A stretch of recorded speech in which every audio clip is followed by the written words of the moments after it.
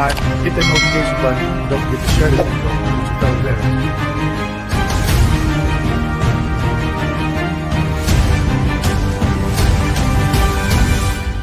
Unmute your mic now. All right, there we go. All right. Good afternoon. Yeah, good afternoon, everyone. It's Dwayne. I got a video for that Kimball. United States Army veteran, retired VA rating specialist, and your VA Claim Nugget Man. Welcome to the new, well, not the new year, but the New Year's Eve VA Claim Q&A. So I got my business partner here, Don Freed, over with VA Benefits Navigator. We're going to jump in. We got a lot to cover today. I do not know how long Don is going to be on the day. I don't even know how long I'm going to be on the day, but we're going to get through some questions. And I put a link in the comment section. So if you want to come on live, we will bring you on. You will be in backstage. Okay. We got a couple of people. We got 3 people lined up. Okay. And then we'll bring you on. So just bear with us. So I want to give, notice our sponsors.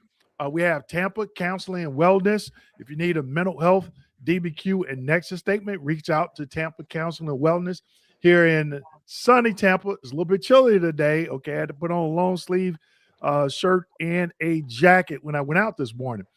So if you need a DBQ and Nexus statement, make sure you reach out to Dr. Sarah Nicholas and her team with Tampa Counseling and Wellness. If you need a medical DBQ and Nexus statement, make sure you reach out to Access Medical in Lafayette, Louisiana.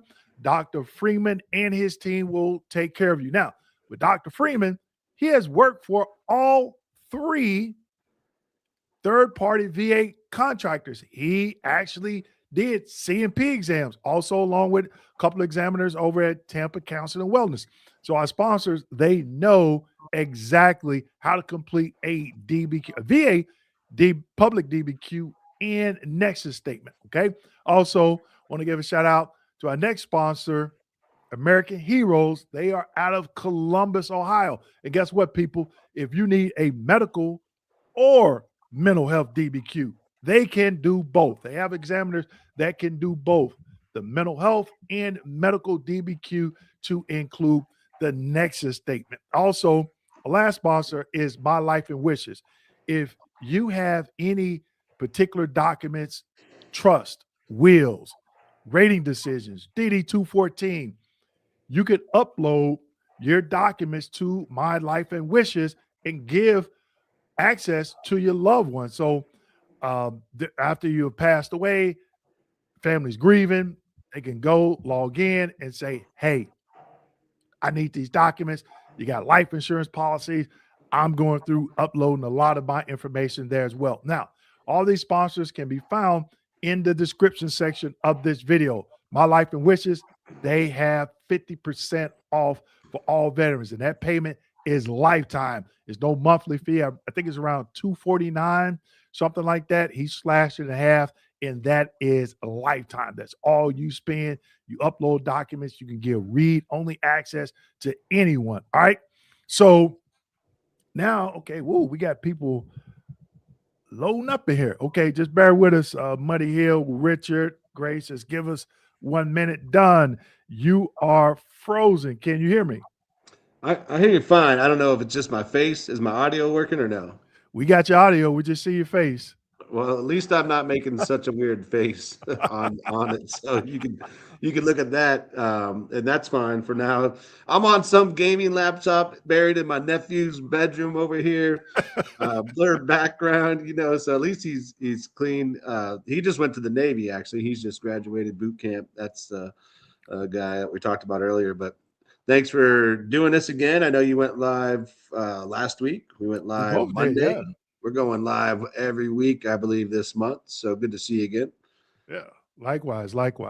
So last week I forgot to give out the link for people to come on, and I did it before I even went live. We got 3 people in the background, and I know you know all 3 of them, Don.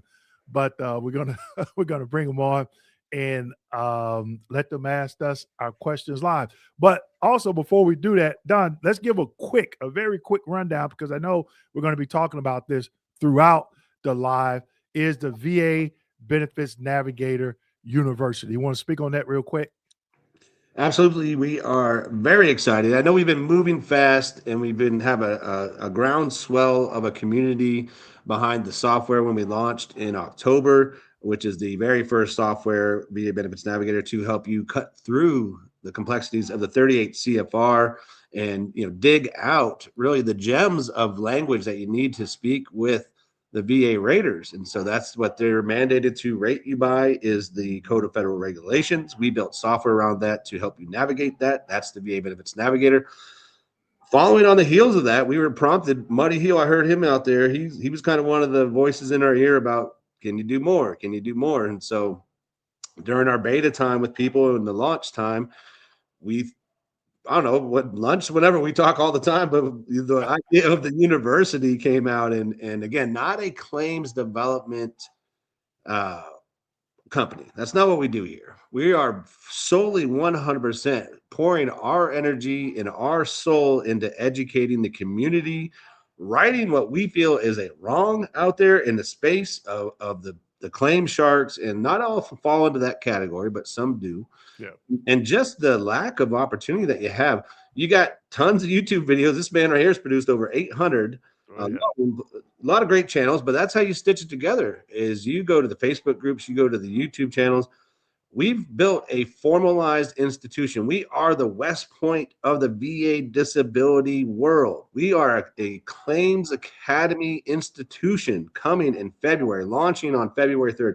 Very excited to see the response from the community, the people that are already signing up. And we kind of slow rolled it over the holidays because we didn't want to distract from Christmas and the New Year's, but come tomorrow, it's full bore. We are hitting the month of January hard. We have our Super Bowl lined up for January 17th. We're going to go live for 90 minutes and really jump into the weeds of the university. And that's what we're here for today. We'll plug it a little bit while we talk to you as well. But super excited to announce the Academy, the very first educational institute available to veterans and families and VSOs and attorneys. If you want in there, we'll train everybody. So we're going to train you the framework. This is the framework using Dwayne Kimball's second best-selling book. If it ain't best-selling, it is now.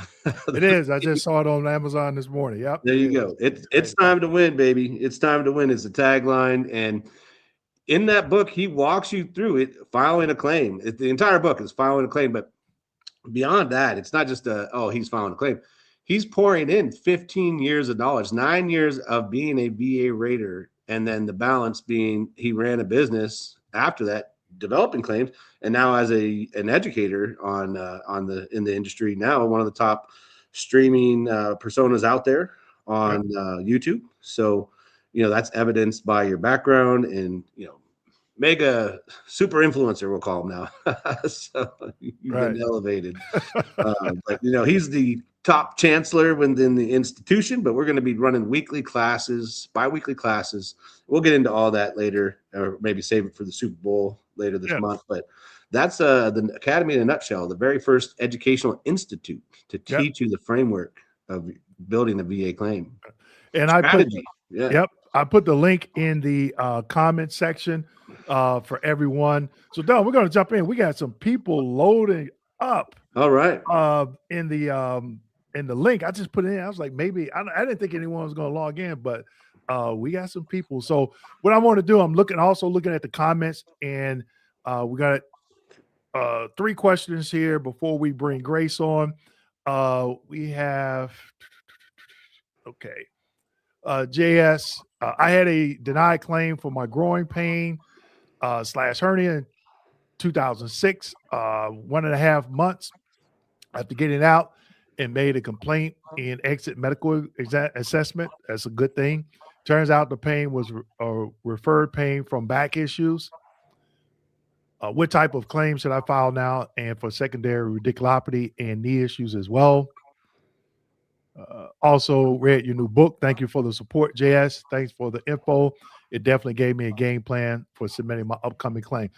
Good question, JS. So I would say go back to that ethic separation exam and see exactly what the complaint is, and actually if they gave you a diagnosis. So if it says back strain, you claim back strain as direct service connection. And also, you can at the same time claim bilateral radiculopathy, okay, or peripheral neuropathy, radiculopathy of the femoral and or sciatic nerve secondary to that back strain or back pain. Okay.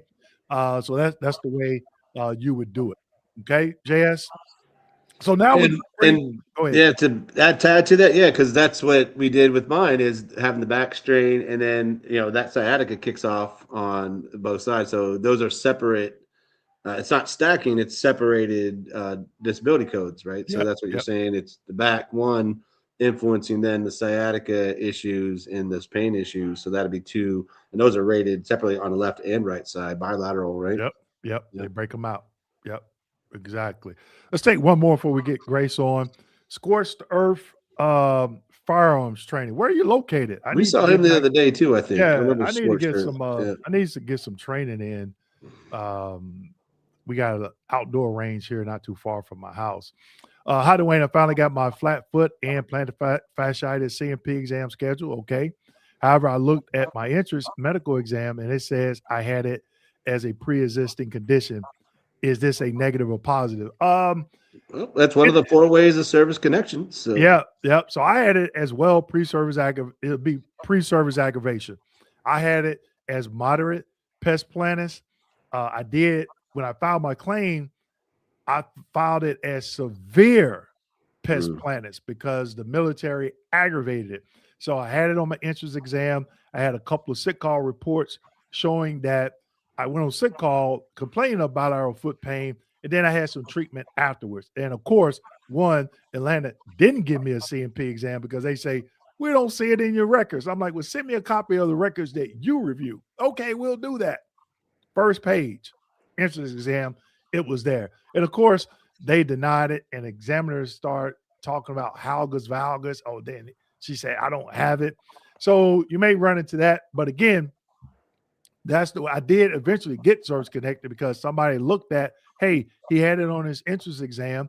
He complained about it in service, and he had treatment after service. And that treatment after service shows severe pest planus, which meant I went from moderate to severe. And the link in service, my treatment or complaints of flat feet pain, bilateral fat foot, bilateral it's a tongue twister, foot. right? Yeah, I know, right? But that's the aggravator. But it was an aggravation of The your aggravation. situation going Right, in, is what you're getting right, to, I right. believe. So it's Yep. not a bad condition to have that negative. You just got to be able to show the correlation of, hey, where were you before and where are you today? And then that would have been influenced by your service. Even bonus if you were like Dwayne and you had treatments during Afterward and after. Yep. and afterwards. So you want to show, you got to build the casework there, which again, you got to get into 38 CFR. That's what we're great at with the software, is pulling that out and looking at the rating scheduler and see like, okay, where are you, if you're recognized as a 0% even or whatnot, but, or if you're at the severe level, what is the 38 CFR language around that? Do you meet that criteria? Because that's on the other end of the coin. This is what we teach the VA raters using that to analyze what you're submitting to them. So, Yep. All right. So we're going to bring Grace on. Grace, are you ready? all Give me right, that Grace, thumbs up, should I Grace. leave and come back in? This is No, weird you're looking at my frozen okay. Yeah, face. you could go out and But come I back feel if I in. do, then I'm going to create more complexity here. So I'm going to give it an attempt here while you bring Grace on. Okay. All right. You ready, Grace? Give me a thumbs up. You ready? All right. Here we go. All Okay. right. Here we go. Yes, we're looking into a new year coming in and very prosperous. And I hope everybody had a wonderful, safe holiday for Christmas or whatever that you celebrate. I Well, do have thank you. this dilemma that's going on. And yes, I have read every document that they have sent. I have combed through it. And so what it is the 0781 mental health form. The diagnosis, everything they've sent this form to twice for my husband. Okay. And so now they've sent it a third time. It was a supplemental claim. He has been granted. He has received a call from a VSR twice. Yep. Okay. Okay. Ask questions for clarification and still wants that information on that form all over again. Again, this is the third time. However, okay, so and he has a diagnosis, all of that. So I'm guessing what it is mainly for the PTSD, although mental health is all grouped into one, as you know. So they can't, they want him to verify the assault that took place by a shipmate, which he's explained to them that he went to Captain's Mast for that. Also, the locations for the minesweeping ships that he was aboard, the locations and the events that took place, did all that. Let's see what else. He was accused of raping a woman, to which we were out of town when this happened. 20 years later, they caught the person who did it. Since it's over 20 years, the arrest record is no longer in the system, but it's in the system. So I don't know how to go about that. So all of this, so we've got the events, the stressor, and what happened, and actually how the other stuff, the depression and all of that, is affecting him currently. So I don't know, what is it that I'm missing? What is it that we're missing? So let's back up here. You say you completed the 0781. That's the form to submit 8 to the pages VA. long. Yes. Yeah, to confirm. They have to do the development to confirm the stressor. But you did say he's already service connected for a mental condition, right? Yes, sir. Okay. So there could be some confusion on the VA's part. So let's just say do you know the condition that he's service connected for? The mental health. Is it major depressive disorder? Yes, it's major depressive disorder. Okay. So the 0781 is not for the depression. It's for the PTSD. So yes.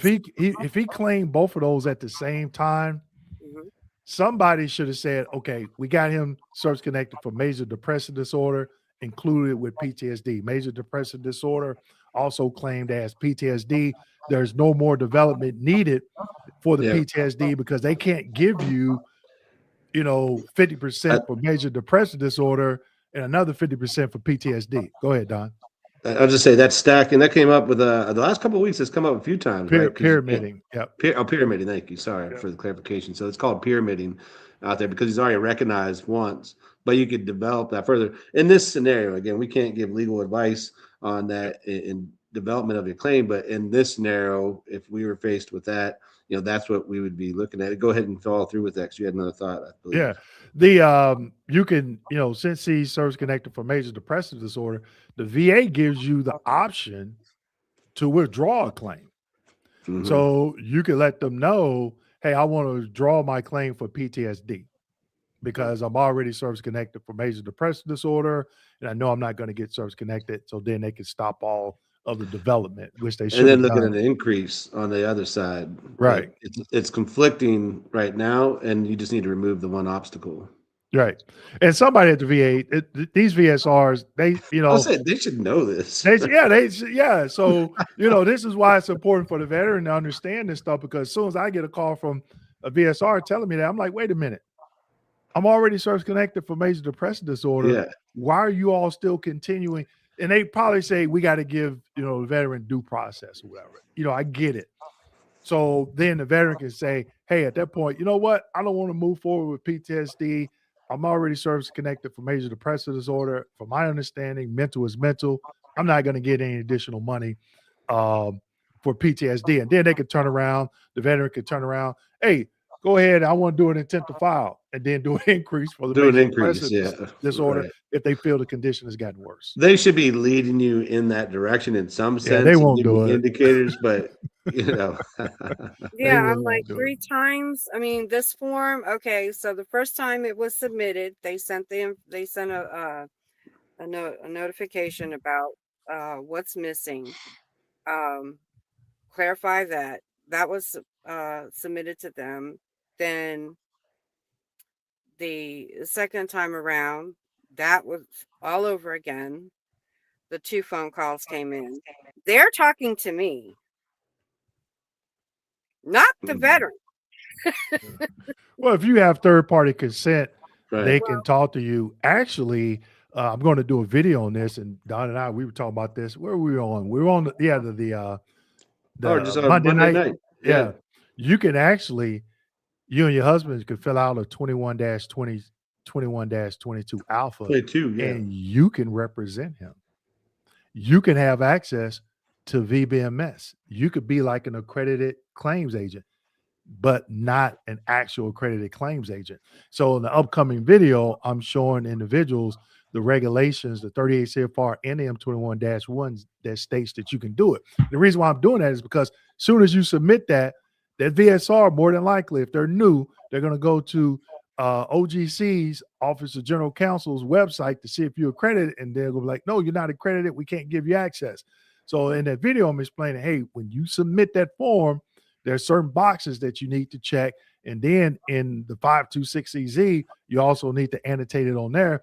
So, they can get off their butts and go look up these regulations. And you can only do that one time. Only one As time. as a veteran, but you want to do that in your interest because of your situation as well. That way they'll dialogue with you. Because if not, they Yep. can just stop the bus Yep. basically and say you're not the person. And so I did it for my dad. I represented him and my mom as well in their cases. And so you could it's just getting the right paperwork in order. Also, in the long Twenty-one dash run, if 22. something were to happen to him, God forbid, then if I needed access, like you said, to the information, that would be helpful as well. So to Right. help. Right. And that's why I was telling people about the My Life and Wishes, one of our sponsors, because I talk to so many veterans and they say, and such and such passed away. And I'm like, do you have the DD 214? Do you know what they're service connected for? Do you have the death certificate? Because if they passed away from a service connected condition Yeah. and they meet a certain criteria, then they can apply for DIC, having that stuff, burial. And My Life and Wishes, that's what I'm going to be doing a little bit today, scanning documents, uploading them to my account.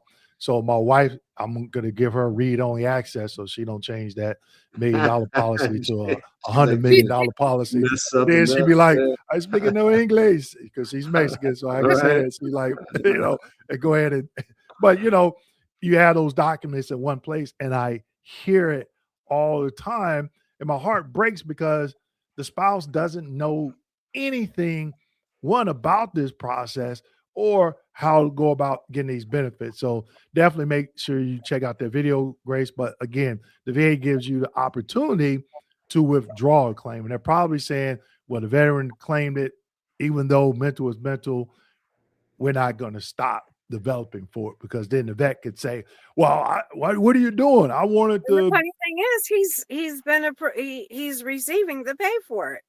yeah. So you could, you have the option. I'm not trying to pay anybody back anything. Right.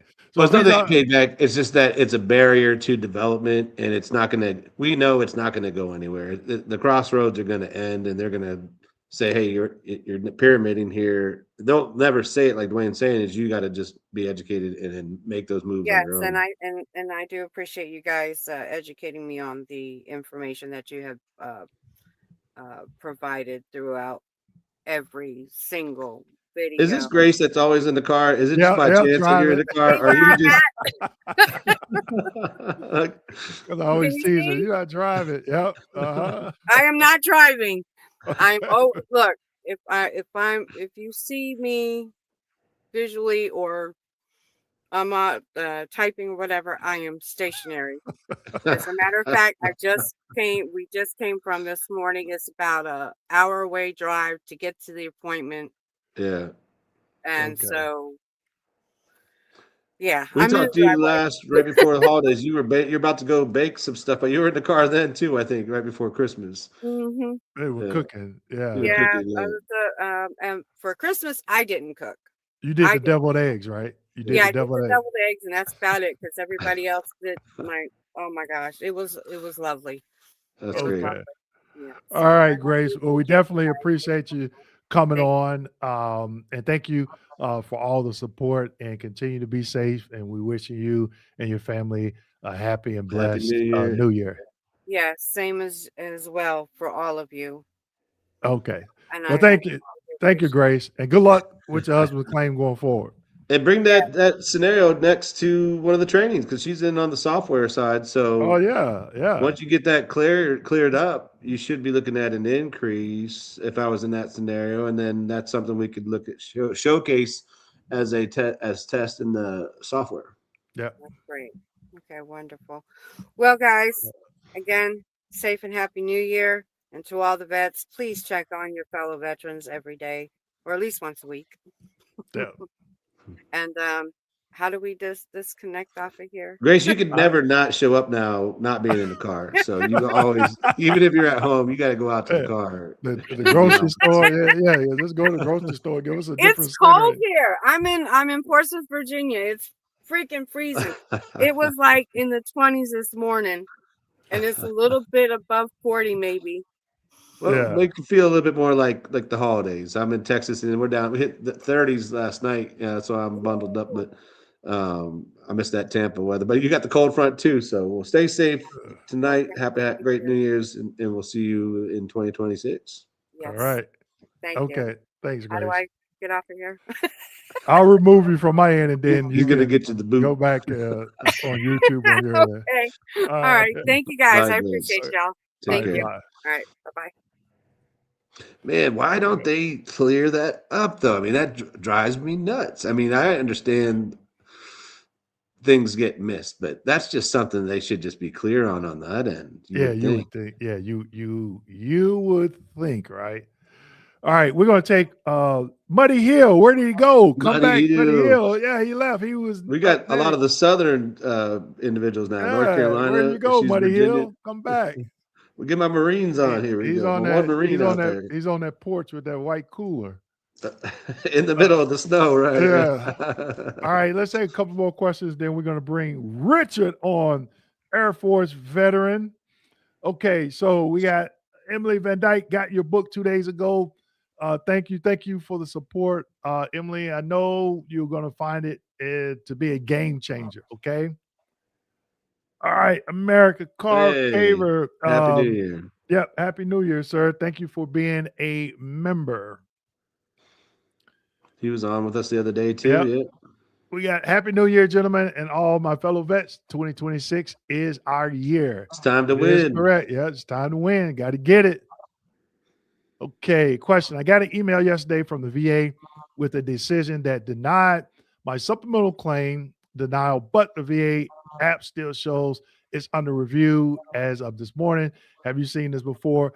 I don't too much, when I rated, they didn't give us any training on the app. We didn't concern ourselves with the app. I think it's just slow to update because I've that's what I had was things about to say. happening. Yeah. I don't think it's real time. Like, It's not like you go as a raider and go update that and right, change the Raiders. status. Yeah. They whatever the Raiders or VSRs or drones do on the back end, the system will reflect that change on the front end, but it's not real time. Like I went to the bank today and I was like, man, I got to deposit some checks before the bank closes and before the end of the year. Get home, check my account. Yeah, that money is pending. The VA is not that quick. Okay, No. it's not that quick. Hey, they were very quick when they had to take money back one time Oh, from when yeah. my dad passed. Oh And yeah, they they'll feel do like that real we good. overpaid us. Like a With day later, quickness. man, their accounting was so efficient. I was like, they never moved this fast ever. Yeah. But I've received those denials on supplementals in the past before. Do read those very carefully because they're going to give you some insight into the situation. So Yep. Okay, let's take one more here. Sally Robinson. Where's your video about deceased military spouses who are left unprotected? I am so tired of the VA denying my DIC. What must that's one what we do to went through. get? I Yep. think, Sally, you sent me something on YouTube once before. So if you go to my channel, you have to go to my channel on YouTube, do a search for DIC. Let me see if I That can pull video, it up. okay, Yeah. that video will come up, and I'm actually showing you the M21-1, the criteria, okay, and the time frame. So if the veteran passed away from a service-connected condition before they would, reach that 10-year mark, or after that 10-year mark, what is the requirement? Okay. There's 3 requirements in there because I went through this with my mom and dad Okay. Yep. specifically. I can't remember off the top of my head, but there is that 10-year mark. There is a ratio of you've had to have been married for so long. You are dependent upon their income in some level or retirement in some level as well. But let me try to find this video real Right. quick because that So helped me out. right. So Sally, you have to understand DIC and the criteria. Yeah. And then do you fit that criteria? And then Yeah. you have to understand why they're saying no. Because a lot of times they will give you the answer. We denied this claim because of X, Y, and Z. And if you know that to be incorrect and you don't have the evidence to bag up the approval or the yes, then you can say, hey, wait a minute, you made a mistake. I do meet this criteria and submit that evidence. Okay. But if you go to my channel, Don's looking it up. I can only share because I'm on the chat with you in StreamYard, but maybe you can grab this link and pass it through. Here's the video. It's very helpful. There's very specific criteria. So it's very helpful to watch that. And I had to file the specific paperwork. And my mom qualified, and it took around 6 months time. She did get the benefits. It's not full. You don't get the full ratio. Yeah, you don't get if they're 100% and they're getting $4,000 a month, you're not going to get the full $4,000. But you do get, I think she's a little over half. Yeah. And you could go to the VA's website and they have a compensation rate table for DIC. For DIC. Yeah. So you'll know exactly what you'll be getting. But that's the link right there. Can you pass that out to her? Where did you put it? In our chat for StreamYard. Oh, okay. I got you. Our private chat. I don't know. I can't get. Oh, you know what? I might be able to stream in. Might be able to access the stream and drop it in the chat. Let me try to do that too. I don't know what your capability is on your end. Okay. So Sally, here's the link. DIC link. Yeah. DIC link. And actually, you know what, Sally, find a VSO. I used a VSO. I did all the paperwork. I controlled that with my mom, but I actually used a VSO to help me do the filing and be there as a watch person, just a second set of eyes. They were very great during that process as well. So, you could also get work done with them as well. Yep. All right. So we got Mathis. Thank you, Mathis, for being Mr. Mathis. I think Mr. Mathis. Here's my Marine. Yeah, he's down in your area where you're at right now, Don. He's in Texas? All right. I think he is. Maybe he could come on live and say, hey, Don, I'm going to come pick you up and take you to Sizzlers. I'm in Houston. Yeah. All right. So let's get back to our questions. Next, we have an Air Force veteran, Richard. Right. We're going to get to you right after Richard. I'm not going to take any other questions. We're going to come right to you. Richard, I'm assuming we got device not connected. So yeah. Okay. All right. Here he is. Here he is. Aim high. Good morning. Good afternoon, everybody. Hi, Richard. I got several questions. Won't take up a lot of y'all's time. Appreciate it and everything. Richard, before we get started, can you show everybody that binder? Shoot, yes, sir. Oh, you were talking about it the other day. Right. You're like, he's so organized. Oh, yeah. You would have to ask me why I ain't got it. Oh, no, okay, it's okay, Richard. It's okay. I'm like no, him, but sir. I got. Can y'all see this? There we go. Yeah, there it is. No, that's not the best part. Check this out. That you misspelled consulting. Hey, no. I'm just messing. See that? Oh, he's got them itemized. Look He at got it this. tied. All yeah, the lessons here, itemized. He's got all it this. tabbed. Oh my goodness. Yeah. I love it. You need to come to help me out, Richard. I need some organization.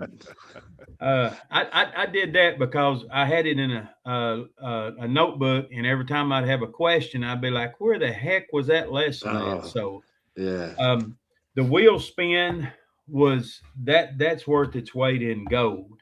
I got an hour with Dwayne, and I'm glad that was awesome. funny because somebody called it on that live. I think you're like, I want to win, and you did. That was me. I learned a lot and everything. I've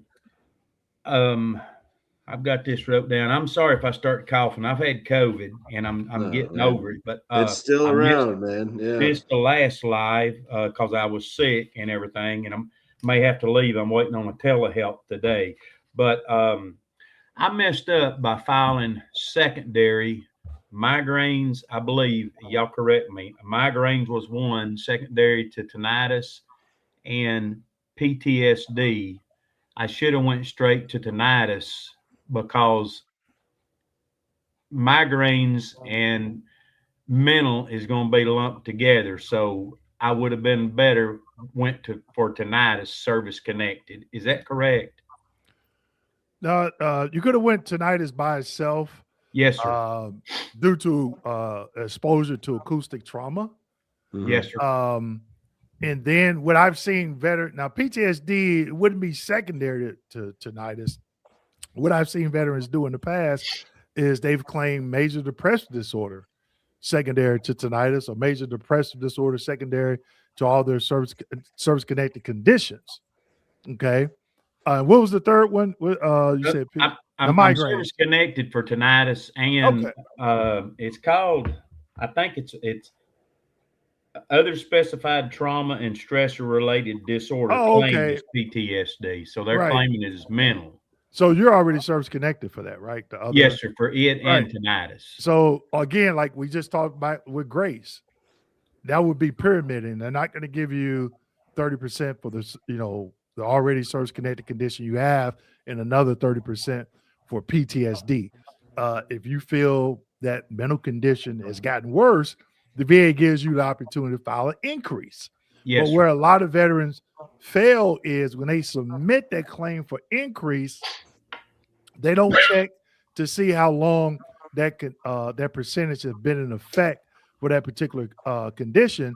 And secondly, they don't submit the correct evidence to show they meet the next higher percentage criteria. If you're at 30, so that means you should, you would think someone would be submitting evidence to show they meet the 50% criteria, or 70%, or the 100%, a DBQ. At the end of the day, you could do a DBQ for the increase, but PTSD, there's no reason for it because you already have service connection for a mental condition. So again, they won't combine the migraines with the PTSD because those are two different body systems. The migraine falls under the neurological body system, and the PTSD falls under the mental. So what I've seen veterans do as well, migraines, in this instance, I've seen them do migraines secondary to tinnitus, and then an increase in the already service-connected mental condition. So I would have been better to went after it as secondary to tinnitus, and then the migraines would have been a separate rating, correct, sir? Yeah, migraine secondary to tinnitus. Same way with insomnia. Well, no, you already have the mental condition. But they wouldn't increase. I mean, insomnia and the mental will be rated together, or combined together. Right. So it wouldn't be a claim for insomnia or PTSD. You're already service connected for a mental condition. Right. It'll just be a simple increase. Right. But what I'm saying is I would have been better to went after the tinnitus standalone, since I'm service connected secondary to tinnitus with migraines and then another one for just insomnia. I went No. at both of them, insomnia secondary to tinnitus and PTSD lumped together. I shouldn't have done that. Yeah, you can withdraw those if you want, because they're not going to grant you they're not going to grant you a separate percentage for the insomnia and the PTSD. Now, when I rated, what I did was I requested an exam for increase. And when the increase came back, if it went up or stayed the same, I would say whatever the current condition is, also claimed as insomnia and PTSD. That's it. But nobody's that proactive as Dwayne. Most people aren't that proactive. They'll sit here and like our last guest, They'll develop for something they don't need to develop for. Right. And that draws out the claim, right? in the process and waste your Yeah. time at the end of the day. But if you clean the slate, right, because you can go through that process now while you're doing that, because that was part of one of my experiences in my family as well over the 15-20 years that we had working on the VA processes and claims. Be documenting your migraines, be doing a migraine log. The Migraine Buddy is great for that out there. Yes, sir. Dwayne, I think we should include in one of the workbooks we're developing too. Like I think I built my own migraine log that I liked. I took from Migraine Buddy and I took from other things I found around the world and stitched together my own. But document that process along the way too. So when you're cleaning house and getting that organized, you have that to submit. Yeah. But I think it sounds like, Richard, you submitted some things Out of order. Yeah. Once, because they moved on it real quick.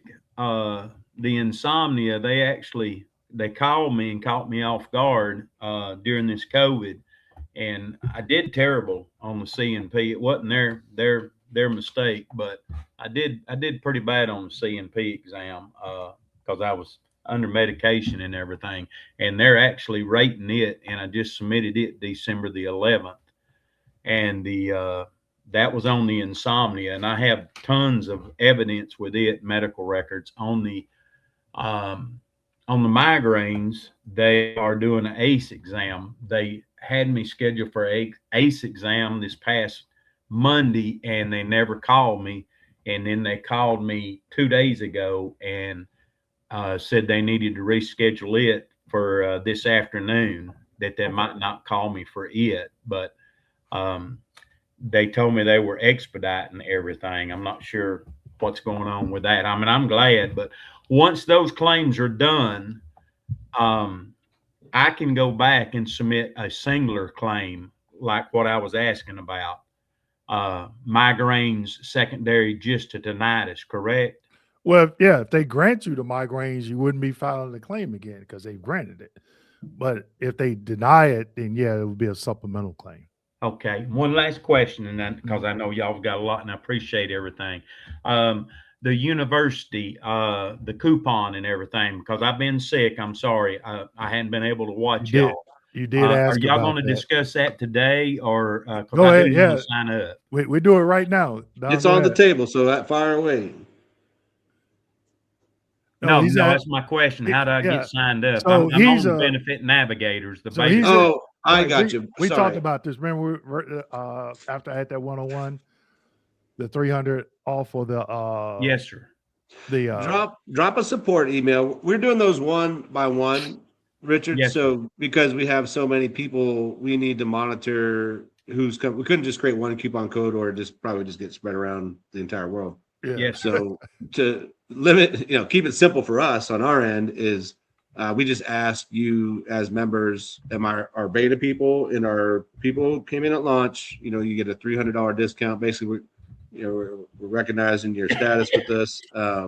Email, and Dwayne, can you drop the support email? Sorry, I don't have access on the other end, but just email us and we'll create you a unique coupon code and you can apply it however you want to access the university. Yes, sir. Thank y'all so much. And before you hop to Dwayne, in this scenario, could he preemptively not file another intent to file right now in case the supplemental doesn't work out the way he wants? And that way he's positioned to come in with another claim if he did it right, say migraines to, through migraines through tinnitus. Yeah, if he gets it, they should go back to the original intent to file date. Okay. Yeah, because it's the same condition. I got you. Richard, I put Yes. the link to the email. So anybody that's in the VA benefits, no, I'm sorry, let me bag up.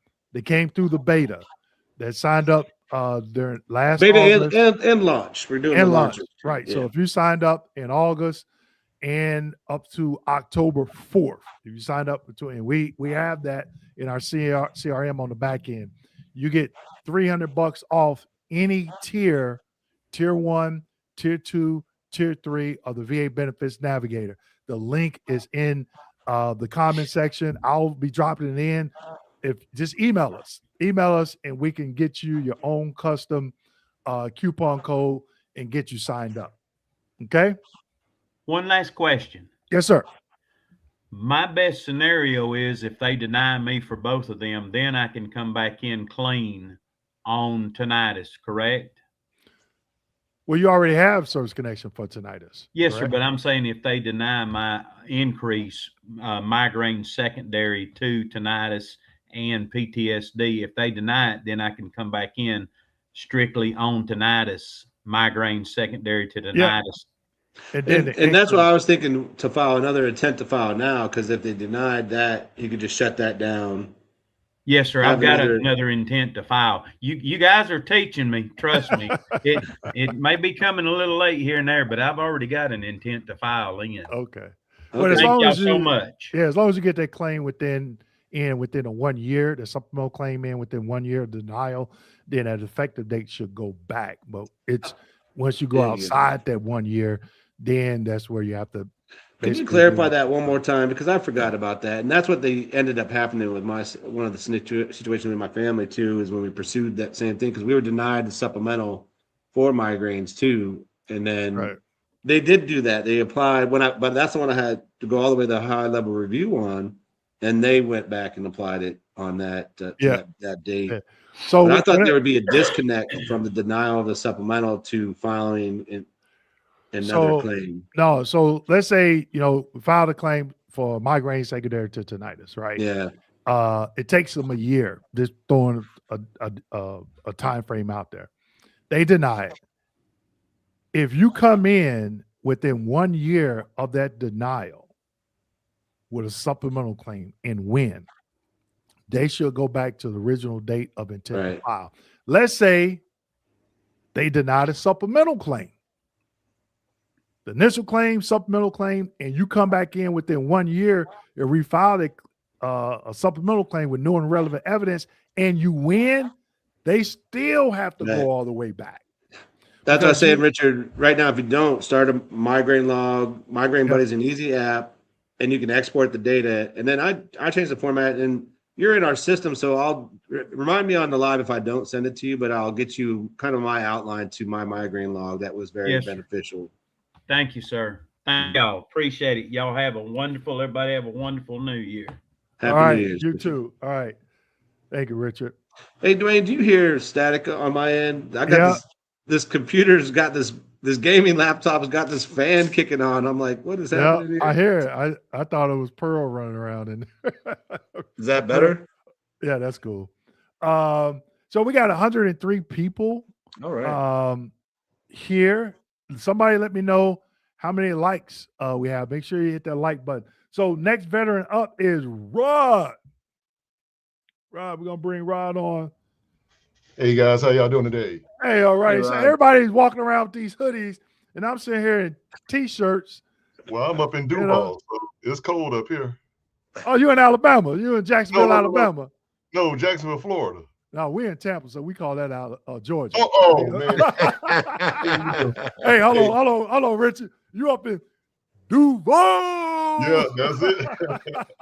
But I did go to Alabama State though, so Oh, Yeah. I never experienced at HBCU. oh man, you got to come I- to the classic. Now I was flunked out my first semester. I went to Jackson State to visit. Oh, okay. You were the Sonic And- Boom. Yeah, and I was dating a girl that went to FAMU, so we left Jackson State, came to FAMU. You ought to transfer. Negative. I'll stay right at my little college, university up in Missouri. I was like, what? Nah. But I went to a couple of their parties. You know, I had a couple. She was a AKA, and I was a Oh, Sigma. okay. So you I'm was a up there Sigma. instead. So I Yeah. was like, oh no, that no. You supposed to get with a Zeta now. I know, right? Don't get started on that now. The Go Mobs, they gonna be upset with you. Yeah, they'd be all right. They'd be all right. All right, Hey, Richard. Hey, but you know what though? I'm that guy. Okay. Score start. So you're Yeah. in Duval. You run a training. Yeah, I own a firearms training company. Okay. Yeah. I may have to drive up there to do some training with you. Hey, you come up, either you or Don, y'all come up, man. I got y'all a free class. It's on me, okay? Okay, yeah. Hold on, Don. Did we got the record button on? Hey, I'm a man of my word, man. I'm just teasing. Hey, you know, one thing, you know, with the Army, they did teach us how to shoot. So, you know. Yeah. And by me, I was a military police officer. And There you go. So you're on the range all the time. Yeah, you had a lot more. Exactly. Now, segueing from military police officer, you guys answer my question about you know, the CMP exam that I got coming up on a couple of weeks. So actually, I'm just like the guy that was before me.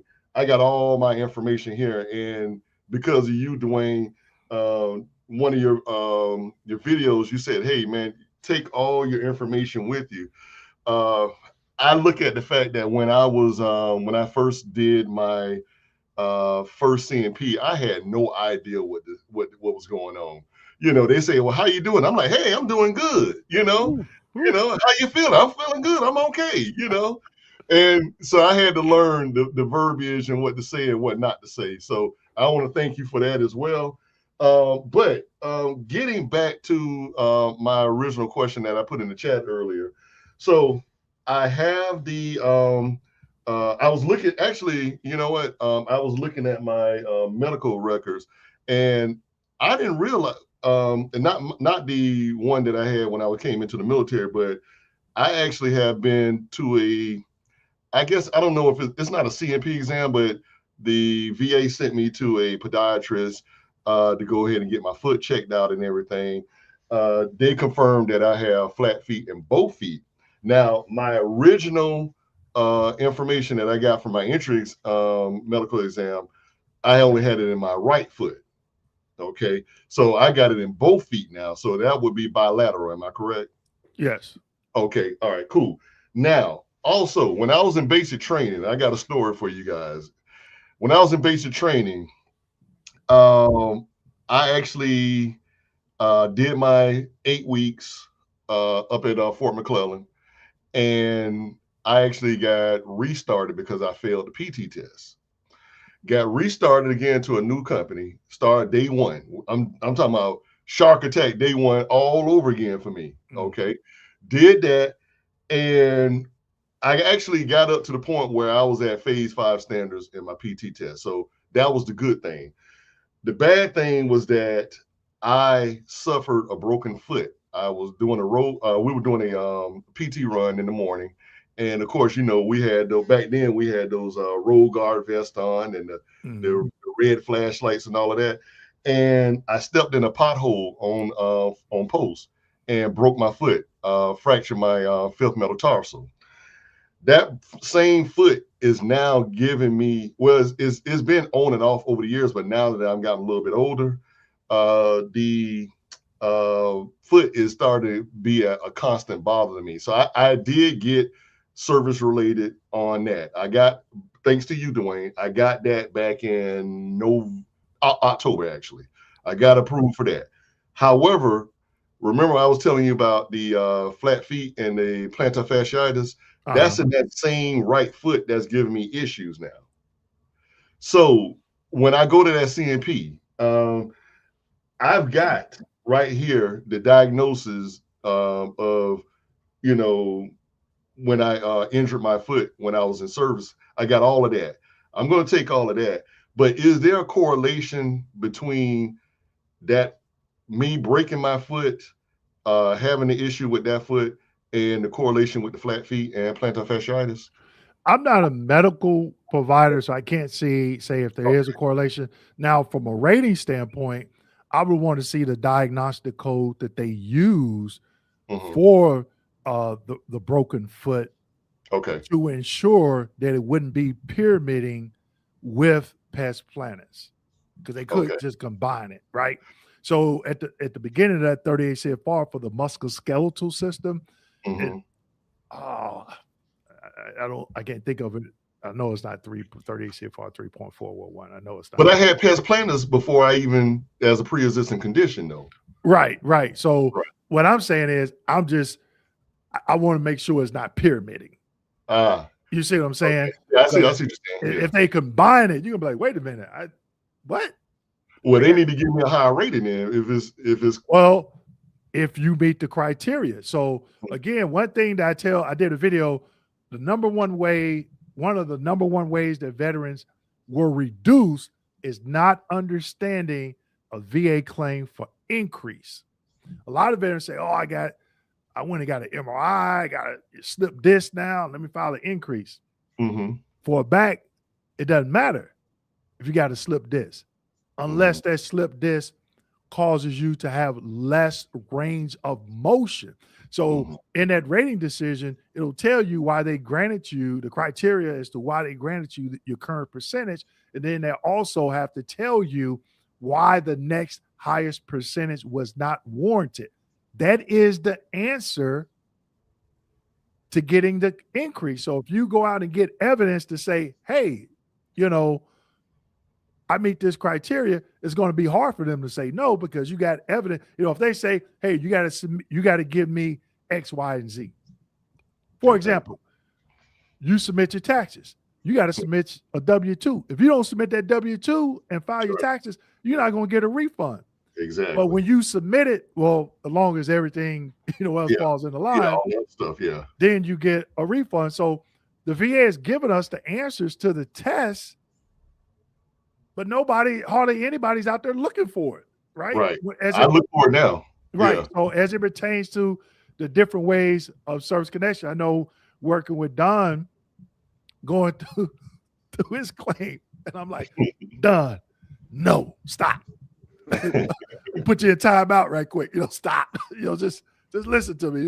And so when I do the videos and I share these slides, I'm giving people the blueprint, the answers to the test. So, if you got the CMP exam, if they don't combine it, then it's not pyramiding, right? Right. But the other condition, if you feel it's gotten worse, you get the diagnostic code, you Google it, or you've got the rating decision, and then you look at that narrative, and they telling you, hey, this is why we didn't give you the next higher percentage. Dwayne, where can I find that diagnostic? Because I got everything either on my computer. Okay. Well, we're going to be on loan today. Okay. So I'm going to give you a test, and then you're going to come back. Because you can do it right now. They should be open right now. So when we're done, we're going to get to the next vet. And then you make this phone call. You come back in to the wait. Because when you're in the waiting room, you can still hear and see us, right? Right. Okay. So take this number down. 800. Hold on. 1 second. Okay, we're gonna clear this up in about 15 minutes. You should have your letter. Yeah. Okay, Sam. You know what? The one time that you need. Oh, you know what? You got a pen right back there in the little pen holder. Okay. I got a pen. Go ahead. Right. There's the holder all the way in the back corner. In the back underneath that light. Just turn around, Richard. See that right there? Look, just turn around. See that? Yeah. Both of them don't work. No. Look at your pen holder. The basket of pens don't work. Yeah. Oh, yeah. But I got this though. I got okay. All right. So it's 800 Yeah. 827-1000. Oh, that's the regular number to call. Yeah. Yeah, but hold on. I've called them a lot, trust me. I'm gonna tell you what you gotta say. Okay. You're gonna ask them for a disability breakdown letter. Okay. To include You go ahead, Don. Take it away. You should know this by now. To include the diagnostic codes, and be sure to tell them that. And if they tell you they can't do it, you say no, you can. And if not, you hang up and call back and get somebody else because Get somebody else. Yeah, and request that they email it to you. Or I could tell Dwayne Kimball sent it. No, don't tell me. No, don't put that out there, right? Let me say, yeah, I know that guy. I have. Also, let's see what else. So, I do have a Nexus letter for my L4, L5. I got DDD. Okay. Degenerative disc disease. So I got that under a supplemental right now that I'm actually, but the way, you know what, the way they did this is when I go to the VA website, although I submitted these claims separately, they got them all under one thing, you know, like one date, so to say. So if I bring up, you know, when you go to the site and you bring up yeah, that's fine. Yeah, that's okay, fine. yeah. So, you know, I'm assuming that they're gonna look at those differently, you know, separately rather. Yeah. But yeah, so I do have DDD, L4, L5. I got when I tell you, Dwayne, my Nexus is like the best Nexus I've ever seen. That my pain doctor, who's a back specialist, wrote for me. Well, let me ask you this, Richard. I'm sorry, Rod. Yeah. Do you know where the rationale is at on the Nexus statement? Oh, yeah. Okay. So the other question is, where's the DBQ? Where's the DBQ? Because if not, they're going to send you to a CMP exam. Right. The range of motion is what they need. The range of motion is not in the Nexus statement. So but guess what? Let me interrupt real quick. The reason why I did this on the supplemental because I originally got denied. Well, yeah, you could do it. You could do it. They already did the range of motion for me. No, they got to do it again. Oh, they got to do it again. Okay, I got to do it again. Okay. Yeah, And you helped me out with that too because I didn't realize that, you know, when you go in there, you know, I was taught by yourself, hey, look at this as being one of the worst days. Like my back, you know, even just on a daily basis, man, I could barely move down. Like one time I can remember I was getting some dishes out of the dishwasher, just bending over. And when I tell you that pain shot up to me, I was like Fred Sanford, you know, I mean, it hurt. I mean, like I was on all floors. Luckily I had my cell phone by me, called a friend of mine to come over and check on me because I was basically out of it. I was able to get my garage door opener. And when she came in and she was like, you know, man, you're jacked up. But I got a TENS machine now from my back pain specialist, got that.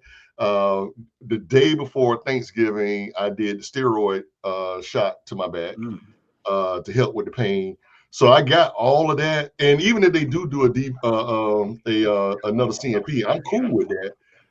Because of you, I'm more prepared to when I go into that CMP exam on, you know, to be my own advocate. That's the one thing I can tell you, which your channel has taught me to be, is you're your own advocate. You got to be your own attorney for your own self. And I've actually spread that to other vets. And so I'm like the Dwayne Kimball to the other vets. That's how it happens, right? That's how it happens. You know, and I went from, you know, not knowing anything to, man, you know, there are a couple of things that's why I'm on here today, because there are some things that I wanted to double check and make sure that I had everything correct. But, you know, but the pain for me is daily. And, you know, I put the TENS machine on, I have my ointments. Also, I had medical evidence from my civilian doctor, my primary care on the civilian side, that has a history of my back pain that I have. So, you know, and, you know, I know that they got the little protractor thing. I'm fine with that. And even that way, that will give me even a better chance to get a higher rating, because I remember the first time I went in that I got denied, you know, that was one of those times when they say, hey, how you doing? I'm like, hey, I'm doing okay, you know. And, you know, when you know better, you do better, right? Right. So make sure you watch my video on range of motion. Because Okay. Yeah. So, Afterwards. Yeah. yeah. So everything that you talked about, that's Yeah. fine. But if they say yes, as a rater, I'm looking at what is your forward flexion? What is your right and left lateral rotation? Especially Right. with forward flexion. So if your forward flexion is less than 30 degrees, that's 40% Mhm. if they say yes.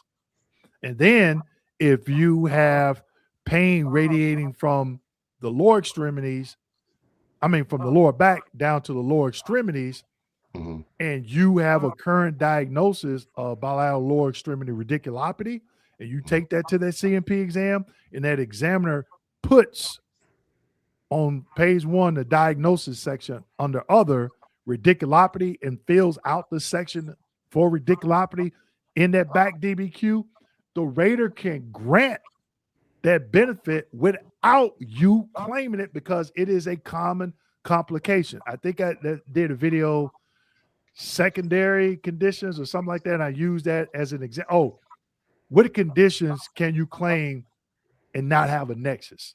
Watch Right. that. So if you have radiculopathy of the lower extremities and you have a actual diagnosis documented, you Mhm. can take that to the CMP exam and say, hey, I even have pain radiating from my lower back down to my lower extremities, and I've been diagnosed with bilateral lower extremity radiculopathy. If that's in his Nexus too, but couldn't he bring Yep. in the CMP and just say, "Hey, I want to point out," and go through, say, they won't go line by line, but couldn't he just Yep. talk about specific Yep. sections Yep. of it? Yep. Yep. Okay. Yep. Okay. Because Yeah. they may not bring up the radiculopathy section. So you bring it to you got bring it to them. Yeah. exactly. Yeah. Exactly. Right. You got to Because be. a lot of veterans don't know. So that's what I'm doing on my channel. Don and I, we're doing with the software, we're pouring these things out, Mhm. so the veteran knows. At the end of the day, the veteran is educated and the veteran knows, like, oh, I didn't know that. I'm Yeah. entitled to do that. Yeah. And like in Grace's instance, in my experience in the 20 years of claim work, just my own family, they don't do what you think they should do, or they're not always going to be to the benefit of the veteran. Look at, like, Grace is the perfect example earlier. They're just running around doing nothing. That's going to go nowhere, right? And so Mhm. she's going to waste a lot of time in that process. But you got to bring the fight. You got to bring the knowledge. Yep. All right. So guys, what I'm gonna do is I'm gonna go ahead and exit. I'm gonna go ahead and call them. I'm gonna get that What are you diagnostic. going to say to him? What you got it? Um let's see here. Damn, I can't even read my own writing. Take your time. No rush, man. Breakdown of the diagnostic code. Disability breakdown letter Okay, disability breakdown. Okay, to that is include the diagnostic codes okay. And have them email that to me. Yep. right away. Yep. Yep. No Okay. problem. Yep. Okay, all right, I'll do that. Oh, before I want to coin a phrase for you, Dwayne. I know you got a lot of phrases that you coin. Hey, can we call this nugget talk? Oh man. Hey, can I use that? You sure can. You got my permission. All right. I won't ask a dime of royalties. Nugget talk.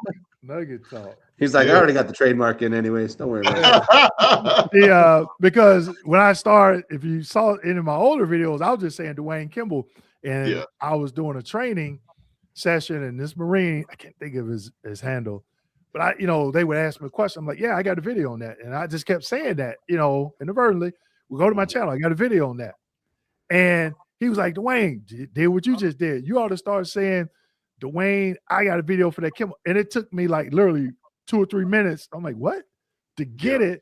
And then when Yeah. I tried to say it on camera, I probably had like 15, 20 takes. So I'm like, wait a minute, I had to write it down. So now it's just, hello everyone, my name is Dwayne. I got a video for that Kimball. I just There you go. now, but yeah, I'll create Welcome back to Nugget Talks. VA Claim Nugget Talk. Yeah. Yeah, that's it. Nugget Talk. Yeah. And you guys, I'll be. Let me go ahead and do this, and I'll probably be back and let you guys know what we got. Let us know. Yeah, you No, should it ain't have no that. problem. Clearly. You coming back. Okay. We're not getting off until you come back. All right, my brother. Okay. All right. All right. Okay. That's all right, funny. everybody. We're gonna take a couple of more questions. Again, we want to be respectful of Don's time. We know he's spending time with his family. So Don, if you have to go, just let us know. But I'm going to stay on. When I hear the creatures start stirring outside Yeah. the door. My family's headed out of town, so like last week, and I'm here on Nugget Talk, right? We're doing Nugget Talk. All right, so before we get to Big Dog, because we don't know Big Dog's name, we're going to take we're going to do a couple questions. Then we got 3 people lined up in the behind the scenes. So if you want to come on live, I got the link in the comment section. I put the link in for VA Benefits Navigator University. I'm going to put a link in the comment section. A lot of people always ask me, Dwayne, what is it that you do? Can you help me with the CUE? Can you help me with this? Can you help me with that? I have a live webinar coming up January 17th at 11 a.m. where I talk about what I do and what I don't do. Because a lot of people, Don, they get confused. They just see somebody's business name consulting, and they think all consulting companies do the same thing. They think consulting companies charge the same way, and it's not true. So in this webinar, I give you a little bit of information about myself, my company, about the VA, but we really focus on what it is I do and I don't do. It's not a regular Q&A session. I only take questions about the services that I provide, okay? Also, I'm going to put the link to, I think I'm getting some feedback on your end, Don. I can hear myself echo a little bit. I got you open on the other end. Okay. So, yeah. All right. So the link that I'm putting in now is for the book. Tonight at midnight is your last chance to get a discount on the new book and the bundle. At midnight tonight, it goes away. I'm going to be on the computer at midnight, removing the code, putting up the new pictures of the book without the code. So if you don't have it, the coupon code is under the book on the website, okay? And I will ship the book out, I would say tomorrow, but Friday. It'll be going out the next week. Speaking of book, I think it's time to give one away. Don's been buying them through the holidays. I think I bought 5 or 6. I owe you 3 more, or I think right now I got the addresses. Let's let Don buy another book. All right, we'll come up with a question here in a minute, Don. But come up with a question while I get into these next few questions here, okay? Belize Breeze, guess what? I will be in Belize in February. Let me know if you are in Belize. I will be in San Pedro, Belize, Hamburgers Key. And I need to go see that Jamaican guy, Key Calker, to get some lobster. All right, so Belize Breeze says, I just started on a CPAP machine. However, they have not submitted a claim to the VA. Is this something that I can claim even though I went through my private? So people, we got to understand, just because you get diagnosed for a condition under VHA doesn't mean automatic service connection under VBA, okay? It still has to go through one of the different ways of service connection. It has to go through that process, and then they have to confirm, okay, yes, it is related to service or it's not, okay? So Belize Breeze, make sure you do that first. Also, we got a donation from King Bay, Akil Bay, for a bottle of wine or champagne for the New Year's. Akil, how happy you doing? New Year's, yeah. Yeah, happy New Year's. Yeah. So hope all is well. Thank you. Let me know if I think you said you did get the books and you were passing them out like candy or something like that. I saw that somewhere. So definitely thank you, Akil. Akil purchased 100 books. I had my printing company send them directly to him. He wanted to gift these to veterans. So definitely, Akil, thank you for that. And his community, can we give his community a shout out? Akil runs he runs some an investment training. I just system had software email, coaching services. Let's see, Wealth. You got it? Hidden Wealth Society. That's what it is.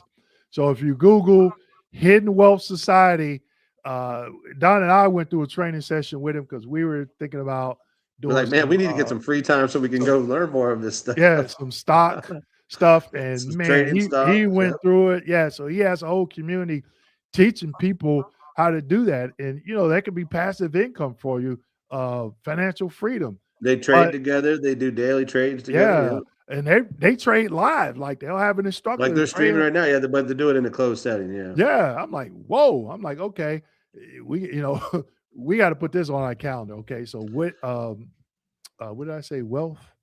Let me make sure I get that right.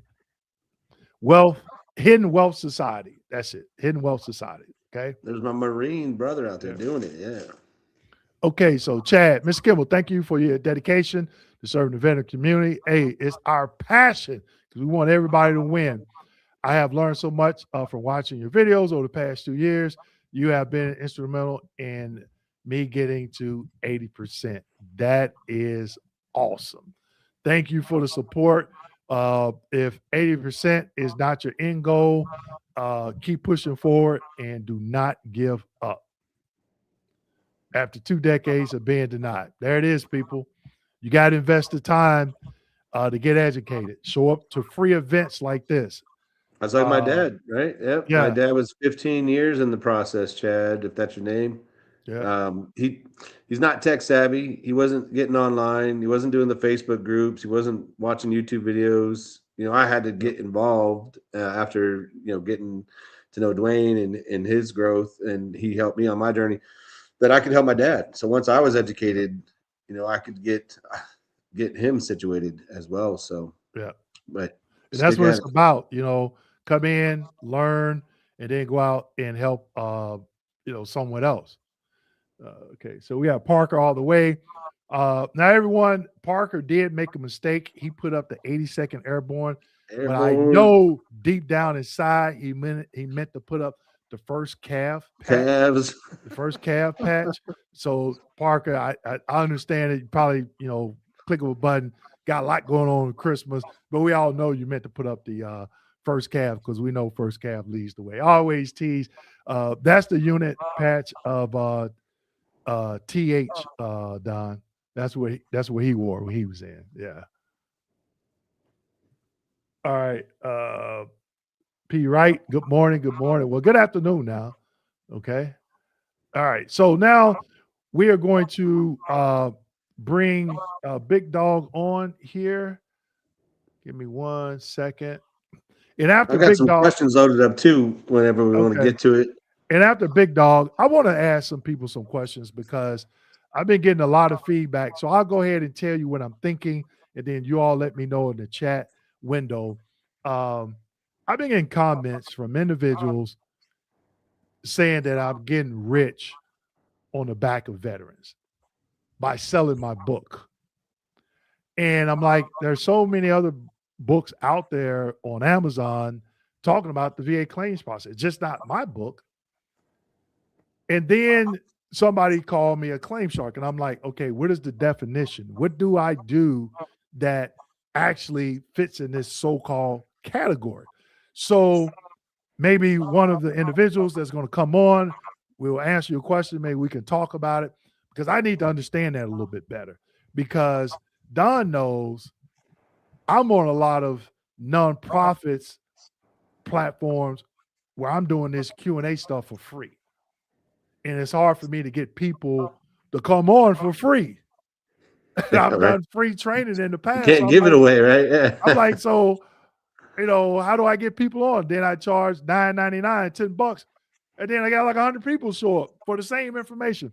So we're going to talk about that today, but I want to get veterans' feedback on that because I want to understand it better and clarify some things because a lot of people out there are saying all consulting companies are the same. This is like me saying anyone that's accredited don't know what they're doing or they, don't know the process. This is like me saying, oh, I got you on that one. yeah, which is not true, right? I would never say all accredited agents or accredited individuals are the same. You got some good ones, then you got some that are not so good. So we're going to get into that because I want to know more, but I need to know more from you because a lot of veterans out there have this information or, have come across it and know more. All right, Big Dog, you ready? Give me a thumbs up.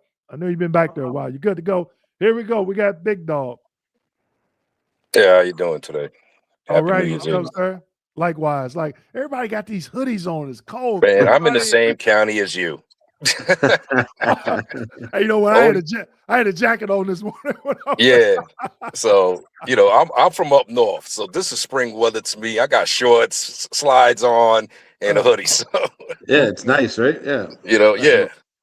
So I had messaged you before it was a few lives back, right? Okay. Earlier this year, I put in for my A&A.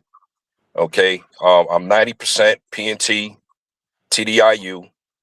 I do collect SSDI also. Lost my state job because of all this. So for that claim, they sent me to a CMP. They increased my migraines, but denied everything else. And they denied the A&A stating I wasn't bedbound.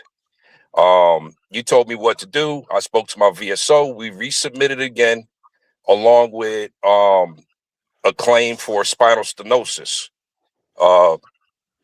Sent that all back in with the service connected list that I have. So now, actually, this Thursday, next week Thursday, I have a CMP for all increases for everything I have. But I also submitted the kinesiotherapy evaluation, the neurosurgery where they want to go back into my they want to do another surgery after 3 surgeries have failed. On your back. So right? yeah, I have radiculopathy in both legs, degenerative disc disease. I got a spinal cord stimulator. I have it all pretty much in a fusion, and now they want to go back in saying they have to cage from L4 down because I have lost all stability in my lower back. Yeah, sorry to hear that. Yeah. So it's like, what's crazy is that I got denied when it's in my records that I was approved for the mobility scooter and the chairlift, which have both been installed in my home. And now it's like, boom, we got to go send you to another CMP after the previous CMP turned around and said, I'm not doing range of motion on him. I'm not doing this on him. It's all in the records. So what is the claim for? A&A. Don't know what level A&A they're gonna, if they approve it. But I did put in for spinal stenosis. So now they have increase for degenerative disc disease, which I'm at 40%. They put in for the increase for CMP on migraines, and I just got 50% on migraines this year. So Radiculopathy increase in bilateral. There's a couple of more, but I don't remember right offhand. So I don't know what they're doing over there.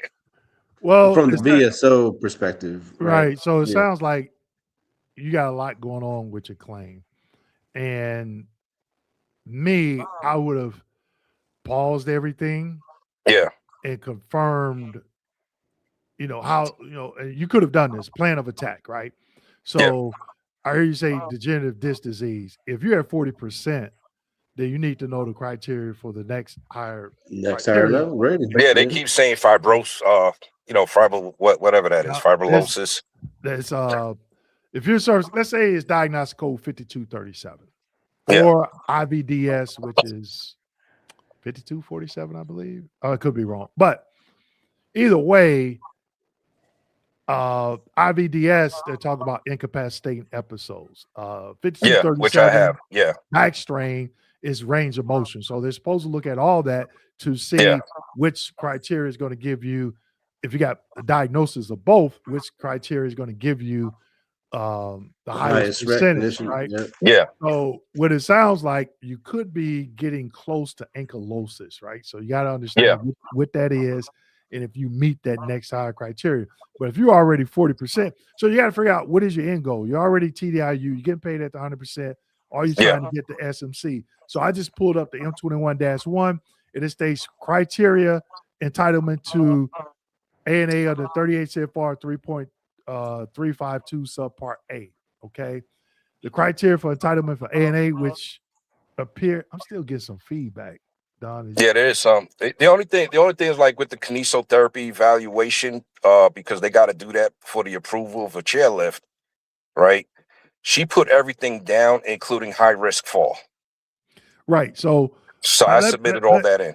Let me explain how that works. So here it says mandate that the veteran be so helpless due to physical or mental incapacity as a result of service-connected disability requiring the aid of another person to perform the personal functions required in everyday living. Yeah. Now, right underneath that is another M21-1, and I'm gonna do a video on this. Do video on SMCL. Considering the level of disability required for entitlement to A&A. A single disability evaluated as 100% disabling under scheduler evaluation is generally a prerequisite for entitlement to A&A. Now, what they mean by that is you have IU. So let's just say your IU, you were granted IU for PTSD at 70%, and you have other disabilities. Yeah.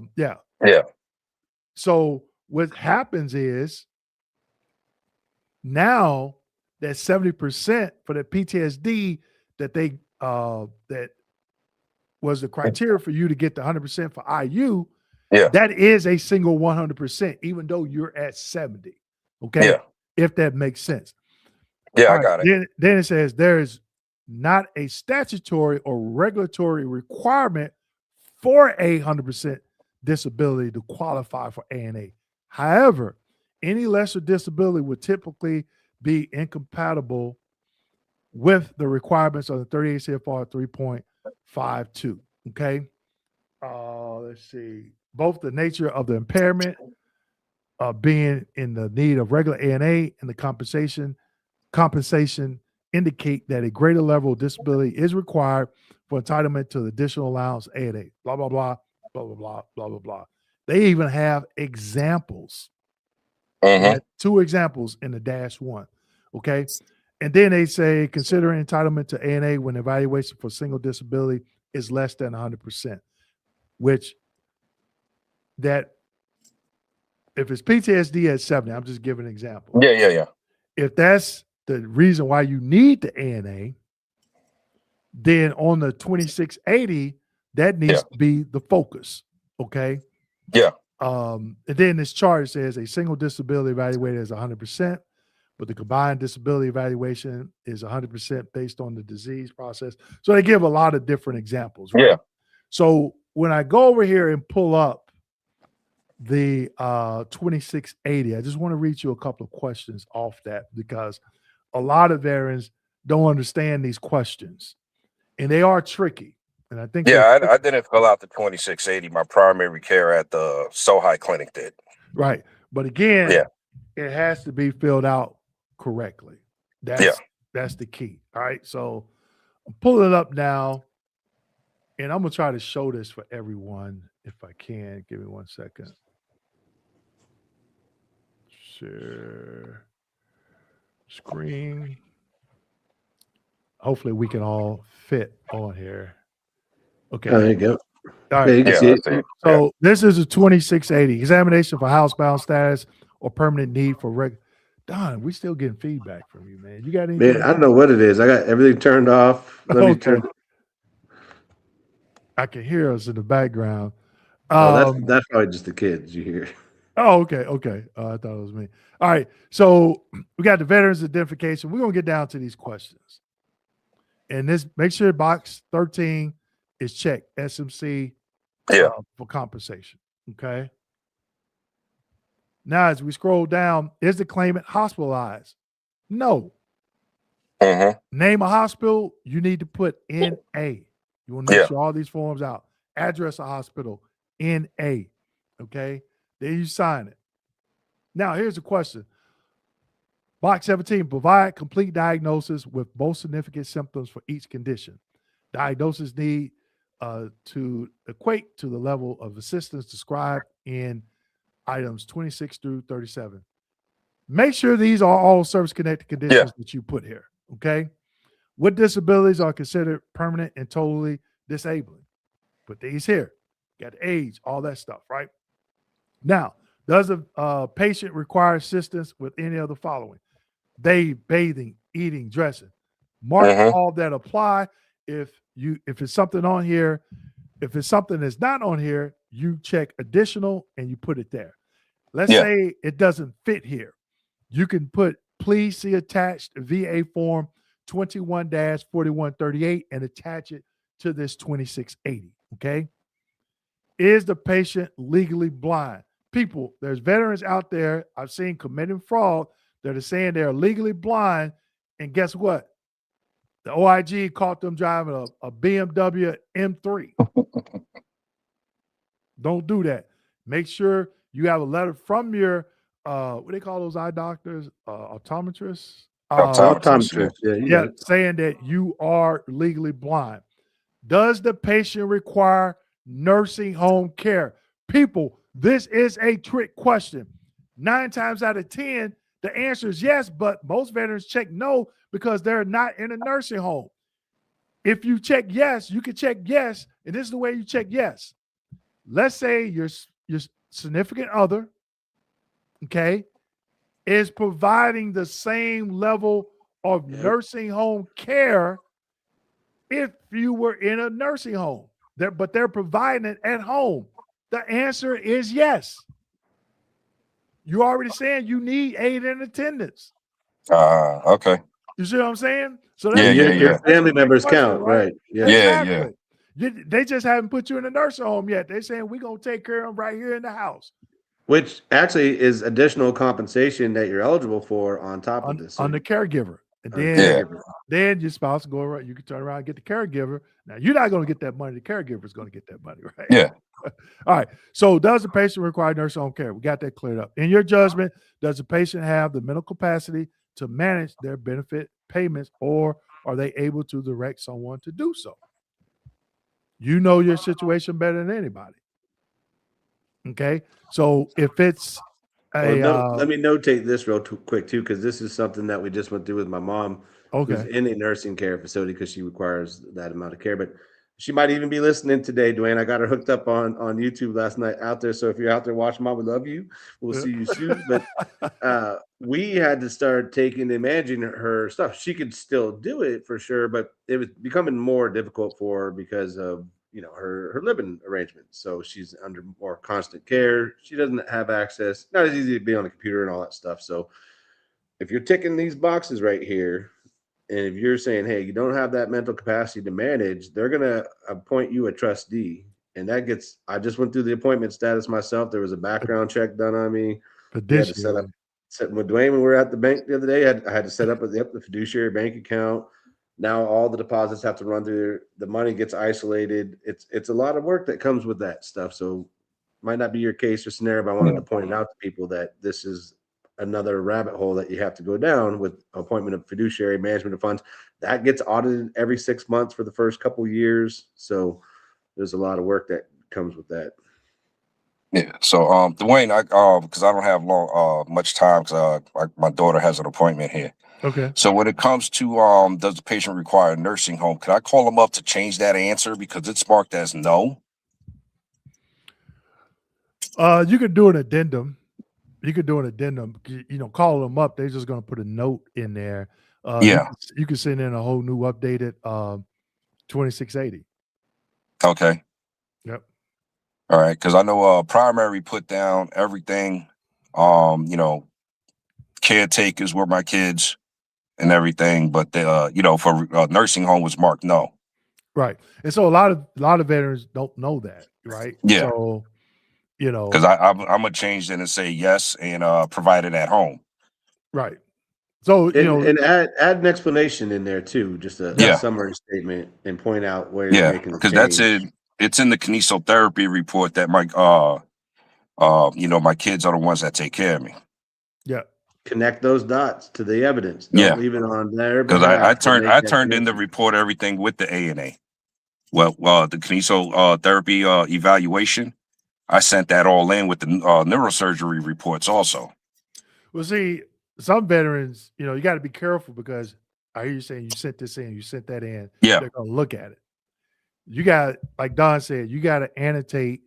Yeah. What you annotate on this form Hmm. in these boxes, you can say, please see attached evidence from such and such Yeah. as it pertains to each section. Because raters are not medical doctors. Raters are not medical doctors. So what happened was because SMCC wasn't checked on box 13, they called me up last week Tuesday, saying, hey, you didn't check this box. Which one are you going, C or P? I said C. And I was like, do you have everything? She was like, yes, we got all 13 pages, your kinesiotherapy, neurosurgeon. It's going to the rater today.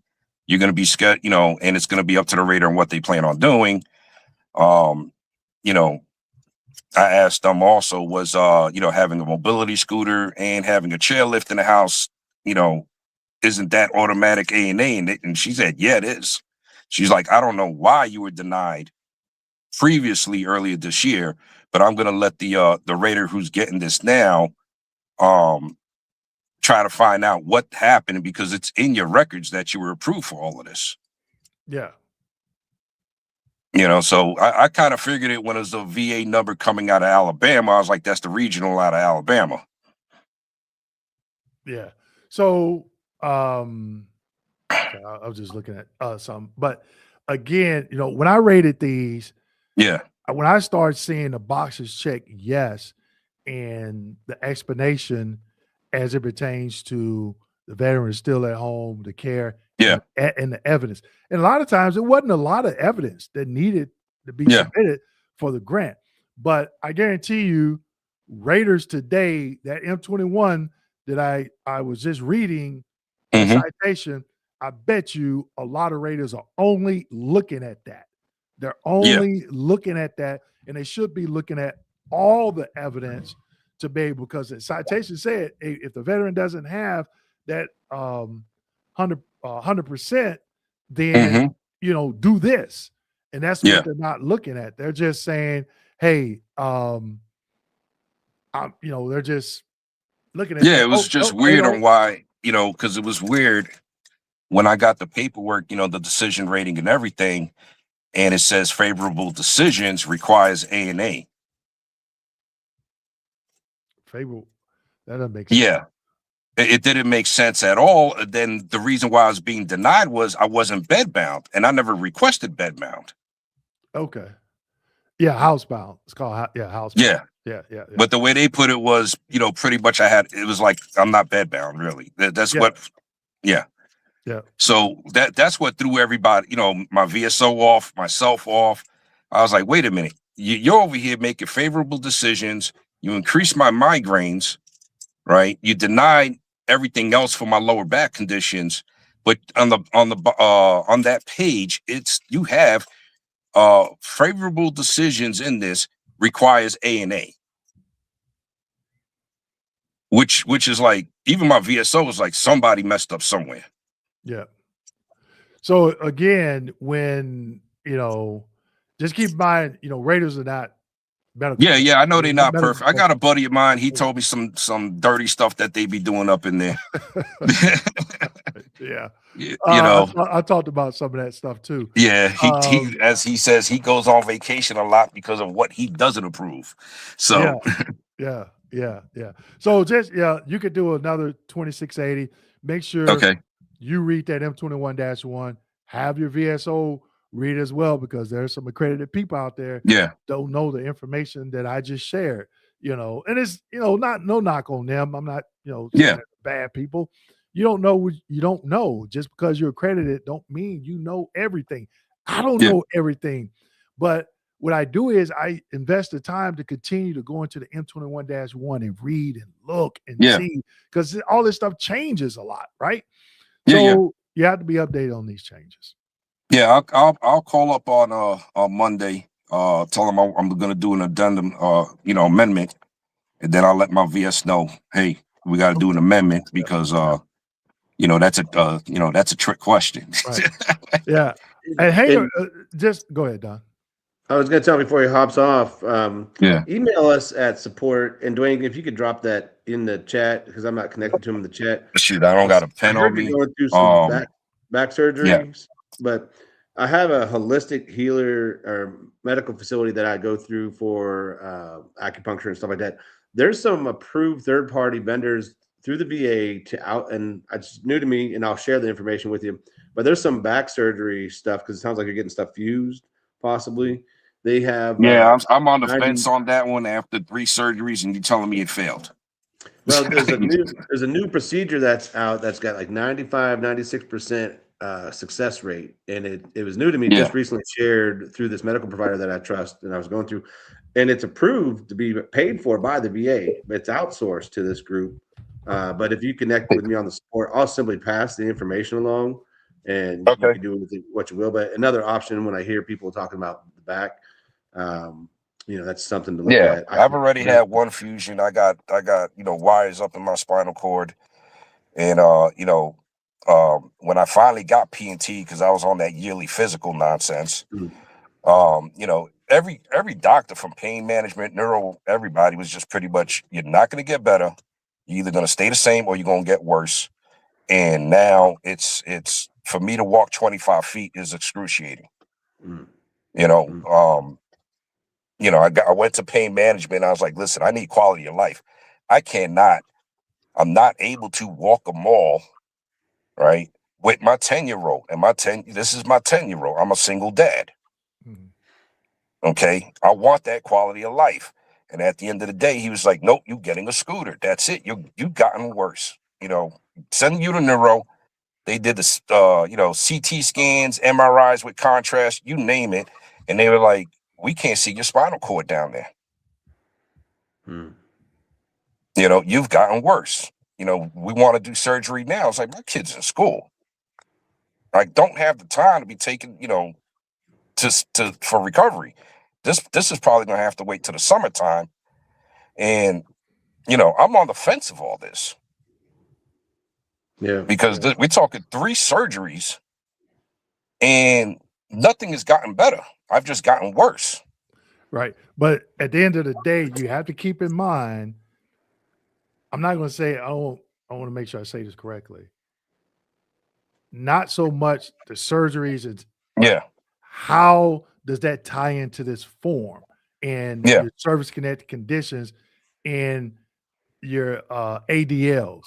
That's what you have to show. That's what I look for as a rater. When people say, "Oh, let me just tell you my story," I'm like, "You're about to lose me." All this is on my VA records. Right, but here's the thing. Raters are not medical professionals.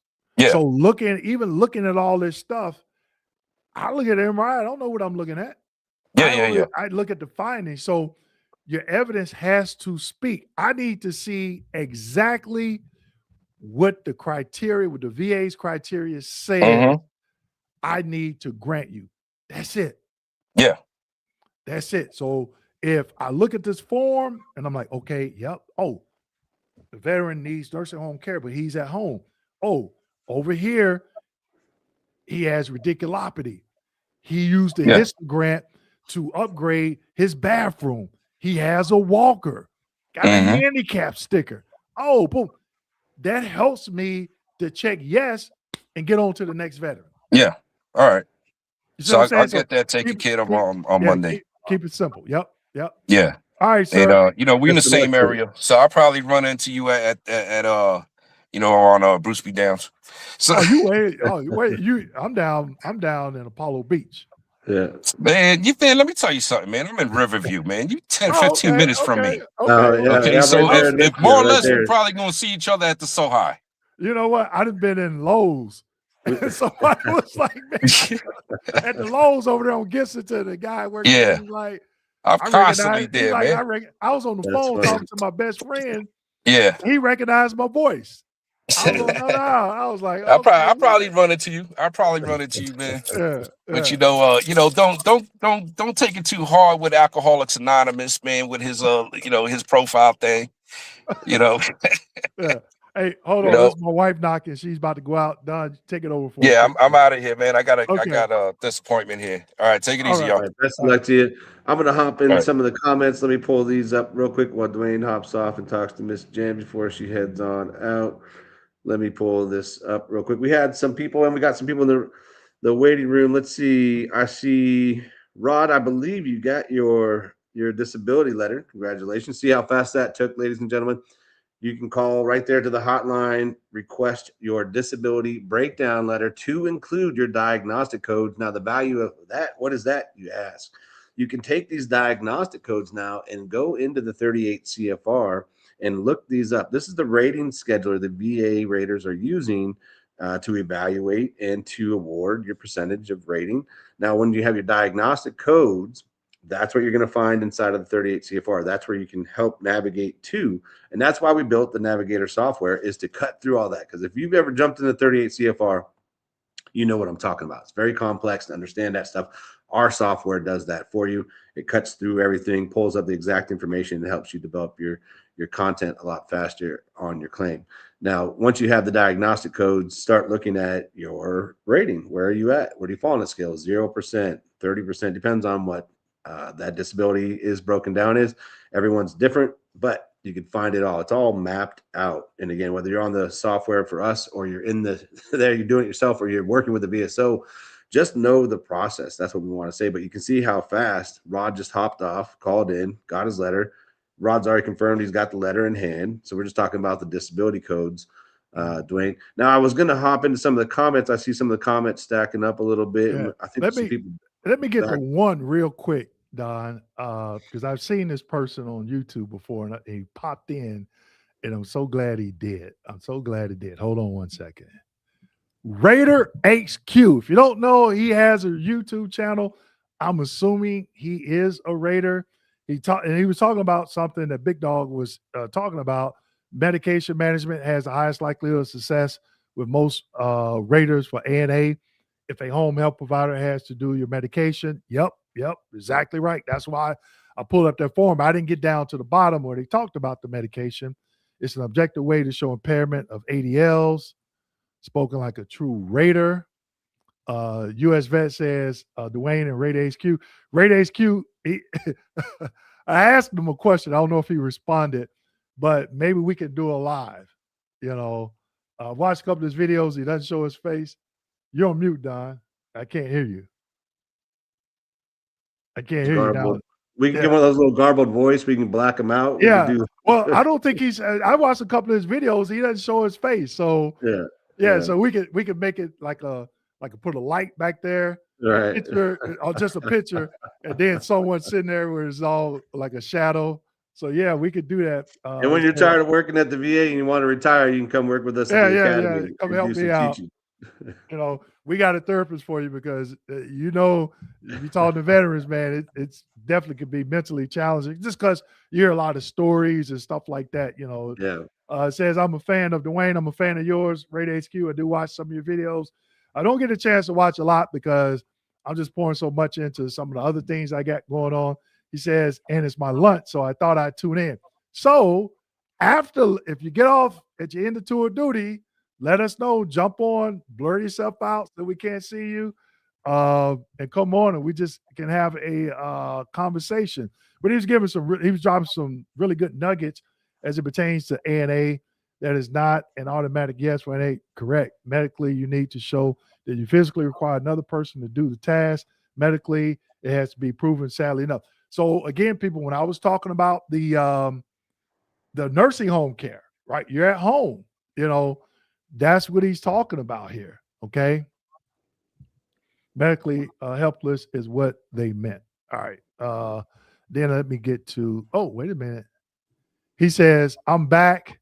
Okay, he says, yes, I'm a Raider. Man, he has some big cojones doing a YouTube channel. He's still a Raider, so I understand Raider HQ, why you have a name Raider HQ. You don't show your face. Thank you. I'm not going to even ask what regional office you work out of, because I don't want to, none of that. Dox them. You can't dox them. Yeah. But hey, Raider HQ, let me know the quota, the Raiders quota. When I was there, it was 79 production points every 2 weeks. Let me know what it's at now. At least until I get my retirement to go through. There you go. All right. Hey, if you're doing that medical retirement, hit me up. We'll keep a seat warm for you over here in the academy. Yeah. So let's go to We got a couple of super stickers. Okay, thank you for the support. Thank you. Keep up the Happy Seattle New Black Year. Veterans 2864. Keep up the great job. Have a great New Year's. Likewise, thank you for that support, everyone. So Don, go ahead, finish your. Well, let's get around to giving a book out. We gotta spend some money over here and get a book to somebody Yeah. in somebody's hands. So I feel like the youngins are clawing at the door here a little bit. So I'm gonna hang it up in probably 15, 20 minutes. But Okay.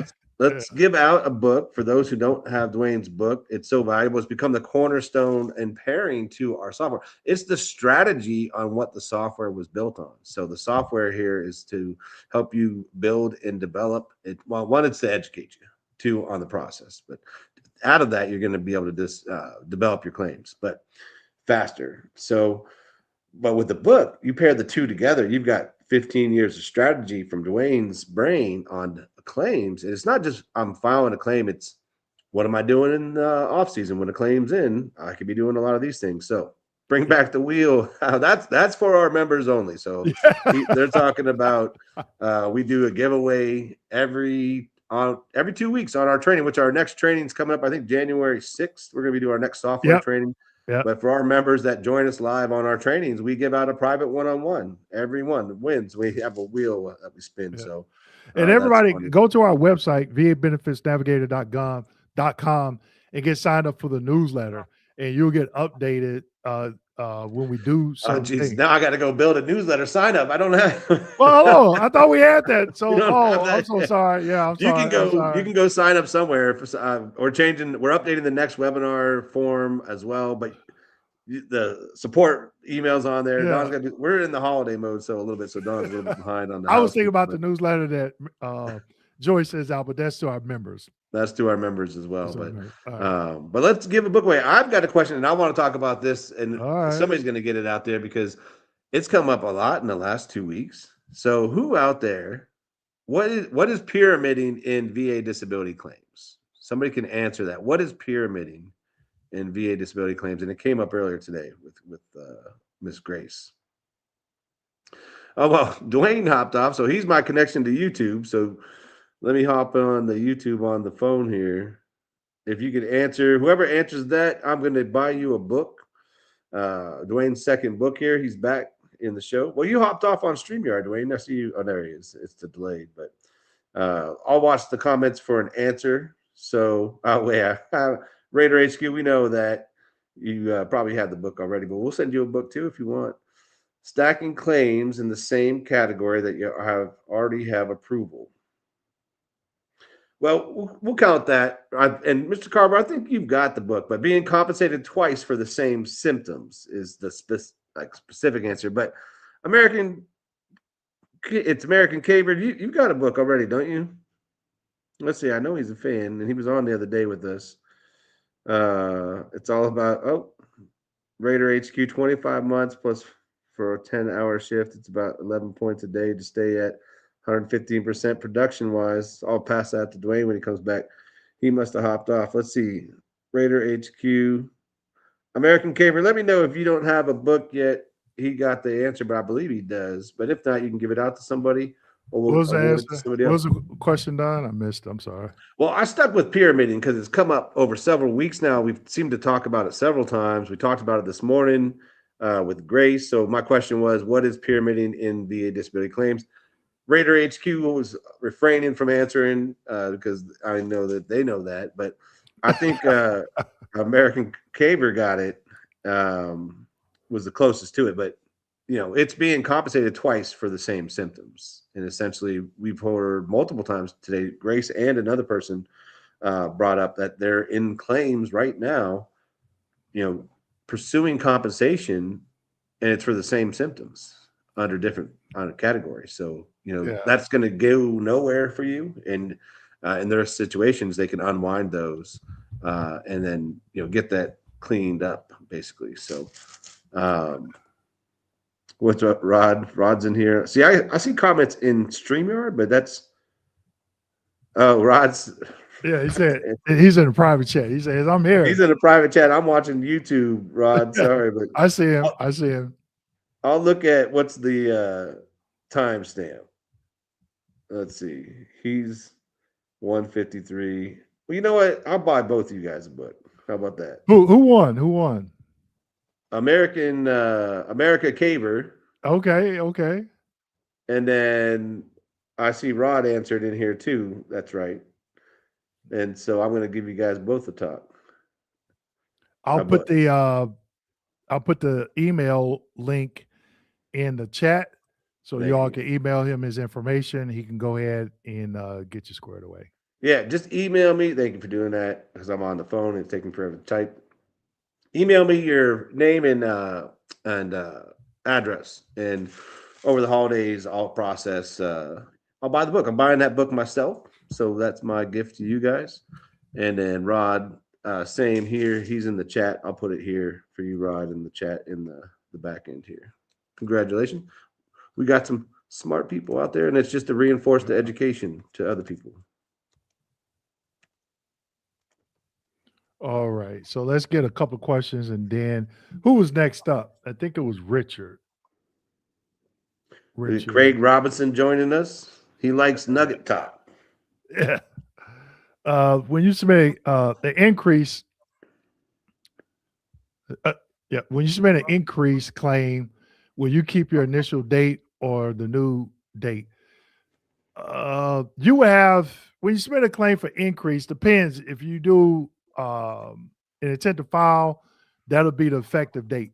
If you get the increase, that new percentage will be assigned that new date. The old percentage will still keep that effective date. Okay. And it's broken down on a rating code sheet that way. Okay.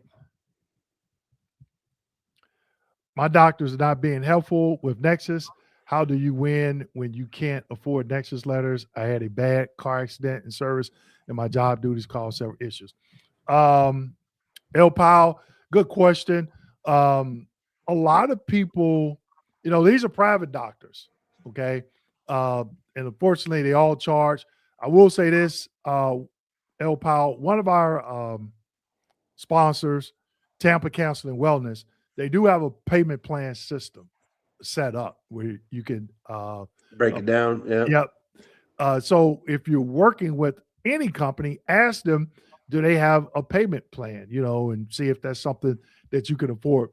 I don't know of any private examiners on the medical side or a mental health side that are doing this for free.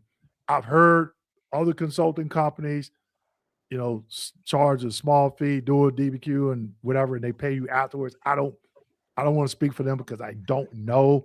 Like I was saying earlier, I want somebody to come on and explain this so much negativity about consulting companies. And I'm not saying all are bad or all are good. I just don't know what other businesses do because I haven't enlisted any of their services. I heard people on YouTube just talking about it, and they're just hounding everybody that has the word consulting in their company and lumping everybody together. I'm just trying to learn more about it. I think a lot of that too, we'll go back to Lee Powell's comment here in a second, is there's been a lot of news articles lately on a national basis with VA disability, period, not necessarily just the adjudicators or claims or VSOs, but there's been a lot of negative commentary towards the veteran community, period, about fraud. I see a lot of VFW, big nonprofits are stepping up and really addressing that fight. Just saying, hey, that's not the case. Is there fraud? Sure. There's fraud in everywhere you look in this planet. There's going to be some level of fraud. Yeah. Right. I mean, you can point to even the Philly thing and be like, oh, well, look at that. That's even on the inside. But that's maybe where that's probably coming from, I think, because there's been the national news articles in the last weeks, last couple months. But, and get your facts right, people. If you really want to start pointing fingers at people, look at the ones that are the claim sharks. And there's been a couple articles that I read recently that point out actual claim sharks. I mean, the one was even ran by a veteran that he just had this machine going and he would timestamp the claim referral fee, Dwayne, like we were talking about the other day. Yeah. And then because veterans were complaining like, oh man, I would file my claim. They said, oh, well, this is being awarded to this company here. Like, well, they never even did anything. It's because they got in and got them to sign documents. Now that's some bad representation. Now Right. you need to do your homework out there. But when you got people that are just trying to educate and pour their soul back into the planet here, like Mr. Dwayne Kimball and some of these other great channels, some other great YouTubers out there doing comments, some other YouTubers doing claims consulting as well. And I can't speak to them about what they're doing on the claim side, but their content's good, so you just got to take it with a grain of salt and look at them individually, in my opinion, right? So not all are like you're saying. But I did want to go back to Lee's comment, Dwayne, if you can pull that back up, because what do you do if you can't pay for that Nexus? You got to develop your own Nexus, right? You got to, because you're gonna have to work with a CMP examiner. You're gonna have to go within your own, your medical documentation, your own paperwork. You're gonna have to build the Nexus. If you had stuff in service, there should be medical notes. You should be getting copies of all that stuff. That's going to help you build the Nexus, because that's what the rater's going to be looking at. So you got to present the evidence if you're not going to go and have the money to pay for it to get it created. Right. Now you're going to have to build that Nexus yourself. Yeah, most definitely.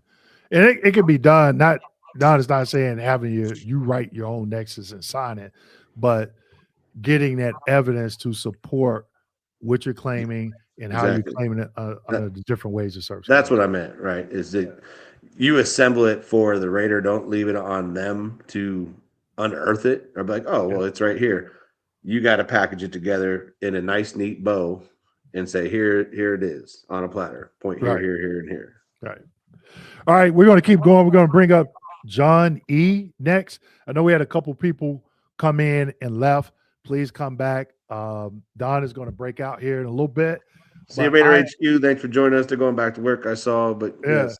Well, Raider HQ, let me know what time you get off work, because you need to come on. Blur yourself out. You're still going to be streaming? Change your voice. Yeah, I'm waiting on him to get off work. I'm going to be sitting outside the VA. All right.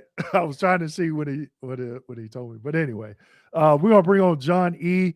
We're going to get I'm going to stay on, people, for a while, even after Don is logged off. Don is on vacation. He's with his family. So thank you, Don, for taking the time away from your family to join us. Definitely appreciate that. So don't worry about it. Oh, John E., where did you go? John E., come back. There he is. Okay, we'll bring you on. Are you there, sir? John, we can't see or hear you. Okay. We see you back there, Richard. All right. So you're no longer on mute, John, but we cannot hear you.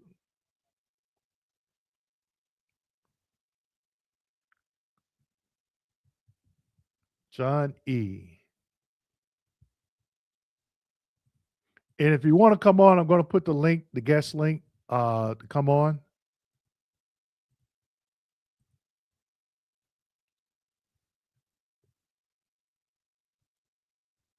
Yeah, we had a couple others in there that were back there. I couldn't get back to him while you stepped away. So John, I was responding to him in the chat. Let's see, in a private chat. We can't hear you. 97 people watching. Where are we at with likes? Give us some likes. 76 likes. We always bug about the likes, because that does help move the algorithm. Gets the video out there. We can see more people. More people can see us and Dwayne and the content, and that does help move the needle from just an education standpoint for us. Okay, here's Johnny. He's back. Johnny's back. Can you hear me, guys? Yeah, we got you loud and clear now. Here you go. Yeah, there you are. So here's my situation. I got a medical boarded out from the Army at 80% disability, and I ended up getting VA disability. I told them I would like to get VA disability in lieu of getting the paycheck from DFAS. So now I'm 100% permanent in total, and my conditions are worsening. and I'm at the point where I either need some ANA or be considered homebound, because literally I cannot get to any of my appointments without either getting a Lyft or Uber and VA reimbursing me back, or a family member taking me. So I'm just trying to see how can I navigate the system to get ANA and or homebound status. Okay, so let's take housebound. In order to get housebound, you have to be. It's two different requirements, and I'm strictly going off memory here for one of them. I'm going to look it up while we're talking. Housebound, either you have to be so helpless that you can't leave the house. I think it's like 98% of the time, or you need help. I'm gonna look it up here in a minute. The other option is you have to have one disability rated at 100%, and other disabilities totaling 60% or higher. Okay, so that's the criteria for housebound. All right. So, for example, if you have, let's say, PTSD at 100%, then you have service connection for sleep apnea and migraines. You got the single 100, and then you have other disabilities totaling 60% or higher. So, in that instance, you don't have to claim housebound. They're supposed to grant it to you. Okay, they're supposed to grant it to you if you meet that schedule criteria. Right. Now, we talked about aid in attendance. Okay, and what that criteria should be. Okay, so I even went over the 20 some parts of the 2680. Okay, so you have to make sure you have to go out, read that criteria, right, and make sure that you understand it, and your evidence should match that. Okay. So my question is, since I'm 100% permanent total, I do not have a medical condition 100%. Everything is, calculated in its totality. And then I was 100%, and then one day I got a letter saying I was 100% permanent total. Mhm. Now, I have medical conditions that have gotten worse, and movement in my arms, movement in my legs, all are in my claim record, and I got percentages for.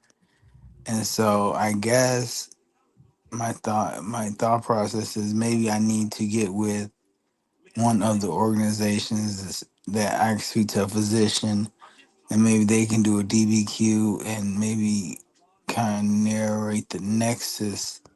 Nope, nope, And that won't nope, work. nope.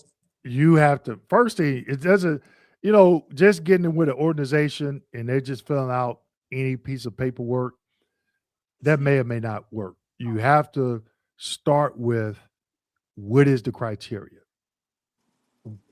and your evidence has to be built around that criteria. Okay. So you have to understand, like we were talking about, I was reading like the criteria for SMC earlier in the M21-1.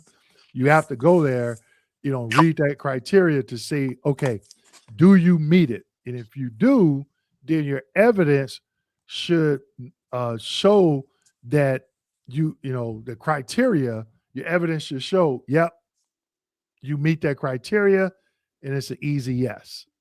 Okay. So don't just go get a DBQ. You got to fill out the 2680. In this case, no DBQ is needed. And so you look at the questions on there, and like, for example, I've seen veterans that had PTSD and radiculopathy of the upper extremities. They didn't have a single 100%, but they were 100% permanent total overall. So as it pertains to the PTSD, because all these conditions have to be service connected that you're applying for ANA, right? So the PTSD, the veteran said, hey, he has to be driven, taken to appointments because sometimes, he has memory loss and he doesn't know how to get back home. If he goes for a walk, someone has to go to him because one time he walked out his house, walked to the end of the block, turned around, didn't know which house he came out of.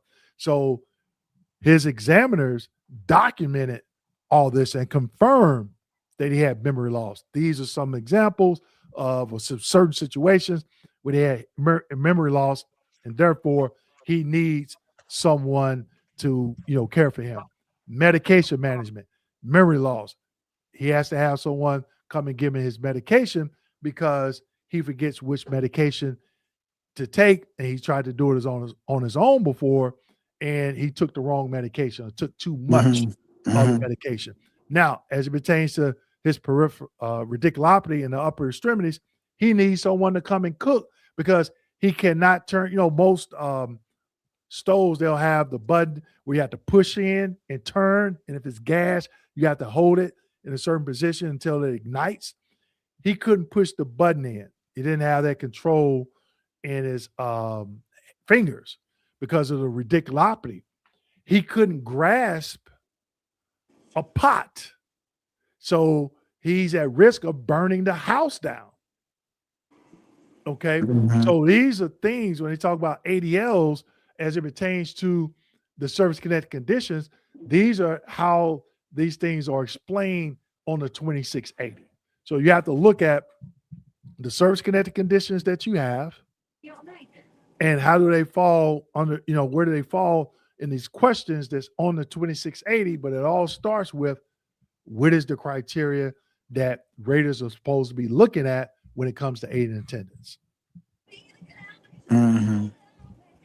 Okay, I understand now. So basically, I look at all disabilities I rated for, and I have to show. Well, first they meet the criteria. Then I have to show how these disabilities affect my day-to-day operational Shaving. effectiveness. Yep. If you got radiculopathy, can you cut your own hair? Can you shave? If you can't, do you have somebody doing it for you? Have them to write a letter. Have your examiner say, hey, he has a barber to come to his house, or he has somebody to drive him to the barber to cut his hair because he can't cut his hair. His wife or girlfriend has to shave him. Right. Your inability to walk substantial different distances, or I can't leave the home without assistance to get to my appointments or grocery shop or church or anything like that. Like for example, the VA issued me a rollator because a rollator, like the one you push around and you can sit on it to rest at once you go so far. Yeah, It's right. good time. So they issued me that device, and some other modality related as far as upgrading the bathroom and everything like that. So I'm just trying to figure out, and I appreciate you guys' time. No I problem. just got to figure out how to kind of navigate this process. So But either stick to that form that Dwayne's talking about. It's that form that specifically that you want to pull up, Right. and you just answer those things because it's your inability to leave to earn income. But we're saying you just use the stuff that you're talking. Don't overthink it. Keep it simple. These non-medical indicators, not being able to go to appointments, grocery shop, walking big distances, those are all housebound statuses. Reasons for that. Can't mow your yard. That type of stuff. Here's some from Raider HQ, who is a current Raider. Veteran has a walker and cannot stand to cook their food because they need both hands on the walker. Type of information, form, type information From their doctor, probably. yeah, that's what I'm thinking. Yeah, from the doctor. He said he'd be right back. We waiting on you, Raider HQ. Where you at? He said. Then he says, I'm back. He said, yes. Bring your Raider. hoodie. Yeah. Yeah. so this form, it was the form again. You said 2680. VA form 21-2680. Okay, 21-2680. Now, is this a document that I can file electronically, or is it something that I have to fill out and scan in? Well, you could fill it out. You could go to VA's website, download it, type it, save it to your computer, and use the quick submit option to upload it to the VA. Pass it over to the chat. I'm going to drop the link in our chat, private chat. Here's the link. Right. Here's the direct link to the form right here. And John, I just found the other criteria for the housebound. It says determining whether the veteran is permanently housebound in fact. If entitlement is based on the veterans being housebound in fact, that means other than having a one condition at 100% and other combined conditions totaling 60% or higher, the law requires the housebound state to be permanent. Consider a veteran permanently housebound under 38 CFR 3.350 subpart I, subpart 2, if as a result of a single total disability by itself or in combination with other service-connected disabilities, all right, so you can have more than one, the veteran is permanently and substantially confined to the place of residence and immediate premises or ward or clinical areas if institutionalized. So you basically had to be permanently housebound, meaning, you can't leave the house. You can, but only to go like to medical appointments or something like that. But the remainder of the time, you are confined to the home.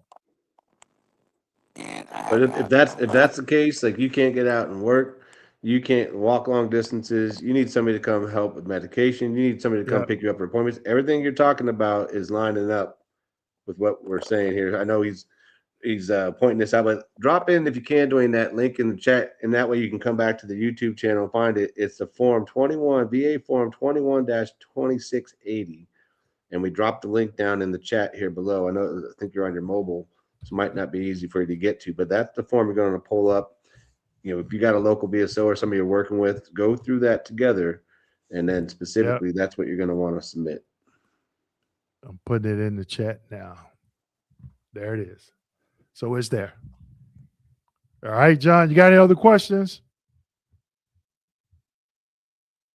I think he froze, Don. Thank you so much for your help on that. Okay. Best of luck to you. Yep. Best of luck. And thank you for coming on, John, Absolutely. and asking your question. Okay.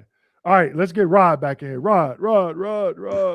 he got his form in hand. Duval.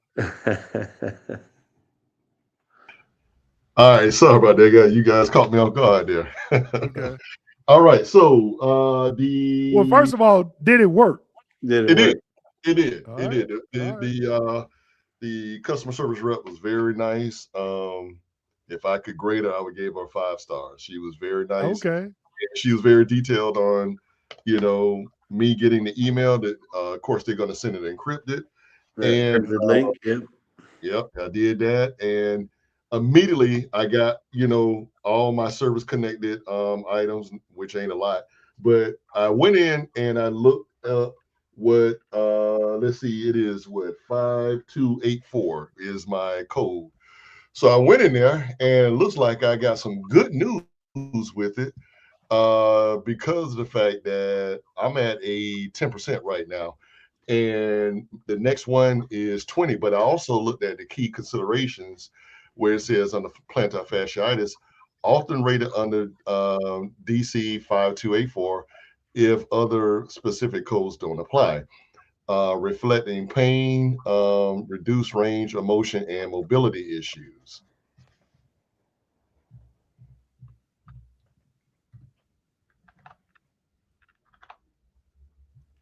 You're on the right path. That's how it's done, people. You grab you start with your diagnostic codes. You're doing the right thing. You're looking at the rating scheduler. You're looking at your existing, and where do you fall, and then looking at what's the next one up. Well, where do you fall on that scale? Are you dressed correctly? If maybe you're right at the right disability rating. If your conditions do worsen, there you go. You're pulling it up. There you go. So 5284. Yep. If that's your diagnostic code, foot injuries, other, you're at 10%, which is moderate. Which actually, I feel based on my pain that I have, I would definitely be higher, but I'll, that'll be a bridge I'll cross at a later date there. But one thing I do see on here, it says plantar fasciitis, but it doesn't say pes plantar on here though, which I have both. What does it say on the document? So it says plantar fasciitis. So it says key considerations, often rated under DC 5284. So basically, what they're saying is, I remember you guys were saying about the pyramid thing. So plantar fasciitis, but the thing is that my foot injury I have is on the top side of my foot and not the bottom side. But it doesn't. Well, I'm not to interrupt you. Okay. It doesn't also say anything under the key considerations. It doesn't say anything about pes plantar though. So you talk about? Do you see key considerations on the breakdown letter, or where you getting that from? Oh no, I'm getting it. I googled it. Okay, so let's stick with what they have on the diagnostic code. So which diagnostic codes do they have? 5284? Yeah, 5284. They don't have 5269. No, 5284. Okay, so that's what you That's have to for injury and not fasciitis. Right. So that's what you have to go for is the moderately severe. Right. Exactly. Right. So let's jump back over here to the M21-1. Give me 1 second.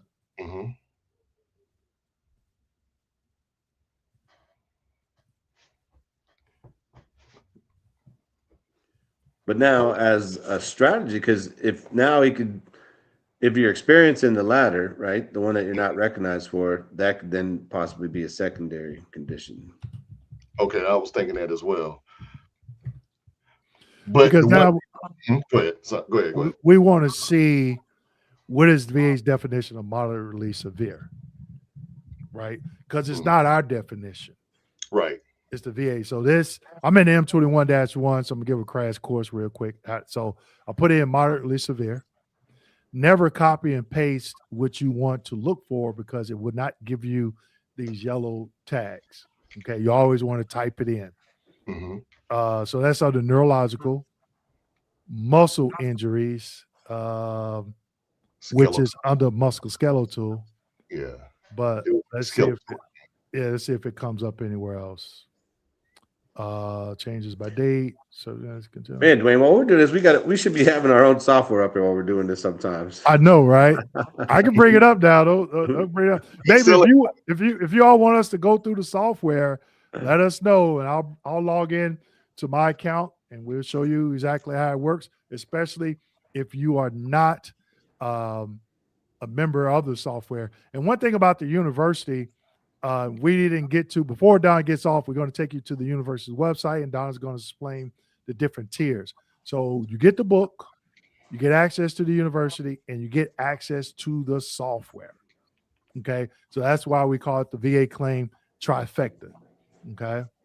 I'm sorry. Let's look on the muscles. But see, I'm learning something here too. I didn't even know to go here and do that search. These are how they define it. Yeah.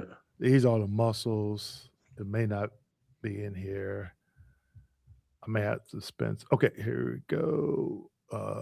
And this is for the muscles. Well, it is a muscle. Well, muscle in the foot. Well, mine was the fifth metatarsal. Okay, so we're talking about the bone. Yeah. Severe. I know I have it back there in my Bible back there. I know exactly where to go find it back there. We got to get to like a little wheeled cart next to you so you can move it. I know, right? I got enough stuff in this office, man. Yeah. I cannot think of the 38 CFR in the beginning. Moderate painful muscle injuries. And Rod, what is it on the foot? What type of injury? That was like I said earlier. That was when I actually broke my foot. The pothole, right? Yeah, the pothole. Yeah. And also, like I said, they wanted to restart me a third time if I hadn't have been at my phase 5 standards. Wow. Imagine going to basic training 3 times. Yeah. Ugh. Right? Oh, we got to cycle you back. Sorry. Yeah. Yeah, I remember those days too. And there were some people in the medical, right, that would be cycled back into the platoons. Yep. Yeah. Oh, My So go ahead, Mhm. Rod. Now I was gonna say, me and my drill sergeant are buddies today because when I came in, I was an old head. I was at 23, Oh, and my drill sergeant was 26. So we got along real good, outside of the training environment. So him and I, we're still cool. We talk, and matter of fact, he's writing me a buddy letter too. that's okay, funny. okay. So when it comes to moderately severe, I want you to think about three things: residuals of weakness, pain level, and limitation of motion. So your evidence has to describe that. So if you have an examiner to, write a, progress note or something, just, outlining your current diagnosis and the residuals of it. Residuals of weakness, have them to define that. On your worst days, what does that look like? Pain level. On your worst days, what does it look like? When it's severe, is it severe pain? If it's severe pain, it's 10 out of a 10, and it doesn't allow you to do this or it doesn't allow you to do that. How often do you have it? Do you have it when you go to bed, when you're laying down, when you're sitting up, when you're walking? And then limitation of motion. On bad days, what does that look like? What does it impact? So then you're giving the rater enough information to go ahead and say, yep, that's moderately severe, especially if a doctor says the current diagnosis or service-connected condition for this is moderately severe based on residuals or weakness, and then sub components, and listing out in bullet format, boom, boom, boom, boom, boom. Same way with pain, explaining on a good day is this, on a bad day is that, and then other subcomponents, boom, boom, boom, boom, boom, boom. And then the same thing with limitation of motion. That's how, when they talk about moderate, severe, stuff like that, because I'm looking for a definition of it. And the only thing I could find, it was in something else, it talks about residuals of weakness, pain, limitation of motion. If you need crutches, if you need some other type of assistant devices, right? Or orthotics, shoes, stuff There like we that. That's how you break down the severe, moderately severe, or what was the other one that was for the 10%, 52, 84, moderate, right? So you had moderate. So that's how you explain the difference between moderate, severe, and severe. So if all those, you put all that stuff in there, they may say, hey, he meets, it's severe. So Dwayne, how do I go about going to the VA website and submitting in for an increase? Because I looked the other day and I was having difficulty finding it. Are you asking me how I would do it? How would you do it? So everybody heard Rod. He was asking me if I filed a claim for increase, how would I do it? So one, I would get the disability breakdown letter, which you got. Step one. For the condition that I want to file the increase for, I would Google I would go to the VA's rating schedule and look up that diagnostic code criteria. See what the next percentage is, or the next higher percentage I feel I qualify for. So in this case, let's say it's moderately severe. Now I'm going to go to my podiatrist or my primary care, and I'm going to get evidence explaining my foot condition as it pertains to how it is moderately severe. If it's, the pain level, the limitation of motion,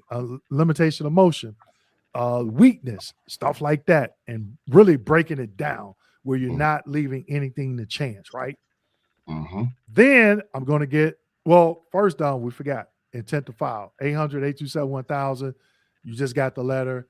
You could also say, I want to do an intent to file at the same time. So if you haven't done that, you can always call back and do it. Because today, hello, Rod, I'm about to drop a huge nugget, so I don't want to run away. Today is the last day of the year, but for the month. So if you're thinking about filing a claim, 800-827-1000. Right now. Intent to file for compensation. Let them know you want to do an intent to file for compensation. Because if you win that claim and your effective date is December 31st, they pay you for the entire month. For the entire month. And guess what? You fall under the new COLA for 2026 because it went into effect December 1st. December 1st, increase. Yeah. Okay. I had to get that nugget out. I had to get that nugget. So when you get off, Rod, you should be calling back and saying, hey, I want to file an intent to file. Thank you. Compensation. Yeah, intent to file for I'm compensation. going to do that too. But now, is there a area on the No, I wouldn't finish. I wouldn't finish. Okay, I wouldn't finish. Drop those nuggets. So I normally will go to the Nugget VA's time. website under forms. Mm-hmm. I can put the link in there if anybody needs it, because you want to go to the VA's website to get the form. You don't want your VSO filling out the form, Right. a piece of paper, because they don't know if it's expired or if it's outdated, right? Mm-hmm. So I go to the VA's website, download it, complete it, print it out, sign it, scan it, save it to my computer. I go to the VA's quick submit link. And guess what, Rod? I got a video on the quick submit, right? So you log in, and I can't remember, it's been a while. Maybe I need to do another video on that. Let me write that down. Let me do another video on quick submit, right? So then you upload all your evidence as a PDF file, Right. okay? And it goes straight to the VA. Right. Easy peasy. VA Easy. Form 21-526EZ. Any additional evidence, make sure it's all saved as a PDF file, and you upload it using the quick submit. Okay, so it would be the same questions that I normally would answer, doing a initial submit of a claim, right? Yeah. So when you go to the VA's website, actually, I was looking at it yesterday. It's a link. You click on file a claim for increase. You click on it, and they're going to ask you all these questions. Those questions are the same questions that's on the 526EZ. And the way it looks on the back end when it goes to VBMS, it comes out as a 526EZ. Okay. See, the reason why I would do that paper file and submit it using quick submit is because when you do it that way, I feel you lose all control. You don't have a paper trail. I got all my 526s right here. Right. That's how I built my claims folder. And then I think now they give you email confirmation too as well. Okay. Another thing, and I was asking this question a little earlier, and after you guys do that, I'm gonna go ahead and stop hogging up the show. But hemorrhoids, is hemorrhoids a secondary to something, or can it be a primary? It could be a primary. What do you need for it to be a primary? Direct service connection. Right. We're putting you on blast. What is the 3 elements for a direct service connection? A Nexus. Yep. A DBQ. Nope. Oh, could be. Nope. That's not what I'm looking for. Nexus. Okay. Nexus. A medical diagnosis. Yep. Right. Hey, people, you need a lifeline? You need to call somebody? What's the last one? The third one, though. It's a link in service. So link in service means 1 of 5 different things. I'm looking for treatment, complaint, diagnosis, injury, or disease while in service. And see, what happened with me is, when we go in the field, we eat MREs, right? And you know what happened when you eat a few MREs a day. I was telling my wife the other day I was eating them pork patties out of NTC. Yes, exactly. I can't eat pork now. So and because I was young back then, I really didn't know what hemorrhoids were. Yep. I know I felt funny down there, but I was like, well, when you're young, you don't think about the medical aspect of it. And I had reoccurrences over the years, and when I went and got, when you get older, you get that colonoscopy, and that's when they confirm, yeah, you do have it, and I'm like, okay, because I said I remember having this back when I was in the field in the military, but I never went to sick call though. So guess what? It doesn't fit under one of those 5 ways under that link I just gave you. Right. So it would have to be secondary to something else. Secondary to something else. Yeah. And Okay. you know, I don't know if medication causes hemorrhoids. I know certain medications cause like ulcers if you know if you continuously take that medication, from what I've heard. But yeah, so there you know, on my first book, I don't know if you have my first book, but on page 13, I got a graph. On the right-hand side, I got a list of conditions. On the left-hand side, I got the different ways of service connection, and I'm drawing a line. I'm drawing a line. But Okay. you know, I also tell veterans, you know, file a claim. Let them tell you no. But Okay. don't be surprised if they tell you no, because it could be something else in your records that you could have complained about that you don't remember close to you having hemorrhoids, you know. So don't always count yourself out. Okay. Well, guys, I want to thank you all for everything. And also thank you for the book as well, Don. I sent you the email. So if you got Okay, you great. probably have it in your inbox.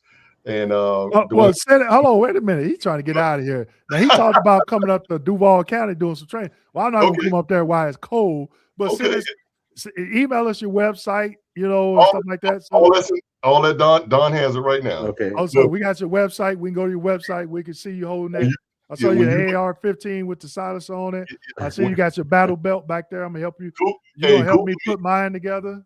Look at my Google reviews. I don't talk for my company. I let my clients talk for me. So if Okay. you Google Scorched Earth Firearms Training, you'll see the type of trainer and instructor I am. And the reason why I am an instructor now is when I was an E3, I was the best shot in my company, best shot.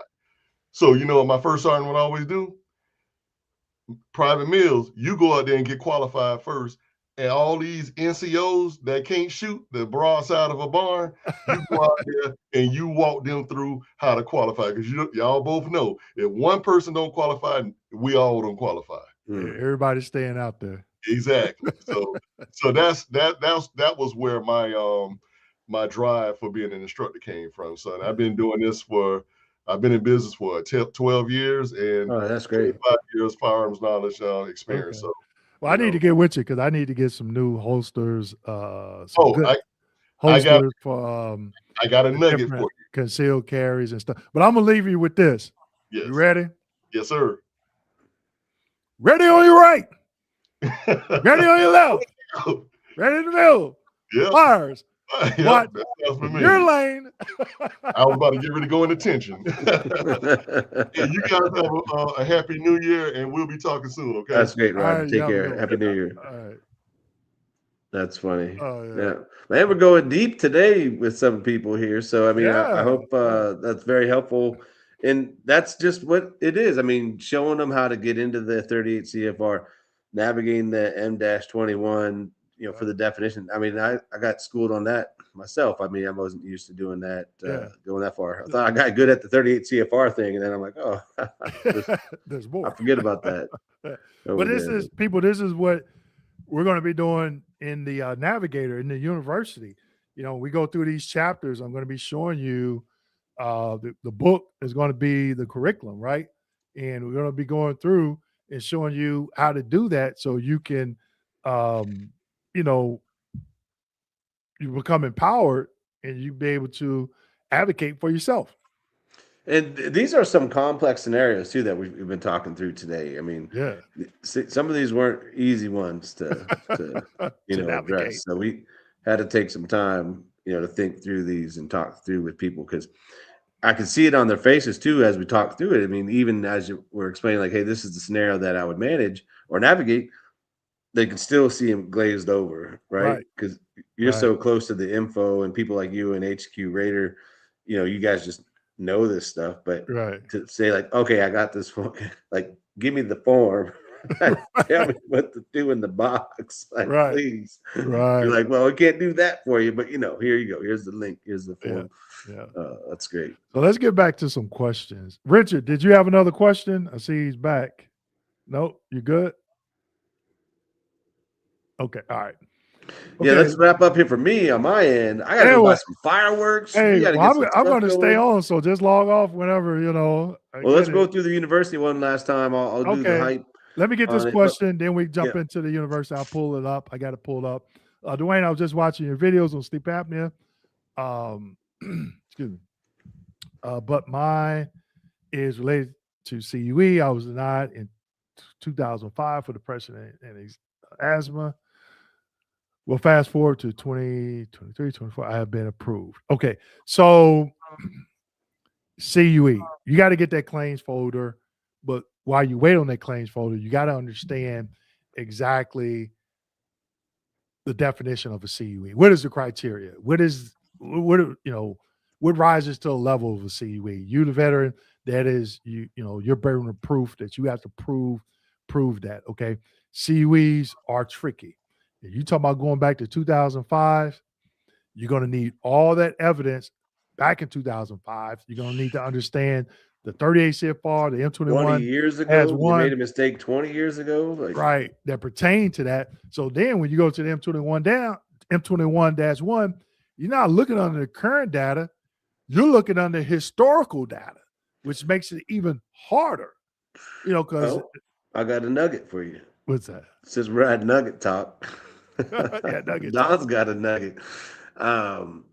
Go to, because how do you do that when data's changed on the internet? Let me look up this website real quick.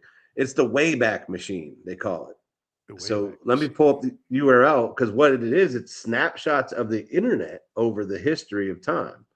So you can actually probably go back and find the 38 CFR as it was in that time frame. So we'll keep talking, and I'm going to go find this link. Yeah. So JS had a question, but it was broken up. It's an internet archive. JS, I'm jump to you, so I should treat my claim as a supplemental claim. I was going back and looking through the history, JS, and I didn't see your initial question. I didn't want to get lost in the sauce here. But basically, if you were previously denied for a service-connected condition, I'm sorry, not denied for service. If you were denied service connection, then you would have to file a supplemental claim. And keep in mind, when you do the supplemental, in your case, when you talk about the groin in the back, you would need new and relevant evidence for the groin and or back. And that would be a new claim, but it still would be a supplemental. I dropped the link down there below for you to pass to the okay, I got you. YouTube chat. But because you're basically, like you're saying, like, how do you go back and look? You're gonna have to look at the schedulers from back in 2005, right? Yeah. Mm-hmm. So there's a way to do it right here. You can go back on this link. Oh, I put it. Oh, you put it back in the same. Yeah, I put it back in the chat. Hold on. Wait a minute. I'm flipping But back. use this link right here. This is a way back. It's an internet archive, and you can take you got to go into the 38 CFR now and find the link and take it there, and then browse around to see if anything's changed. Like Dwayne's saying, like, what were the criteria for rating back in 2000? And it could be the criteria is still the same, but you don't know that. That's where that research comes in, and you gotta,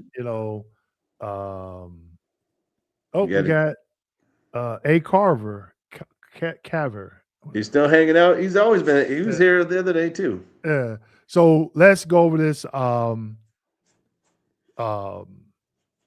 lost my train of thought. Let me share my screen down. We're gonna get into the different tiers. Oh yeah, of okay. University, and so again, people, if you are a beta, you came in beta, or you came in with launch. Oh, real quick, do I have a claim for under CUE? That's what we were just saying, that research is going to have to come in. I can't say that you do just based off of that. All that evidence back to 2005 has to be reviewed to see if they did not follow their regulations. Okay. But we just gave you a link to do that. That's an internet archive, and you could go back into look up the 38 CFR right now on the website, the VA's website. Take that link into the Wayback Machine, and what you're going to see is the historical snapshot of the 38 CFR at that time. And you're looking for, like Dwayne's saying, is it different than it is now? Because you have to, you have to prove what they call it, the burden of proof. Yep, burden of proof. Yep.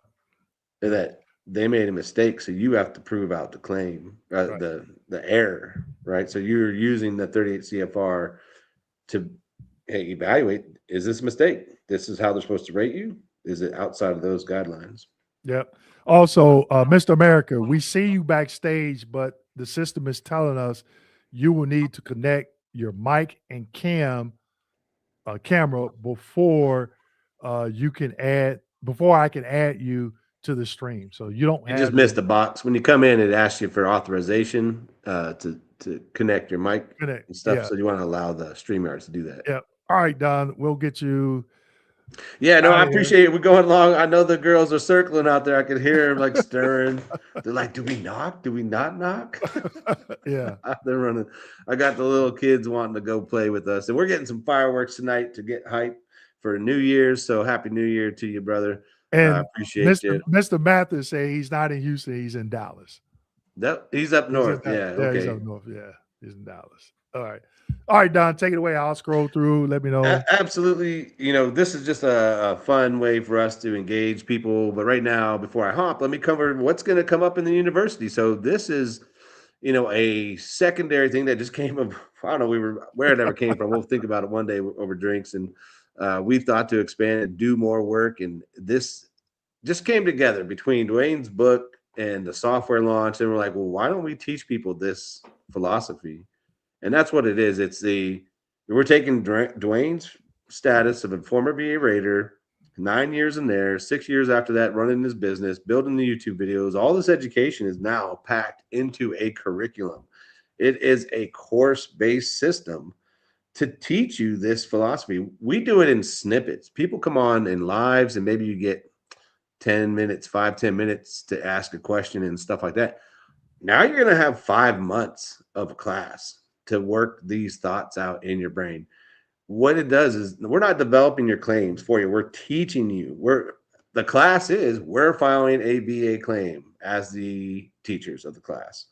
You yourself, guess what, can come in and file your own claim and develop your own claim during this process as an exercise, because your homework as a student is to file your own claim. And whether it's a mock claim, a dummy claim, or it's an actual claim, that's your homework. So while we file our claim, you follow along in the journey using this book. And we're going to have a workbook as well, an actionable workbook, so you can really pencil stuff out as well. But it's not just a claim. It's more than that. Beyond that it's a strategy. We talk about this a couple times. And, I didn't want to get into it with some of the people because they had very specific questions. They got a little bit of time with us. But when we're talking with people like Rod and some of the people earlier, what is your strategy? We're talking about one specific claim, but what's the strategy here? And I feel like sometimes people can get misguided in the sense like, oh, I'm going to pursue this, but are you pursuing something that's like a 10% rating? That's you're going to take up a lot of time and energy from you, and maybe frustration if you're getting the runaround to go win something that you're going to get 10% on. Yeah, you could do that, but maybe what's the bigger picture? What are the bigger picture things that you can really go after? So really, I think that's part of the value of the university I love, Dwayne, the most is people can build a strategy here with us, not just, and that's the foundation for your entire process. And again, my family's journey was 20 years for a few of us, right? So it can take longer. There's a gentleman earlier, what did he say, Dwayne, 10 years? Yeah, 2 decades he's been in the process earlier. That's 20 years. Somebody's been out there. That's my dad's age, probably, and that guy's probably been around. Like my dad was a 3-war veteran. That guy's probably 2-3 wars, but himself, possibly even. So, whether doesn't matter if you're from Vietnam times down to, the young guys getting out now, we got you. Like the framework doesn't change, right? It's the framework and the foundation on how to get this stuff done is what we're imparting upon.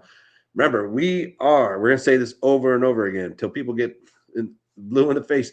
We're the West Point of the VA disability world. We are a training institution, an educator. We are classroom environments. This is the only thing on the planet for you guys. This is it. Or you're going to go watch tons of videos, sit in Facebook groups, which is stuff you should be doing anyways, because you want to validate what you're doing and building. But now you've got a structured course to go through with us. Super excited about this, Dwayne. It's launching February 3rd. That's a month away. This is our very first cohort. We got big discounts for people joining us, and we got different ways to connect into the university because we sat back and thought, like, who's we know we've talked, Dwayne, you've talked with thousands of people, hundreds for me. There's always a profile, right? There's the person just starting the journey, and we know, like, okay, you're in for a little bit of a ride.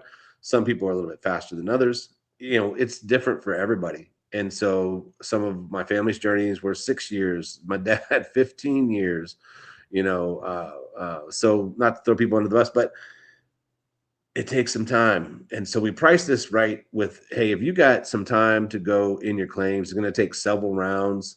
You can hop in at tier 1 pricing with us. Well, here's some of what you can get with us. So let's go through the curriculum. Show the curriculum real quick, Dwayne, and then we'll talk through that, and then we'll get down to the tier pricing.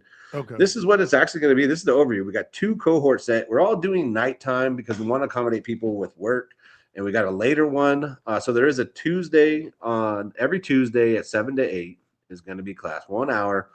Like today, we always give more than what we say. We'll stick around probably a good half hour, maybe more sometimes, with people, helping them out, because we are just give of our time like that. But cohort 2 is set up for West Coast people and beyond, really trying to catch and accommodate people. So we're doing a late night class on the Thursdays, 8 to 9, same thing.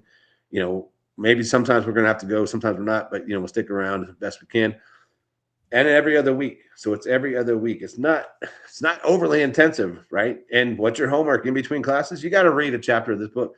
I read the book in a couple days, right? It's an easy read. It's not like a hard read because this is material that you should know. It's not boring. Well, some of it sucks, right? Not your writings, Dwayne, but just talking about the legality of the 38 CFR, all that stuff, we know it's not sexy stuff, but hell, the book's well written. So kudos to you, man. But sometimes the topic can be tough to, but hey, 2 cohorts for everybody. We're very accommodating. We're going to probably keep these classes smaller, probably in the 50, 75 person range. And we got 3 tiers coming up. We'll show you how you can connect with us. We've got some finance partners that we've partnered with as well that you can finance it with if you want to. And so this is not, what is this not? This is not claims development. We're not going to do your claim for you. That's not what we're here for. We are an education institute. We are going to go, look at that right real quick. That's the breakdown. This is exactly of his book. We're filing a claim in this process. Look at understanding service connection. Huge start there, right? Everything. So you going into this classroom with us, you should be filing intent to file if you don't have one going already, and basically working your claim out of this. But out of it, you're not just getting a claim done. You're going to have a full strategy, with us. And so I think it's funny, Dwayne, people that are buying right now are really just buying tier 2 and 3. Yeah. I thought we'd get more tier 1s, but we can hop into that here. So we got a foundation tier, which is tier 3. Somebody who's just kind of new, maybe they want to experience this to feel if it's right for them. You can get in at $997. These are our launch prices. Everything's going to go up a little bit just because we do have to be profitable to run this as a business. We want to become a mainstay in the community and a beacon for people to go to get educated.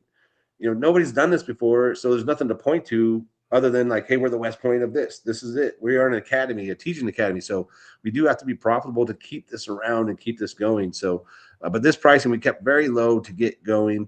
Our beta members and people who signed up at our launch, we're giving you a $300 discount. We got coupon codes coming out through January as well. Catch one of those. We want to pack the house here and really benefit people. Because what do we say, Dwayne? Teaching the man to fish, that analogy. Oh, yeah. Give a man a fish. Yes. He eats for a day. Yes. Teach a man how to fish. He eats for a lifetime. And that's our philosophy. It's not just you. It was infectious when Dwayne was doing claims years ago. He got me educated through the process. Eventually took 3-4 years.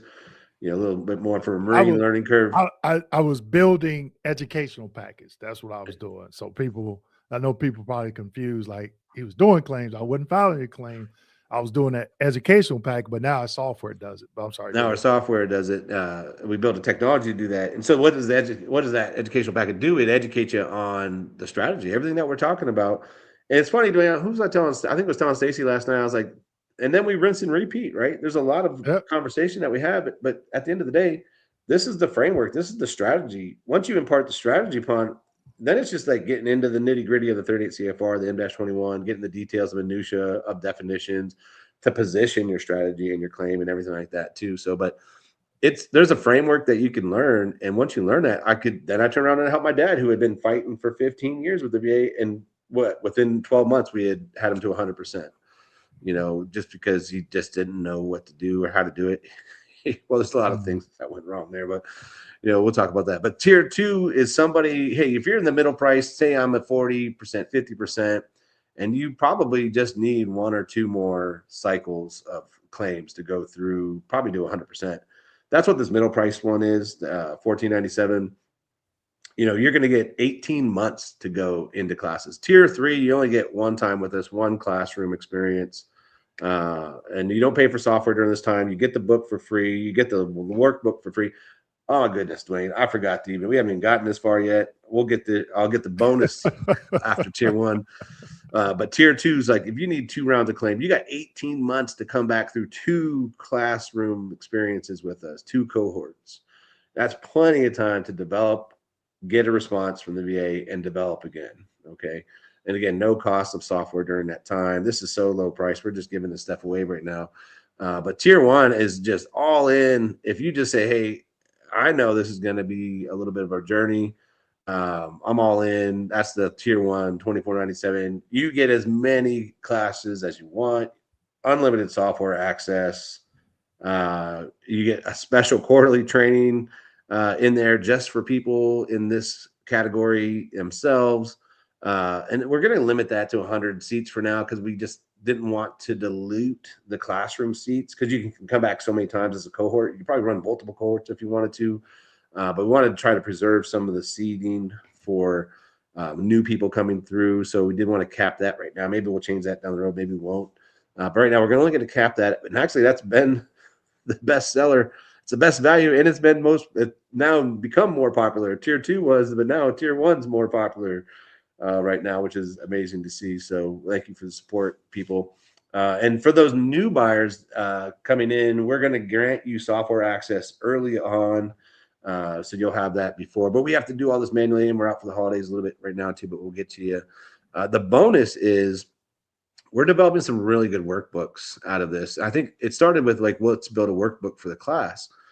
And man, we just started ideating on things of value for people. And we're going to come out with a series of workbooks for the community here. Probably we'll launch those in conjunction with the cohort, because not everybody can afford to get in some of these prices. So we wanted to develop some ideal workbooks for people to do it themselves who want to do the DIY thing.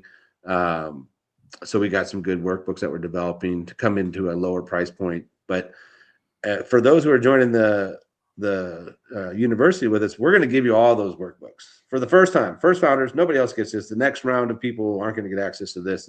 That's $800 of workbooks that you're basically going to get. So if you're buying even at the tier 3, you're basically paying like another $100 for the university. So, and we're just packing it. We love to celebrate, don't we? We packed in the value on the launch, I guess, for the software. We're packing the value in here too, and give stuff away. You see it all the time. You heard people in the chat, we're giving away the one-on-ones for our software training. We gave away books here. I mean, 6, 7 books. My daughter's going to be like, 6, 7. It's so ingrained in my brain now. I can't get away from it. 6, 7 books we've given away over the holidays. Yeah. What's the difference? I see you brought up a question. What's the difference between this and the VA Claims Academy? I think that's another that's the VA Claims Insider guys, isn't it? No, it's another YouTuber. I think his VA Claims Academy. I don't know what his channel. His channel is VA Claims Academy, I believe. And I know he has a program. I just don't know what his program is, so I can't say this is the difference. Beating Marble, but good question. I'm looking it up right now. Good question. Yeah, because for us, we don't think there's anything. Oh, this is the guy that we like. Yeah, we like this young guy. He's the dapper gentleman. He's always in the suits. Yeah. Dwayne, that's I always wanted to ask him why he wear those gloves, those leather gloves. I'm like, yeah. But I believe he just runs a channel. I don't think he's doing anything from a university standpoint. Learn and build your claim. Yeah, that I don't know, so I can't. Yeah, we'd have to dissect that a little bit. Jordan is his name. Yeah, Jordan. And let's see, yeah, we ought to dissect that a little bit, but he's not running a university style piece. I believe resources, testimonials. So he's doing Nexus letters, PACT Act compensation, VA claims guide. He's got approval, appeals, increases, assistance, disability rating, and guides. So he's doing some guides over there. Mm-hmm.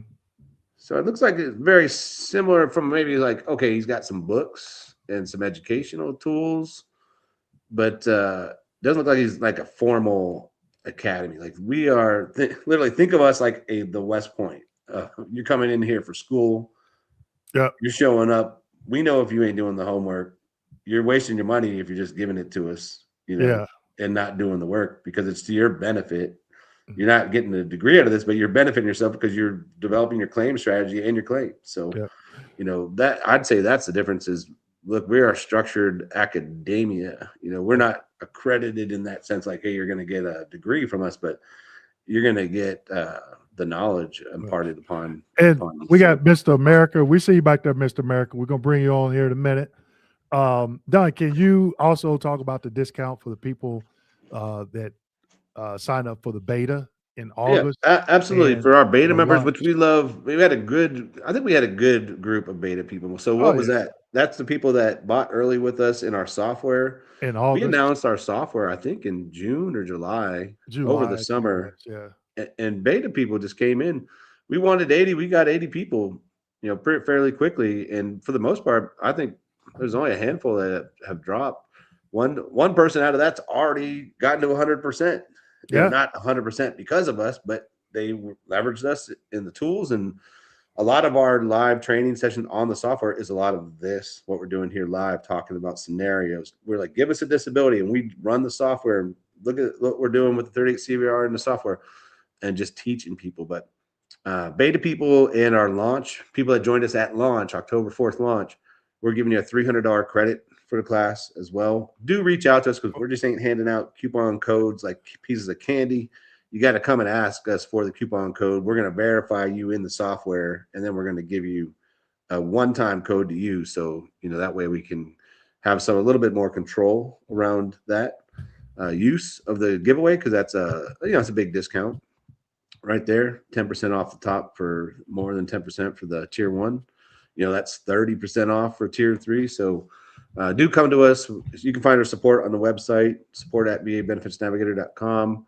We'll get you that coupon code. And then we appreciate you guys. Other than that, the last thing I want to impart is this is a guarantee. If we stand by this education, we stand by what we've built. And if you go through the first month, first 2 classes, you believe this isn't for you, then we're not even going to talk about it. We're just going to refund your money 100%. We don't have time for games. We're a bit older in our lives. We just no fuss. We're not haggling over pennies. We're on a mission to scale this into thousands with people. And, we're in it to change the mindset of the status quo. We're tired of hearing about the claim sharks. We're tired of seeing the large, fees being charged to people and gouged by some of these attorneys' offices or accredited claims agents who take, and we have some claims agents that are in on the software too, right? So that we see what's going on in the environment, and we want a different option for people. And we took the tact of education and just, what do we say, Dwayne, all the time? You're giving it out all the secrets, all the hidden gems, all the nuggets, the behind the strategies of the VA Raiders, all that stuff is just coming out from behind the curtain. We're just giving it all away because we want to level the playing field for everybody. It wasn't fair that my dad spent 15 years going in pursuit of his claim to get 100% and then die the day he receives that letter. He never even knew it. I got the letter. He didn't even hear from me. He died in the middle of the night. And that his journey could have changed the course of my family. I mean, that's, he was getting up there in age. I mean, that's for some people, life-changing, money at the same time. But we hope to impart more upon that in the community and just become a gold standard for the space about how business is being conducted in the space as well. and just more of a thought leader for people to come and benchmark, who's going to. We're not going to be a watchdog of other people. Other people can run their own business, but we are going to become, and we are becoming, the West Point in this space. So you'll keep hearing us say it. So I beta appreciate you. tester. Yeah, thank you, Don. Thank you. Definitely appreciate it. We don't want to take up any more of your time. Tell your little buddy I'm thinking about going to Kohl's, and I need to know if I can get some cold bucks. We're going to go shopping right now. Don't you believe it, right?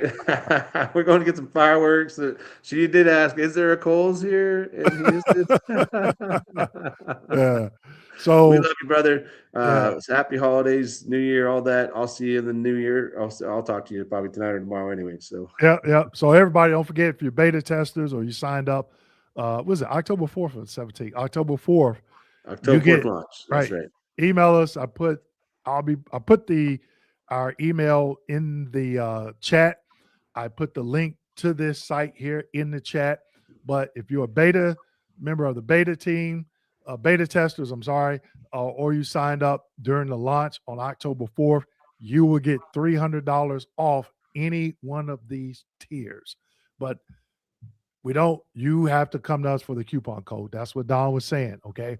So if you're going to sign up, email us first. The email is in the chat. I'll be putting it in the chat. I'm going to stay on for a little bit longer. Yeah, I'm going to keep popping on. I'll always keep checking on you, see how you're doing out there. And this is the slow roll of us coming out talking about this. We're going to have a sign up sheet. Joy's working on it right now. Dwayne, we'll have it up in the next couple of days to send people to sign up. January, probably most likely Saturday, January 17th. We're going to do a straight 90-minute launch, like big to do of this here, where we're just going to talk just about university. Today we're loosey-goosey talking to everybody on the planet about things going on in your life. We try to help out. But that's going to be coming up 33 days. Let's pack the house. Let's do it. Yeah. So we'll be at this location again. We'll be at the same location that we did it. So we'll have. You can see the background. That's us on stage right there. Yep. We'll have our props. There's the rating schedule tab. There's Don's father's. That's Navy. That's Navy hat, right? That's his Coast Guard hat. That's right. He was Navy, Vietnam, Coastie in Gulf, and then Coastie in Iraq War as well. Yeah. Okay. All right, Don. Will you go have fun? Tell everyone we said hi. Be safe with them fireworks, man. Always use something to put those bottle rockets in, those M80s. Do not hold them in your hand. All right. We appreciate you, man. Happy New Year, guys. Have a good one. Be safe. Have a safe flight back. Bye, guys. Okay. All right, everyone. I am going to stay on because I am here at home alone. My wife has left. Pick up a daughter. They're going down to visit some family members down in South Florida. So let's bring on Mr. America. And you got to tell me how you pronounce his last name. How you pronounce it? It's Caver. Caver. Okay. Yeah. Caver. That's all right. Help people put the extra R in there, but it's Caver. All right. So thank you for coming on. Hope you had a wonderful holidays. Thank you for being a member, a YouTube member. I don't know which plan you have. It doesn't give me a breakdown. I can't go back in and see. I always look at the most recent ones because I'm just in YouTube, but in the analytics a lot. But yeah, so thanks for coming on live. If anybody else wants to come on live, I am putting a link in the chat if you want to come on live and spend some time and I can answer your questions. So, Mr. Caver, go ahead, ask away. What questions you got for me? Okay, first of all, I just want to thank you guys for helping me get to 70%. Okay. I opened up my original claim in 2017 and wasn't getting anywhere.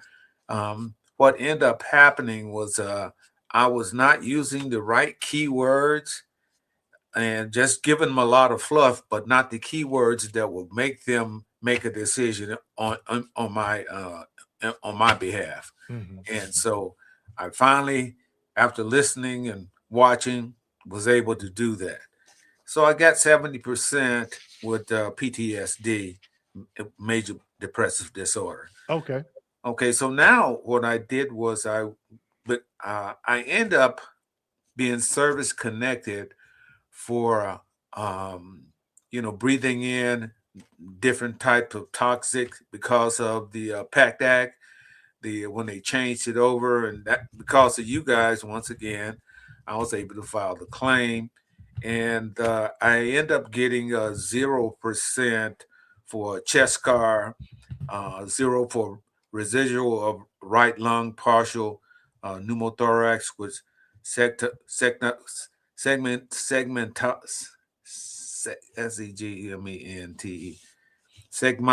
or something like that. Anyway, I thought that I should have been given a higher percentage because I did have the right portion of my the top portion of my right lung cut off because of that chemical exposure and everything. And then I have a lot of what they seem to be was saying are nodules, but I still got a 0%. So I followed your directions and got the breakdown of what the ratings are and for what the codes are, diagnostic codes. And so when I went in and looked at them, and then also went to look at that forms for the VA so I could refile it under those particular codes, it was quite confusing for me because it's so much in there to try to cipher, and then I'm in the 70 plus gang. So so that makes things a little bit different for me as far as being able to grasp everything. But my question basically was, okay, so if I want to go ahead and apply for an increase, I know that I can go ahead and do the intent to file, but after that, trying to get all the information that I need in order to do that seems to be where I'm stuck at. Okay, so when you look at the diagnostic code for that condition, let's say the 0%, when you pull up that 4-digit code, it's going to tell you the criteria for the 0%, and then it's going to tell you the criteria for the next highest percentage. So let's say, in order to get 10% for that particular condition, you need an X-ray to show this, right? Right. So you have to get an X-ray that shows that X. Let's say we just call that X. That's it. So when you get that through going to your VA and say, hey, I got this going on, I want to get an X-ray to confirm, X, then that's what you do. So it all starts with, increases. They're not that hard, but I can see how they could be confusing because they tell you in the rating decision, hey, we're granting you 0% for this, but this is why the 10% was not warranted. That's the answer to the increase. So whenever they say it was not warranted and they give you the breakdown of why it wasn't warranted, that's what you have to get your evidence to refer to. It has to state that. Simple as that, saying the condition has gotten worse. This is the criteria for the worsening for the next higher percentage. It shows that it's an increase. Increases are easy, but they're hard. And the reason why they're hard, because a lot of veterans, like yourself, you don't understand them. The VA gives you the answer in the rating decision for the increase, but you have to get the evidence to match that criteria. Make sense? Makes sense. Yep. Makes sense. Yes, because what the VA did was, I did have a CT scan, and they were the ones who acknowledged that, yes, we see where the scar is. We see where you've lost a portion of the lung as well. Right. So you service connected at 0% for the scar. I'm gonna ask you a question. What's the criteria for the 10%? That's what I got to go in and look at for the 10%. Okay. For the scar, where are you going to find that information? Oh, well, what I'm going to end up doing is I can go to the VA website to get that information. But however, what I decided to do was just Google and put that particular code in there and see what they said about the code. So have you done that? I did go and do that. So Okay. what is the criteria for the 10%? That's where the confusion came in, because there seem to be so many different things being said about these Okay. codes. Nope. You're overthinking it. Okay. Do you have the rating decision granting you that 0%? Yes, I do. You got it in front of you? Yes, I do. Let's go through it. Okay. Look, so read to me the narrative. Go to the narrative section for the 0% for the SCAR. Okay. All right. Oh, so what you mean on the letter that they sent to me? Exactly, the rating decision. Okay. Yes, I do have that. I'd have to go and get that real quick. All right. So I'm gonna help you out. Mm-hmm. If you 0% for a SCAR, the 10% criteria is 1 or 2 painful scars. That's it. Oh, really? Huh? So guess what your wording, if I was doing this claim, guess what my wording would look like? I am claiming an increase in my service-connected SCAR. Since my last C&P exam, my condition has worsened. Okay. Now my SCAR is painful. You go to the C&P exam, the doctor says, how you doing today, Mr. Caver? I have 1 painful scar, and my scar is painful today. All right. We'll verify the last 4 of your social security number. I have 1 painful scar, and the last 4 of my social security number is this. Okay, Mr. Caver, what branch of service did you serve in? I have 1 painful scar. I served in, let them know whatever branch you served in. Okay. Mr. Caver, what kind of car you drive? I have 1 painful scar. Okay. I drive a Dodge Charger Hellcat, 700 plus horsepower, but my scar is painful. See where I'm going? Yes, I do. All right. See, we have a tendency to overthink it, and the VA is giving us the answers, but we're just running over it. We're running over it like we don't even see it because we're overthinking it. Because what I just gave you, you're probably thinking, and other people are probably thinking, that's too easy. Right. Right. That's just it. That's the answer to it. Okay, that makes sense. And now you can use that same scenario for any condition. Okay. So the fact that I have the upper apex of my right lung removed, and when I sleep at night, I have to put a pillow on my chest in order for not to be in pain. That's another one that I could also include. You look at the diagnostic code for that condition you service connected for. What is the criteria for it? Yes. Now, if more likely it's a respiratory, most respiratory conditions like asthma, COPD, dealing with the lungs, that criteria, majority of it is based off of pulmonary function test. So FEV, DLCO testing, stuff like that, where they had it blow in their tube, stuff like that, right? So that's why you need to know what diagnostic code did they assign for that condition. And it won't give you, the rating decision will not give you the diagnostic code, but it will tell you why they granted you the 0, 10, or whatever it is, the percentage they assign. And they will tell you in the next paragraph why the next higher percentage condition was not warranted. Okay, gotcha. Or you get the disability breakdown letter. We had a gentleman come on and same thing. He wanted to do an increase. And we said, hey, call 800-827-1000, ask them for this letter. They're going to email it to you and come back on. He came back on. We pulled it up and we talked about it. And then he understood it. Okay. All right. So, yeah, I understand what you just said. Okay. Keep it simple. Yeah.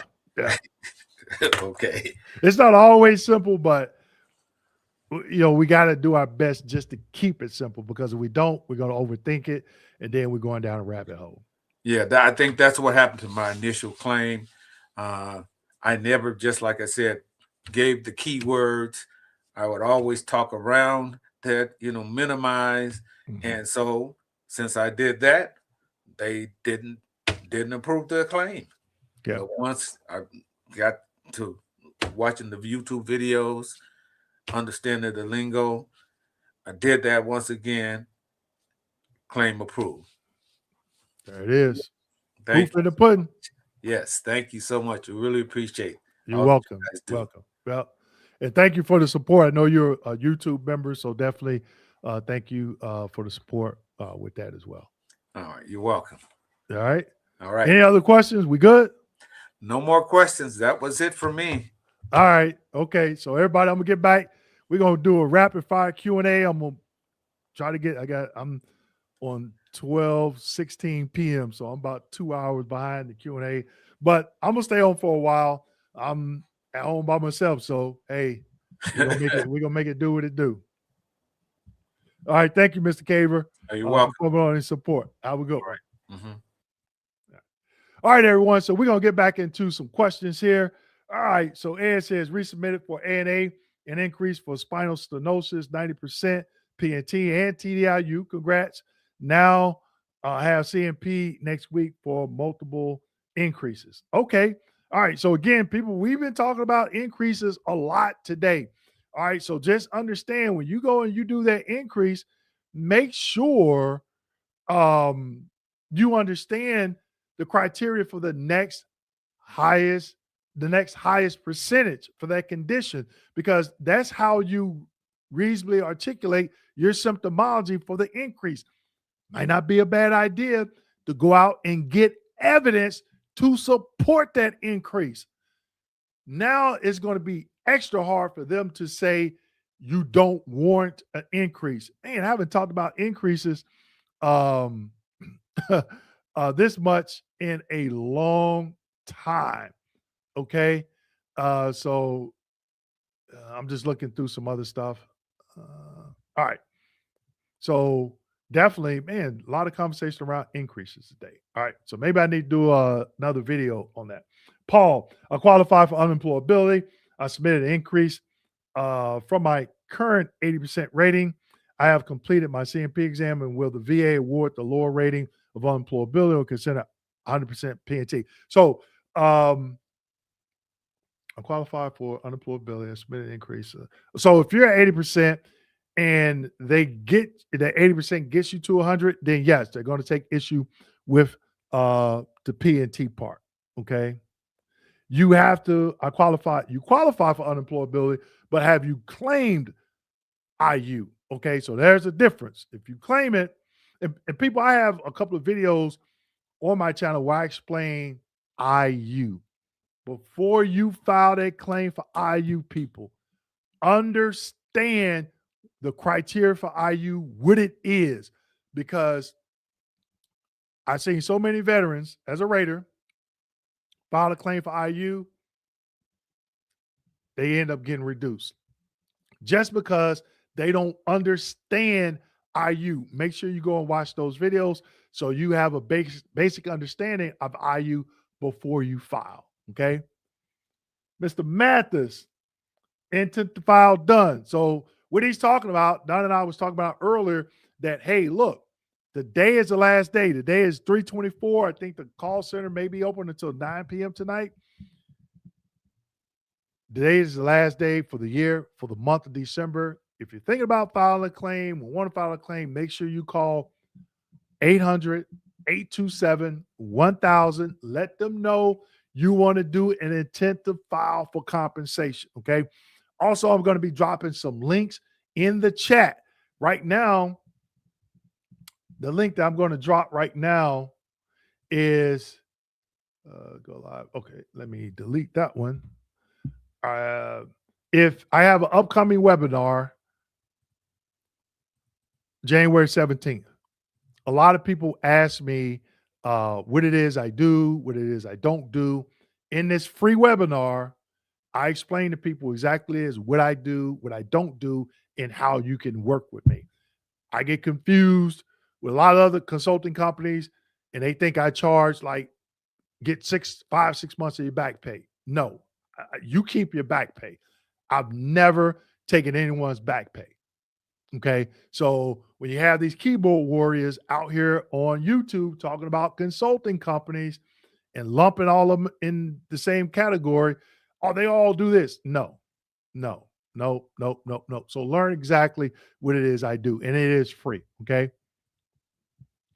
Which potential claim is stronger, sleep apnea secondary to flat feet? Wow, I've never seen that one before. Or somatic syndrome, both using obesity as intermediate step. Obesity as an intermediate step.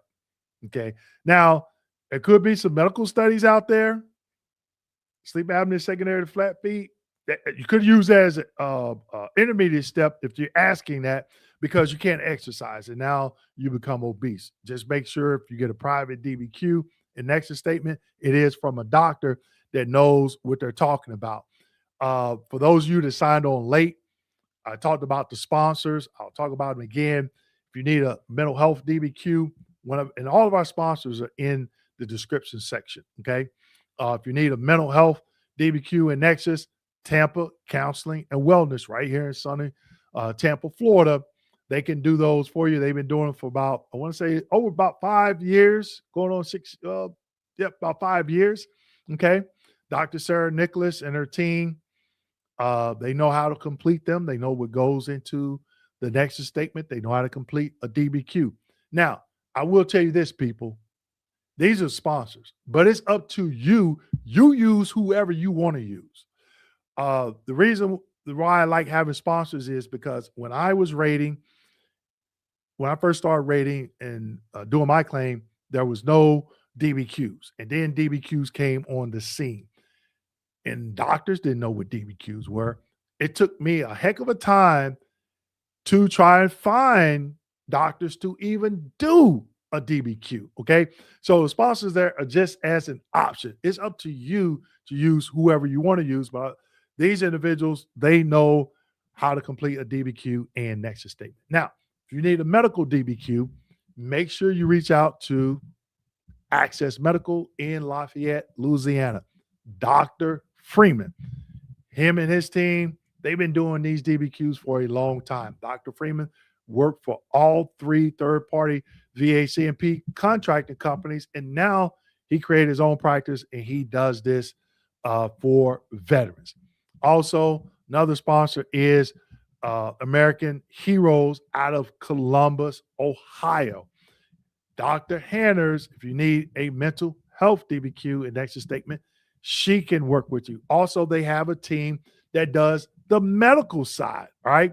So again, all of these sponsors are in the description section, the email, their phone number. Make sure you reach out to them. I think they should be open today. Still, it's 3:30 Eastern time here. So definitely make sure you reach out. Also, we have My Life and Wishes. I use My Life and Wishes, because you can upload documents.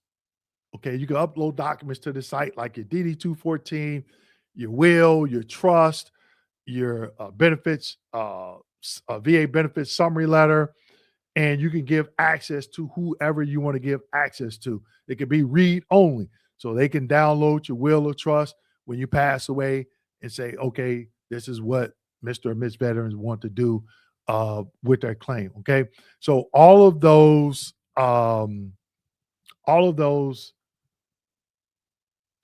sponsors, sponsors are in the description section. Okay.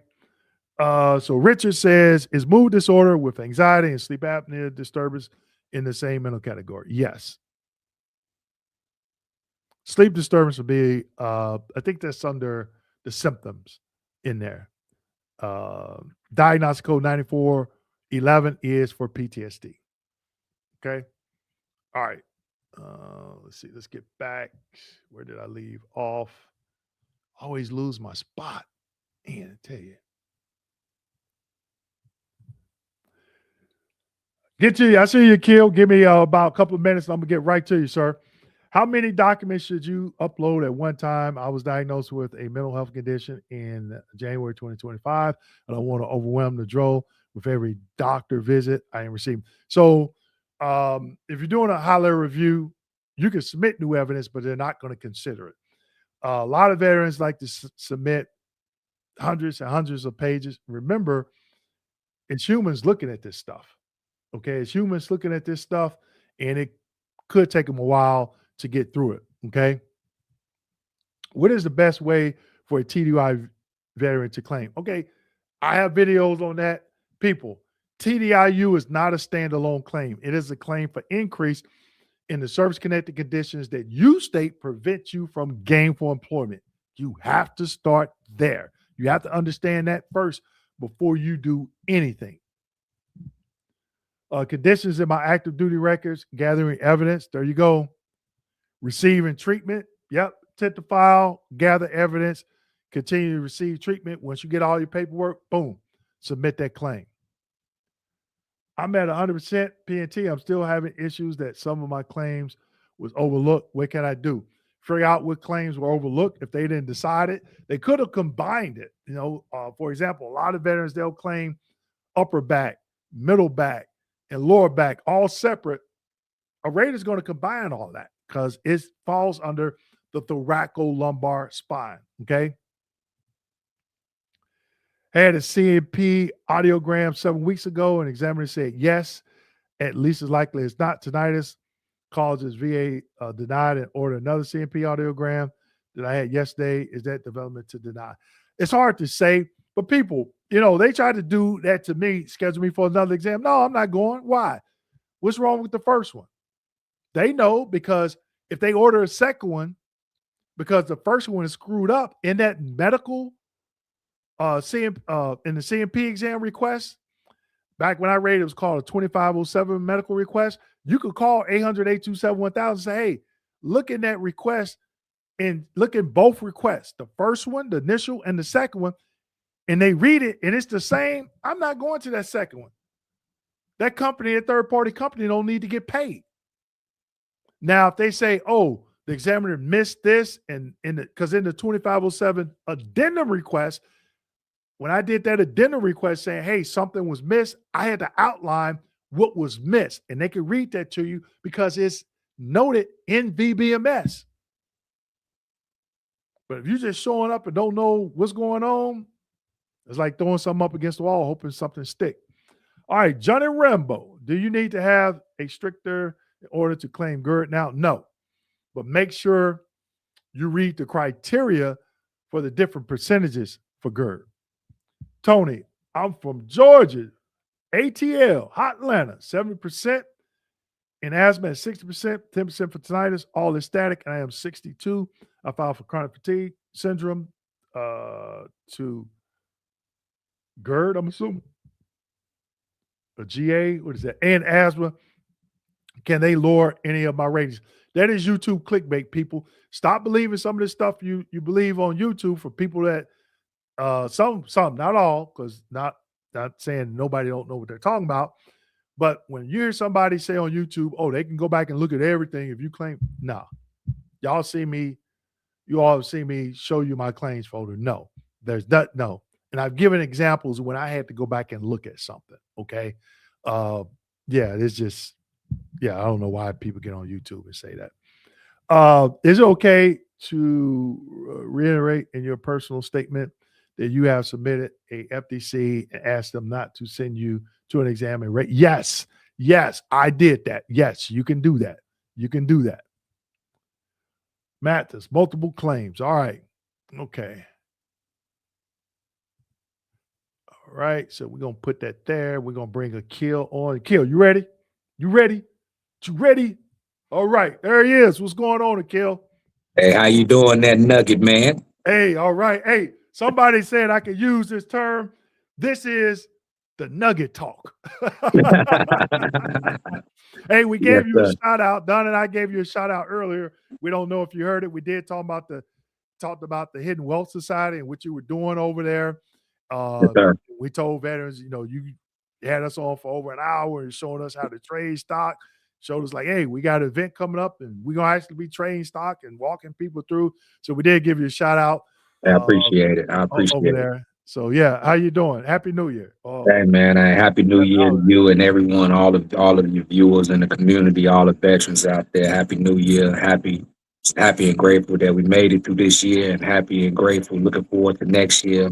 Hoping everybody get what they deserve from the benefits they deserve, all the work they put in serving the country. Like we all made the decision to do, brother. I just appreciate. I'm always say I appreciate you and Don on what y'all doing. I did send out all the books. I only got one left, and that was the original one that I bought. Okay. And we hit San Diego, we hit South Carolina, North Carolina, Charlotte, Chicago, Gary, Indiana, St. Louis, New York, Arizona, LA. We sent them, and then a little few small towns. And I just sent two to my two uncles that I didn't even know served in the army, Vietnam, and they going to the VA and they got 10%. I'm like, what are you doing? So I just sent them a book, and I just send them a text as well while you've been on. Hey man, we need to get that intent to file in today. Call in today. So man, I just appreciate all that you do, and I just wanted to come on and bring you updated. I put in my secondary, the OSA secondary. Even though they denied me the first time, they sending me to another CMP appointment. The same doctor I did for the sinus claim. The same doctor, they sending me to him. Call him out. Call him out. Yeah. I'm back here because of you. So I'm not giving up. You can keep saying no. Yeah. I'm keep fighting. Yes, sir. And I do got a question. And I think it's going to be, I'm going to tell you what just happened yesterday over the span since October. And then I'm going to ask you a question that I put in the chat. So if you see that question in the chat, you can skip over it. Okay. So I did a supplemental increase because they messed up my TBI and insomnia. They tried to lump my TBI, my insomnia as a residual of the TBI, but my TBI in service happened a year after my insomnia was documented. So did you file a claim for increase, or you did a supplemental claim?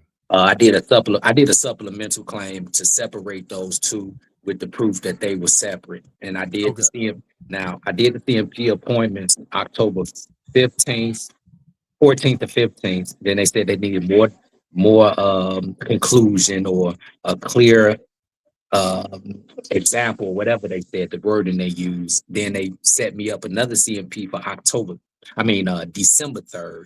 They spread it out to December 3rd. I went to that one. Yesterday, I got an email for another CMP appointment, and those CMP appointments was for the same exact thing, CMP appointments I did in October. And the actual contractor never sent in the CMP appointments they completed to the VA. I called the VA. I called the contractor. I called the VA. And, it's the same, let's do our research and call you back. Let us do our research and call you back, blah, blah, blah. So so I'm waiting on that right now.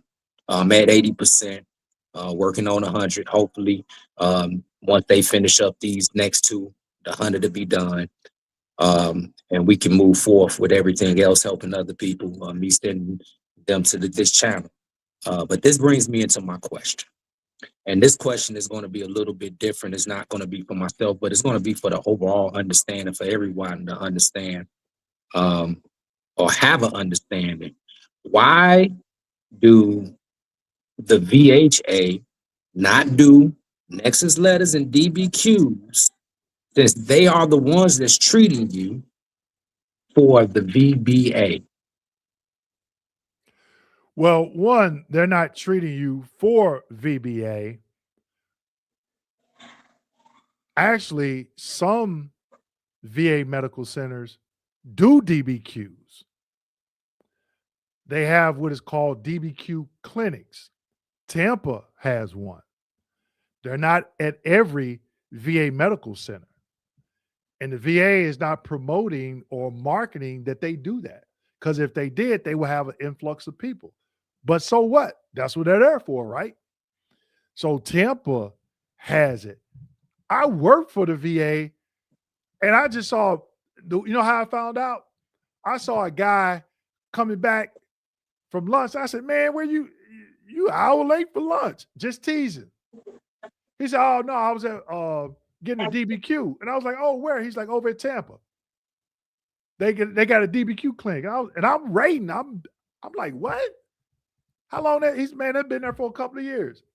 VA employees are the last to know. Sometimes the general public know about a new law change or a revision of a 38 CFR before we do. So, I can't say why they don't. A lot of them, some examiners can, and they have done DBQs, but there are a lot of doctors say, no, there's a directive that came down from the director of the VA Medical Center not to do it, refer them over to, CMP. But there's some information out there. I've seen it. I can't remember the name of it. They're saying that they can do it. So, some do. For a veteran, can a veteran go down to Tampa? So I'm in Charlotte. Can I go down to Tampa to that DB or that clinic, that VA clinic, to get DBQs done? Or do you have to stay in your city and state in which you are? Good question. The answer is yes. You could come down here and make Tampa your secondary VA medical center. You know why? We got a lot of snowbirds. So people come from Minnesota, Michigan, Maine, Vermont. I see them coming down 75. And I'm pretty sure it's the same way on 95 on the East Coast. They have what they call those Winnebagos with a car they pulling. And you see them, you like, man, you like driving. I be going to mall. Like when I got down here, I'm like, man, it's a lot of Winnebagos, whatever they call them, RVs. They snowbirds. And when I was looking at their progress notes and stuff, when you log into a system called Capri, you can see their primary VA medical center and their secondary. So you can come down and make Tampa your secondary. You can tell them, yeah, you're a snowbird. That's definitely a nugget. I think you need to do a video on that one. Now, here I got a video about the Tampa DBQ clinic. I got a video about it. Now, I'm talking about setting up your appointments to come down to Tampa to get it done. Yeah. So here's the thing, Akil. Here's the thing you got to be careful. They don't do Nexus statements. So, like, say for instance, you're doing an increase, right? The thing you got to be careful about, you have to have them to understand, look, let's go through this DBQ and make sure all the boxes are checked and they're checked correctly. Because if they screw it up, the rater can see that. Mm-hmm. So if they screw it up, you could be going backwards instead of forwards. Or going down, being reduced instead of going upwards. Because they can see that. All right. So if that is the case, once they complete it, upload it to your progress notes, you can print it out and submit it with your claim. And then you can tell them this is actually sufficient. I had it done at the Tampa VA. Do not schedule me for another CMP exam per 38 CFR 3.326 subpart B, especially if it's an increase. Because that clinic, last time I checked, I haven't called them in over a year. They don't do Nexus statements because then that will require them. They got to be looking at a lot of information. So, treatment reports, and they should be looking at it anyway for increase, but a lot of veterans don't get their treatment done at the VA. So if you're flying down, if you decide to go that route, make sure you got your binder or whatever in hand, along with that DBQ, make a call beforehand, make an appointment, or however they do what it is they do. So that way, when you get here, you know exactly what to expect. Okay. Well, I'm definitely gonna do that. I'm looking forward to that live event. So when I come down for that live event, I just set up the appointment around the same time, a few days before, a few days after. Yeah. So live event we're doing January 17th. Oh, well, I got to get on it. I've been missing. I've been missing out. I've been so busy. But don't worry about it. Just let us know if you come down. Let us know. We make some time. Take you out to lunch. Yes, sir. Later in the year, it might be warm. We get out, eat seafood. We can go out. Yes, sir. on the bay, overlook the bay, and eat some scrimps. Okay. You know, Okay. they call it shrimp, but Okay. you know, shrimp. If you Yes, sir. if you eat seafood. Oh yeah, yes, sir. Yes, sir. You know, I got to look into that event. I got to look at my emails for the event. I didn't even know it was January 17th. I got to go ahead and get Yeah. my So ticket, get everything together to come on down. yeah, so we'll if you do that, we'll let you know exactly where it's at, and you come in and sit behind stage if you want, you know. Okay. Okay. We You know don't I'm there. All I just need is the date and the location. And if I need to get up there and teach a little bit of this trading aspect to multiply the money, we could do that too. Yeah. So we have to get people on Zoom for that, because I like what you're doing, because a lot of people just take that monthly compensation, they go to the mall and they buy Air Jordans. I never had a pair of Air Jordan. Not saying that I think he's the greatest basketball player ever.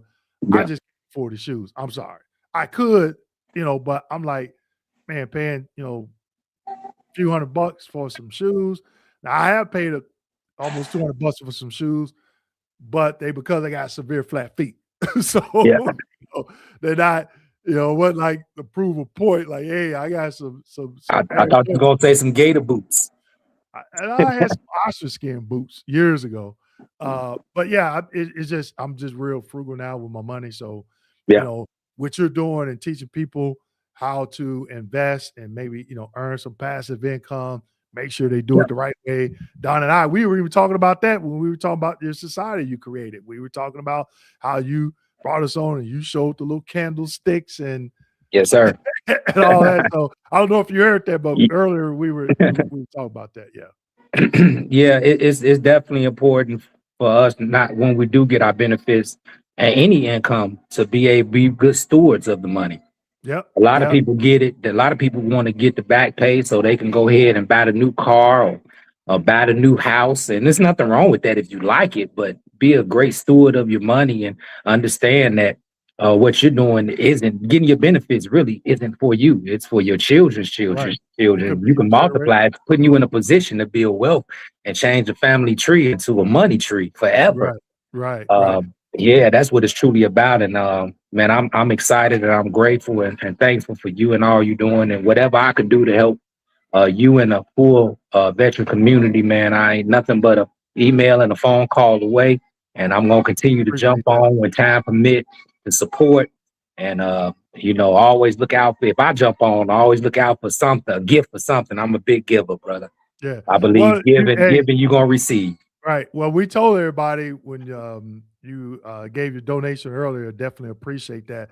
I told people that you had bought 100 books, the printer shipped you those 100 books, and you were just passing them out to other veterans, giving them that information. So, thank you from the bottom of my heart for supporting me and supporting Don and I and what we're doing and being a believer in what we're doing, because we believe it's the education. Like, when you took us to that trading session that time, and it's like we didn't know this stuff, and I'm like, oh, this is, you showed us your formula and stuff, and I was just like, man, I'm like, why didn't they teach this in school? Well, I'm pretty sure they teach it in some schools, but not the schools that we're in. You know what I mean? Yeah. So definitely thank you for what you're doing for that, and I think more veterans can get involved in that. And maybe if you come down, maybe we could weave a few minutes in on stage and talk about that a little bit if anybody's interested in it, instead of, like you said, they get this tax-free compensation, and instead of spending it on liability,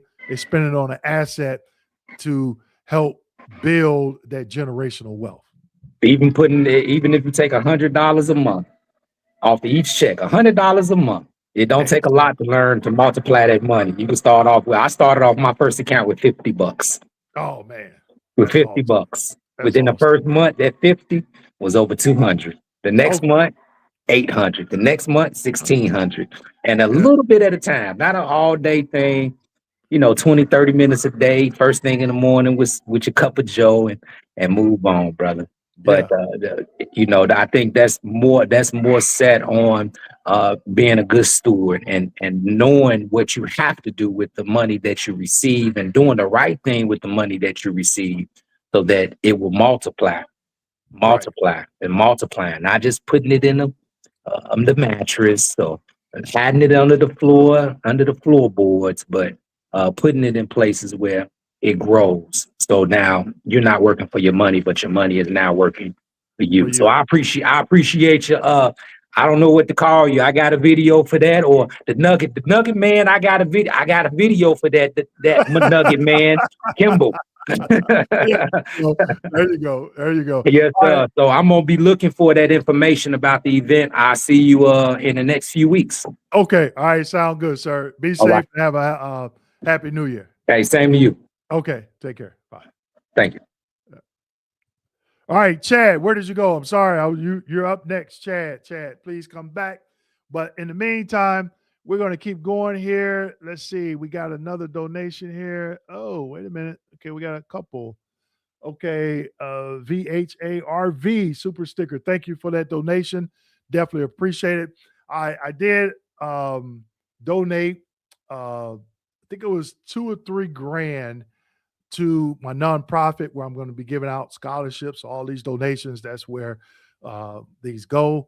So next year, 2026, I'll be giving out 2 or 3 scholarships. Each scholarship would be $1,000 to a senior in a under, what do they call those? Undeserving communities. Okay. All right, Chad, let me take care of this super sticker. Then I'm going to bring you right on, sir. Danny Sanchez, if I claim a condition, sorry about that, as secondary to a PACT Act service-connected issue, what is the effective date? It'll be the date of the intent to file, the date of claim when you submitted that 526EZ. Is the date the PACT Act got approved? No. Nope. Or does it go by the intent to file date? If you did an intent to file in 2021 and you haven't submitted that 526EZ within a year, that intent to file is void.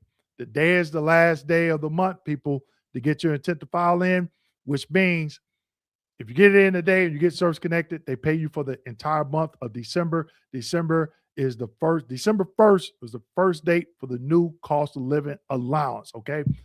800-827-1000. Want to let them know you want to do an intent to file for compensation. Okay. You got to do it today. They're still open. It's 3:53 p.m. Eastern Standard Time. So you still have time. I think they still open to 9 tonight, but it's the New Year's. They could be shutting things down at 6 o'clock. Just go ahead and do it. I'm going through the questions. Do it while we're here. Okay. All right. So I want to make sure I get to where I was left off. Okay. There I am. Shiza. Give me 1 second, people. Take that off. Come back. Scroll back up, Mr. Mathis. All right. Okay, Chad, here we go. Okay, there he is. How we doing, Chad? I'm doing great, Mr. Kimball. How you doing today? Hey, I can't complain. We've been on since noon.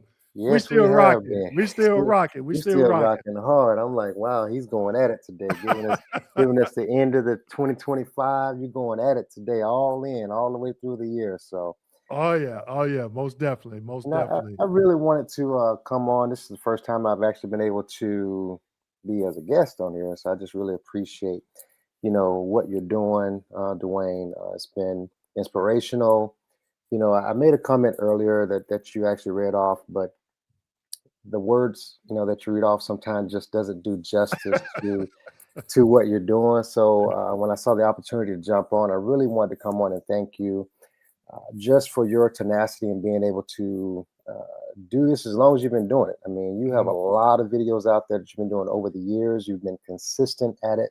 You continue to drop, I'm going to use the word today, nuggets that you continue to do.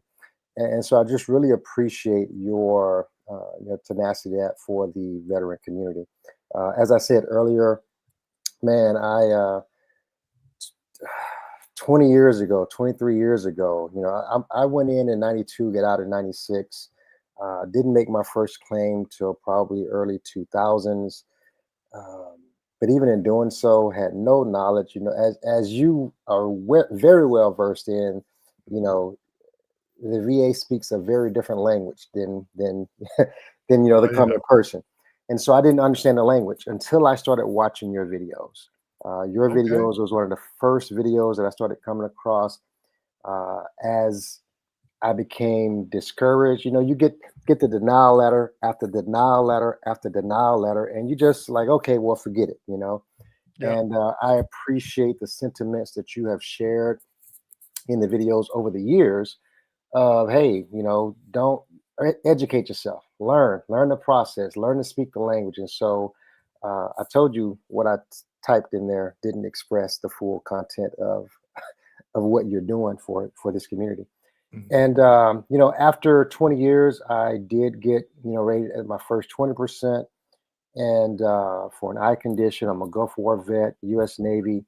And you know, after that, continued to listen to your videos. Saw your video on the somatic claim. We were able to be successful in that. Got up to 80%. In the midst of that, submitted for pes planus. Did not know until I went through the VA podiatry, and they diagnosed me with flat feet. And I asked that community care VA representative if he wouldn't mind doing a DBQ and a Nexus statement. And he said, sure, I would. He had been an employee of the VA, so he worked at the VA hospitals. He was a foot and ankle specialist, has his own practice, but he's a community care doctor. Okay. And Yep. so he did a, you know, evaluated my feet, you know, obviously did everything there. I got my orthotics, but he asked for my record. So I had a copy of my STRs, and he had access to my VA records, and you know, he wrote it up, and I was surprised that I got 30% for, you know, pes planus, and so that was a big deal. So all of that is through listening to your videos and educating myself on the process and learning what to do and how things needed to be submitted, you know, based upon evidence. And you know, next I'm looking to connect my sleep apnea. I do have a sleep study that's already done.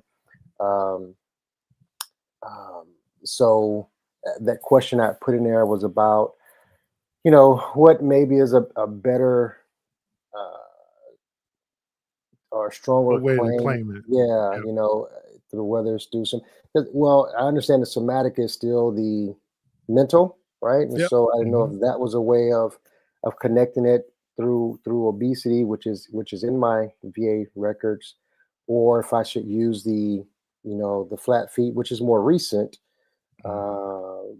But if I use that, you know, based on limitation of exercise, you know, obesity step that way. So I wasn't for sure about that of how, you know, which way to go. And so Actually, you could do it both ways.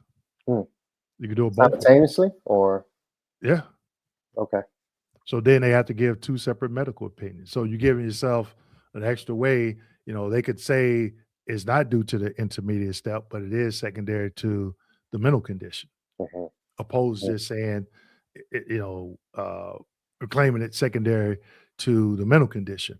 Now, if you do it secondary to the mental condition, one thing that, you know, I think I weigh heavily on is medical studies, okay. because a lot of VA examiners, oh, there's no medical studies. There is. Mhm, Okay. So then that's where the fight comes in.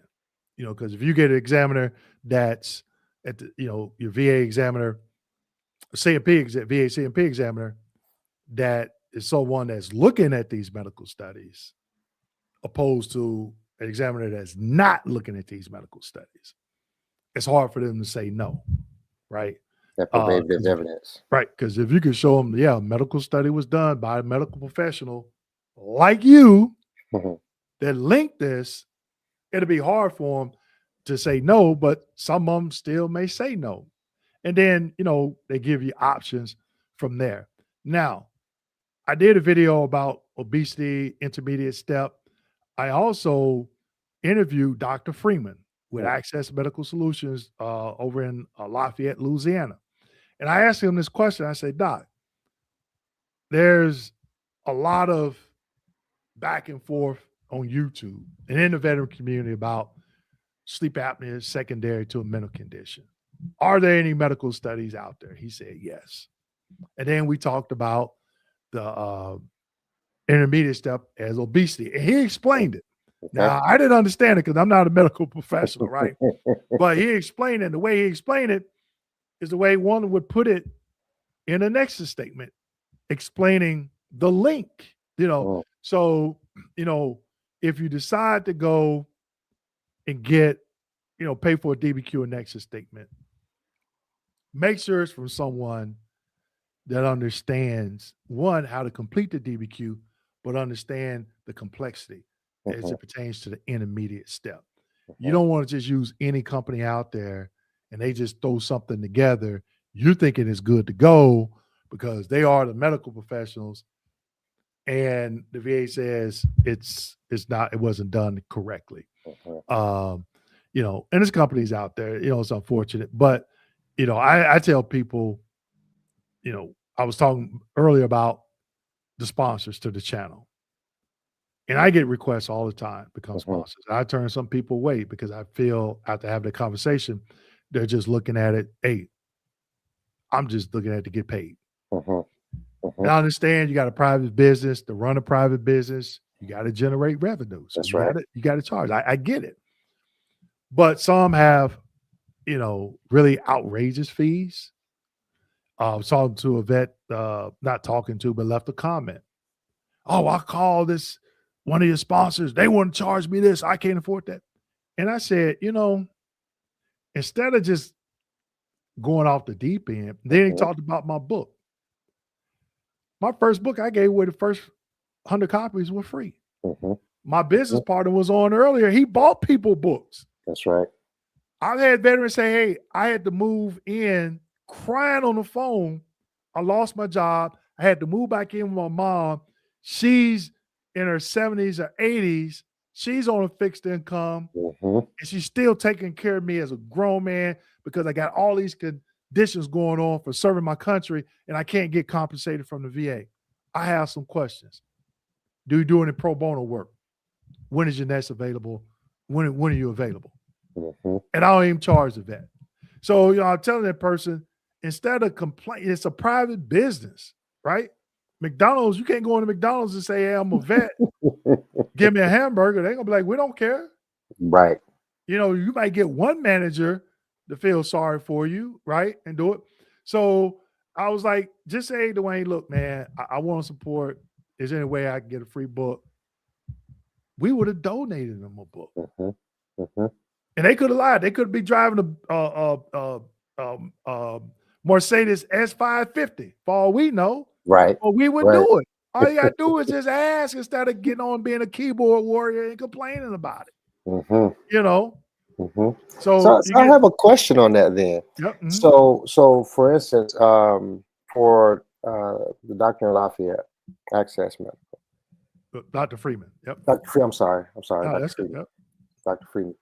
So I'm in San Diego, California. Okay. You're in San Diego? I am. One of our sponsors for VA Benefits Navigator, Sunnyside Veterans, they right there in San Diego. Okay. Because I didn't know how that would be a challenge for we know someone there. Now she's not a sponsor of KMD 89, but she is a sponsor of VA Benefits Navigator. Matter of fact, let me see if we got her at the bottom of this website. Probably. Oh, wait a minute. We're having trouble streaming on LinkedIn. So Facebook, they checked out. LinkedIn is now checked out after 4 hours, but I'm still live on YouTube. So let me pull up VA Benefits Navigator and you can get her information. Hopefully Don put it on here. I got to get on to him about the sponsors and putting them on here. Yep, he got it right here. I'm going to share it on the screen for you, sir. Okay. Her name is Lude. And just say, hey, I was talking to this cool cat down in Florida. And he was telling me about your company. All right, here we go. Okay. So right there, see where it says Sunnyside Veterans Consulting? Yes. Expert healthcare provider specializing in VA Nexus letters and DBQs for veterans. Boom. Sunnyside Veterans.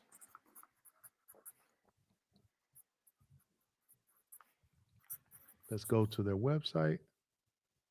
Oh, I'm sorry. Did you get it already? I did. Okay. And I can show you real quick what their website looks like.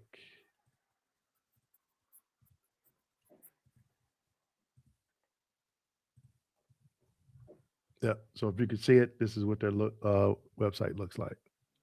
All right. Get the rating you deserve. They got some Google reviews. They got some Yelp reviews there. And let's see, what is this address? Maybe you know it. 8910 University Center Yep. Lane. Know where it You know is. where it's at. I know Okay, where there it it is. is.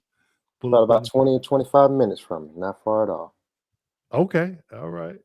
There you go. Mhm. Sunny side.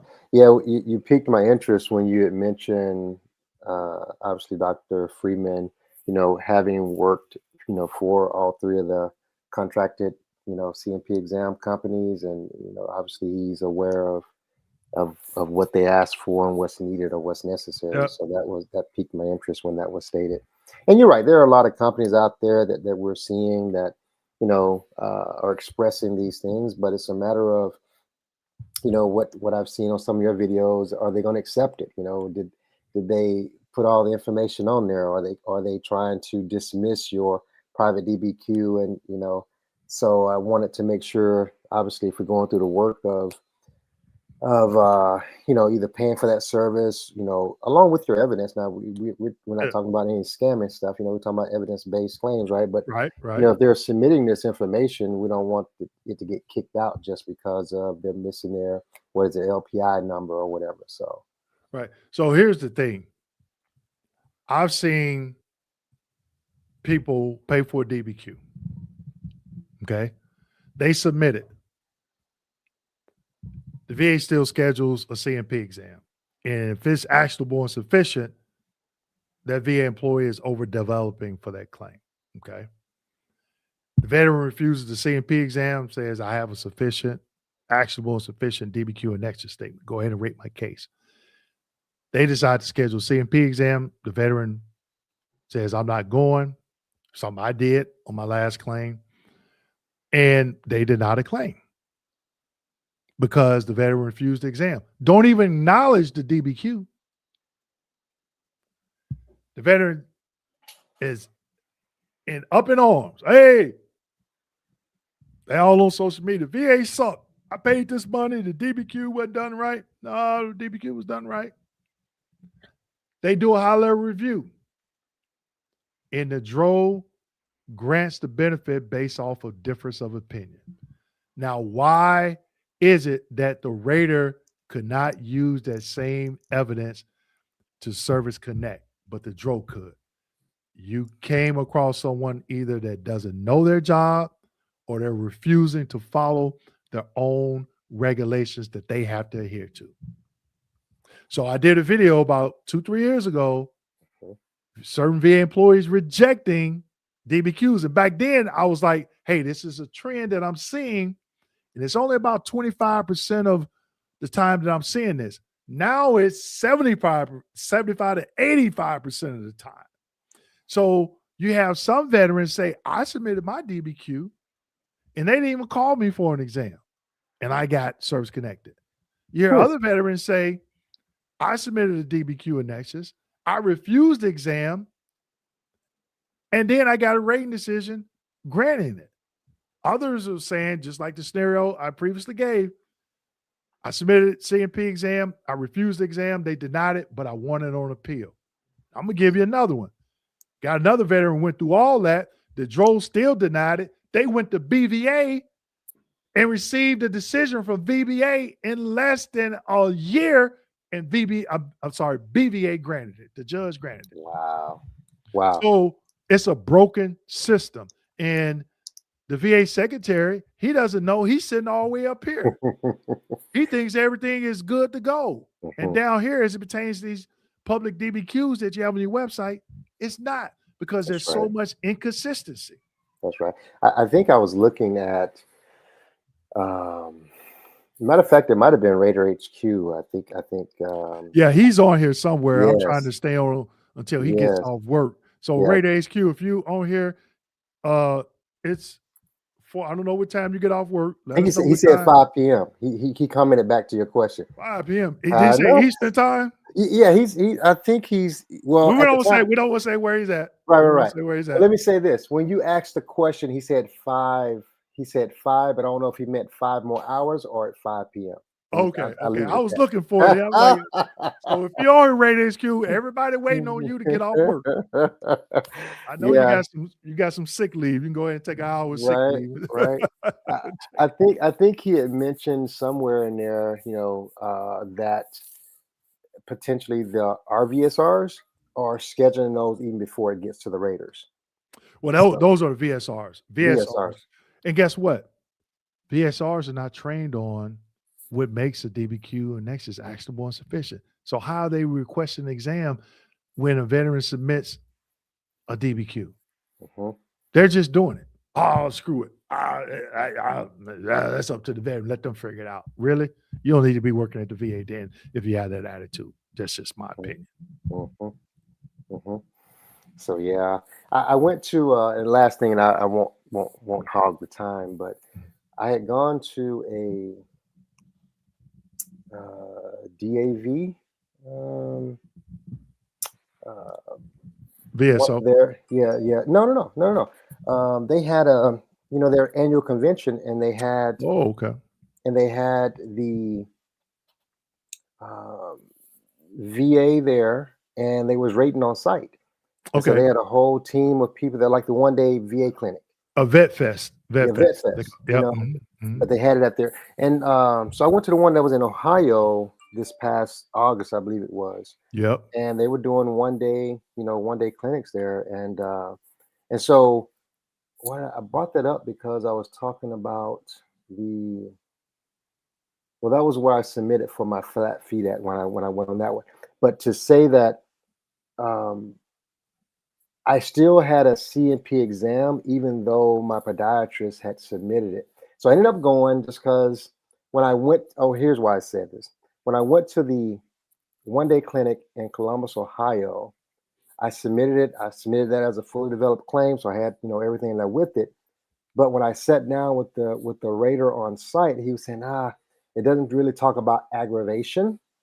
And so that's why he said you're probably going to need to go to the CMP exam. So I was like, okay, but it turned out well. So I'm not, not going to complain about it. So, but I was, and the reason I bring that up is because I didn't know I would be concerned about not going, even if the DBQ and everything is sufficient, because of that technical aspect that he brought up. Yeah. So when it comes to pre-service aggravation, the medical opinion has to reflect that. Okay. And so when you made that face, like, if they don't see that, he like, I probably would have done the same thing. Like, we almost there, but not quite, Because I had asymptomatic flat feet. So yeah. So he was like, he didn't mention aggravation here. So I was like, okay, I need to go. If you're claiming it as a pre-service aggravation, it has to be in there. Has to be in there. But I had another client that went to the Ohio Vet Fest. And they got there, I think it was something, I can't remember if they got there the wrong day, but they got there like the day before, and they were like, you know what? We're not driving back home. We're just gonna get a hotel room, stay the night. And they went the next day, and they contacted me at 6 o'clock. That they texted me, and I'm like, wait a minute. So I'm up at 4. So I called them, and I knew exactly. They was like, we're done. We got over the hump, but they were, they were on those Vet Fest. I think they went to like 2 or 3 of them. Yes. And they drove a few hours. Wow. They were vested, Yes. And, some veterans, like yourself, you're in California, you went to Ohio, and people like, I'm not doing that. You know what? And the one-day clinic definitely beats a 9-month waiting period.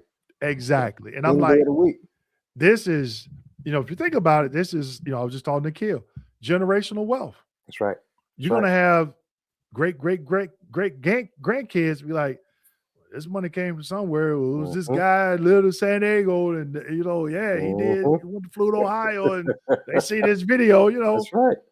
That's and right. it helps. So this is not money just for the year, like tax return. That's right. This is tax-free money for the rest of your That's right. life. That's right. That's right. Right. So if I got to spend $800 on a round trip ticket and a little rental car where I might get a little Mhm. Prius or something, Mhm. That's right. one day event, I'm gonna get there maybe the night before. I might leave early in the morning. That's right. And you know what was interesting about this particular one is it was going to be, now I didn't pay to go to the, I'm not a member of the DAV. It was open to the Yeah, you don't have to public, be. Yeah, you can just right? show up. Yeah. And they had the VA that was going to be there on the weekend. So I got there on Friday, got there late Friday, got in line early 6 a.m. Saturday morning. Was literally Was first, that second in was the line. line long? It was, Oh, man, it about was to long. It was long. I was within the you first five, right? okay, So, okay, but okay. behind me, ooh wee, ooh wee. By the time they opened those doors, ooh wee. But it was well worth it. My Yeah. only purpose for being, I said, why wouldn't I just get up early, go get in line, and be first in line, take care of business. And we were there for the weekend, and then I have my brother-in-law who is also a Navy veteran. He went with me, same thing. And then where we were staying at, the hotel we stayed at, which was not far from the event, he was in town, but he was out of Atlanta. But he was the manager that coming in fixing some stuff. And I was like, yeah, I'm here for this. He's like, wait a minute, what? It's like, yeah, they got a 1-day clinic going on. So he went that Monday, and we called him that we called because we had left. We called him back by that Wednesday, and he had already gotten his rating. Oh man, that's I what mean, I'm already got his rating, 70%.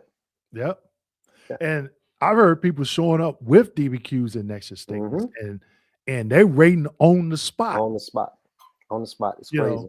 But you'll get some veterans, complain about it. And I'm like, stop. Stop. Like Michael Jordan did. He said that back in the 80s, he did a TV commercial, and people use it as a meme, like on that pop the balloon on stuff online. They'll be doing stuff, and then somebody will say something real crazy, and then this will pop up about Michael Jordan, and you can tell he's young. He like right out of college. He say, "Stop, get some help." And they use that as a meme, and I'll be like, "Stop, get some help." I'm like, you can't be thinking that way. You can't be. It just drives me up the wall sometimes. I'm like, but I hear veterans like yourself and clients that I had that went to these vet fests, and they talk about how beneficial they are. And you get the other vet, should not do all that. Okay, stay at home, like you say, and go through wait on that 9 months. Maybe 9 months. And I'll say this, Dwayne. Mine was not a 1-day decision. Okay, no problem.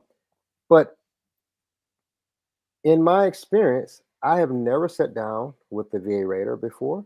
So to have that interaction, to walk through and have the understanding that I needed to have, it's like your videos. That still will affect me for every other claim that I ever do, because of the interaction and the conversation that I'm able to have across the table from someone.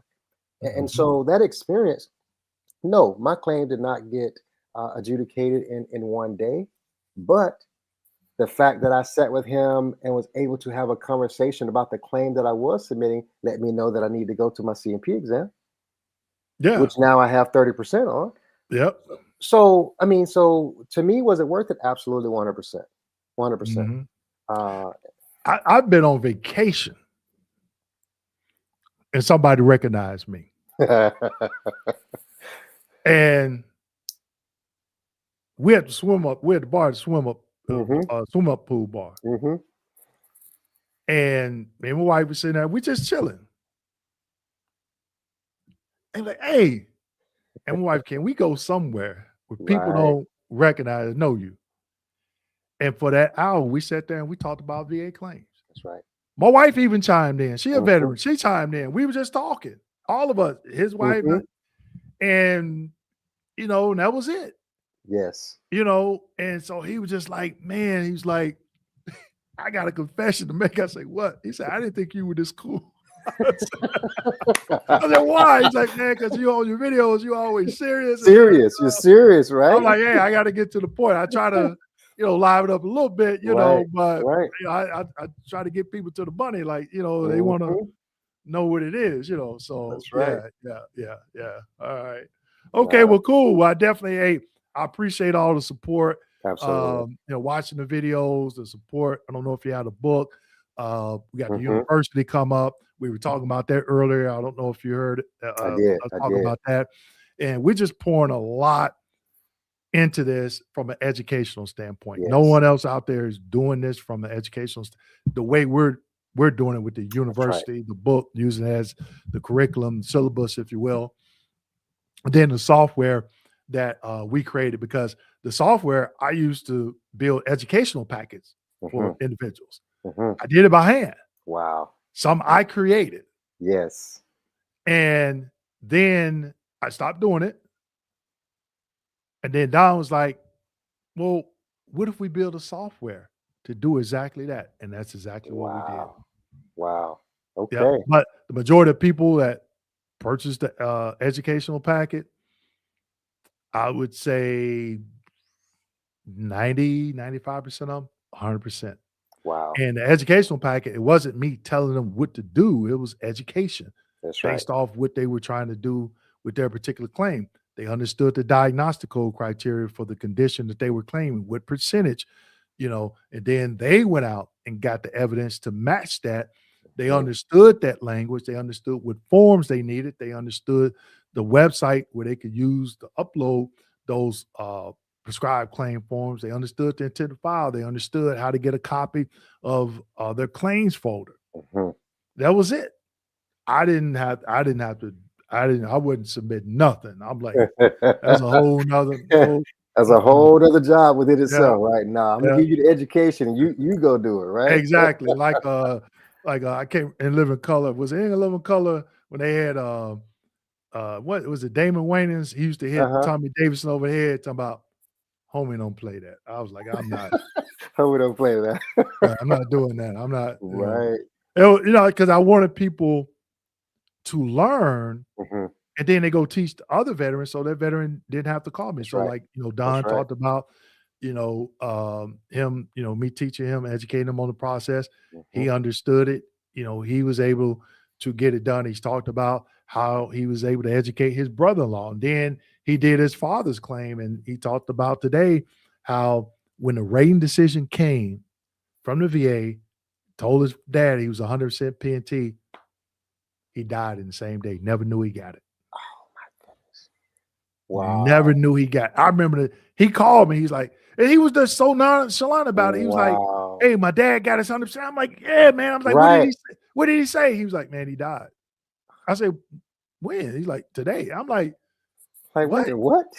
Yeah, I Right. was like, You he should just I said mean, it that would like have a been like you would call me and told me your dad died. I mean, the 100%, okay, yeah, but but he just said it like I was like, "Whoa, wait a minute, what'd you just say?" right. So that really drive. That's one of our driving forces. Yeah.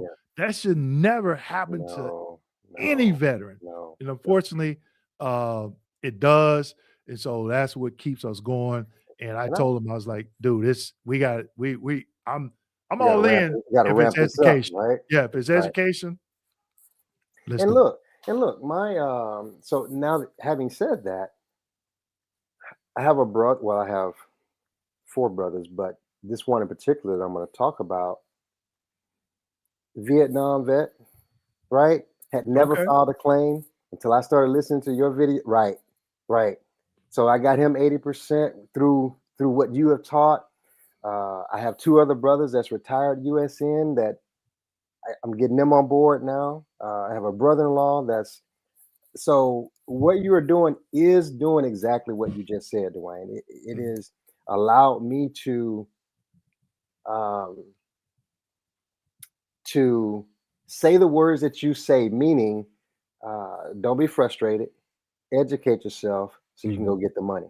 You know, I have my brother-in-law, he is super frustrated, filed a long time ago, only got, you know, the only thing he got service connected for was 0% hypertension. I said, well, what you don't know now is that that's the gateway into the other things that you have, your diabetes, your other things.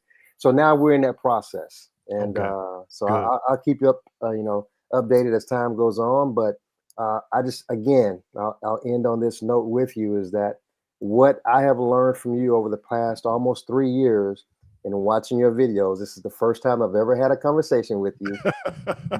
But trust me, I've spent a lot of nights going to bed with you in my ear, you know, and waking up the next day to understand a little bit more about the process and what I need to do or how to investigate, you know, my symptomology or what evidence I need or how I need to get the program, you know, set up. So thanks to you, you know, me and my family and now my siblings and brother-in-laws are moving forward in this process and not allowing, you know, the denials to get the best of it. So thank you so much for all you're doing.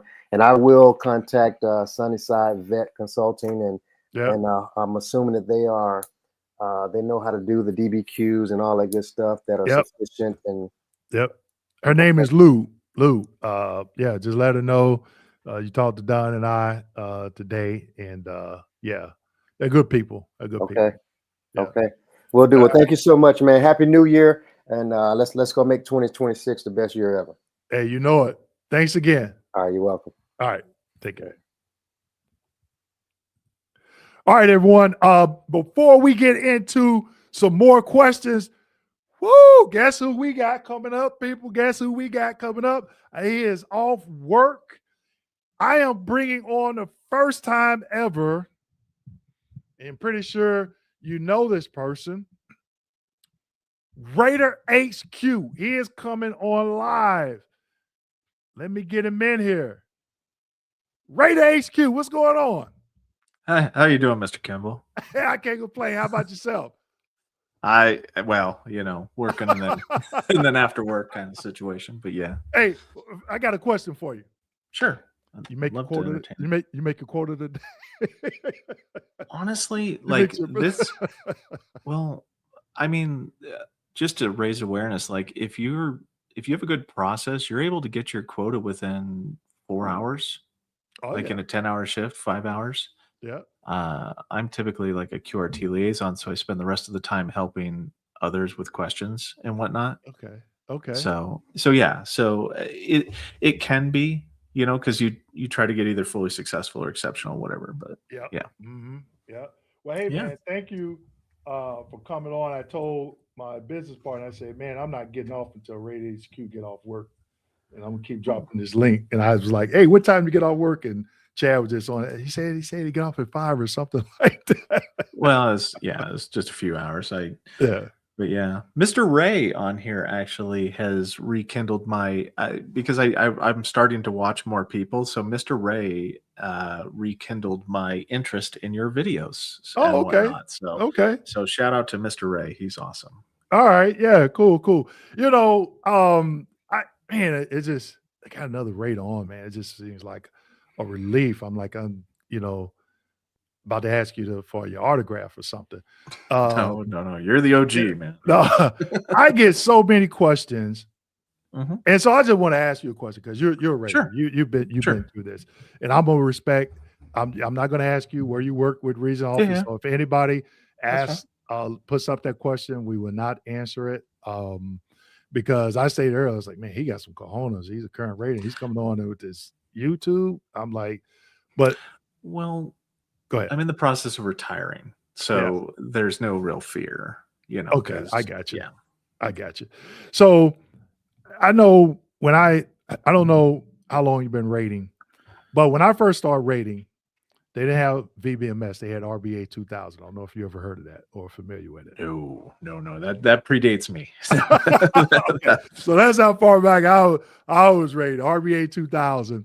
And we had that, I want to say about a couple of years. And VBMS was being talked about, and then they implemented it. But we weren't doing a lot of the things that they're doing now. Like we couldn't request exams through VBMS. We couldn't do that. I don't even think we had was the deferral tab in there? I can't remember if it was or not, but I was rating before DBQs were made public. It was, you had to go to a CMP exam. So with that being said, now I know you brought up QRT, and people, I do have a video explaining what QRT is and what they do. When I was trained, when I was rated about DBQs, I was trained that if the DBQ and Nexus statement, obviously if it was an increase, you didn't need a Nexus statement. You could use the DBQ and Nexus statement without a CMP exam per 38 CFR 3 point. Now I got brain fog. 38 CFR 3. That's fine. Yeah. What is it? 3. And I always talk about this 3.326 subpart B and 38 CFR 3.159, I think part 4. What is the current, because I see some raters granting benefits and some not. Yeah, so that's one of the things that clearly even the veteran community's seen that there's so much inconsistency between them. And it boils down to the authenticity and credibility reviews that are now required by the quality review team. Mhm. So what we're looking at is 413A, 1F type situation.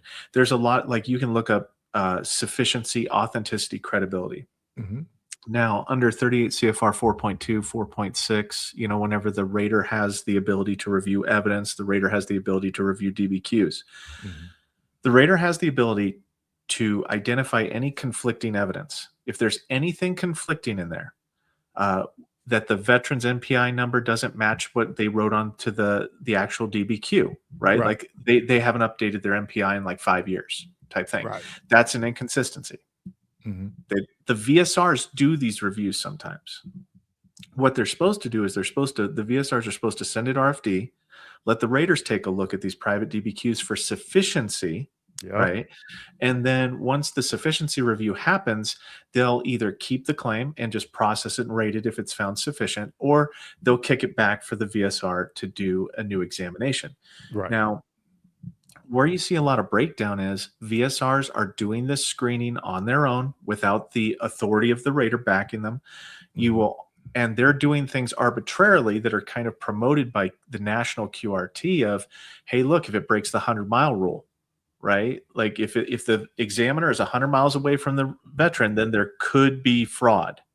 Okay. Potential. Yeah. It says, and I talked about this, hate to cut you off, in the M21-1, it says it could be a potential for inauthenticity. And so when I'm hearing from a lot of veterans, they go to the DROL informal conference and they're saying, well, your examiner was more than 100 miles away. They have to be within 100 miles. But that's not what it says.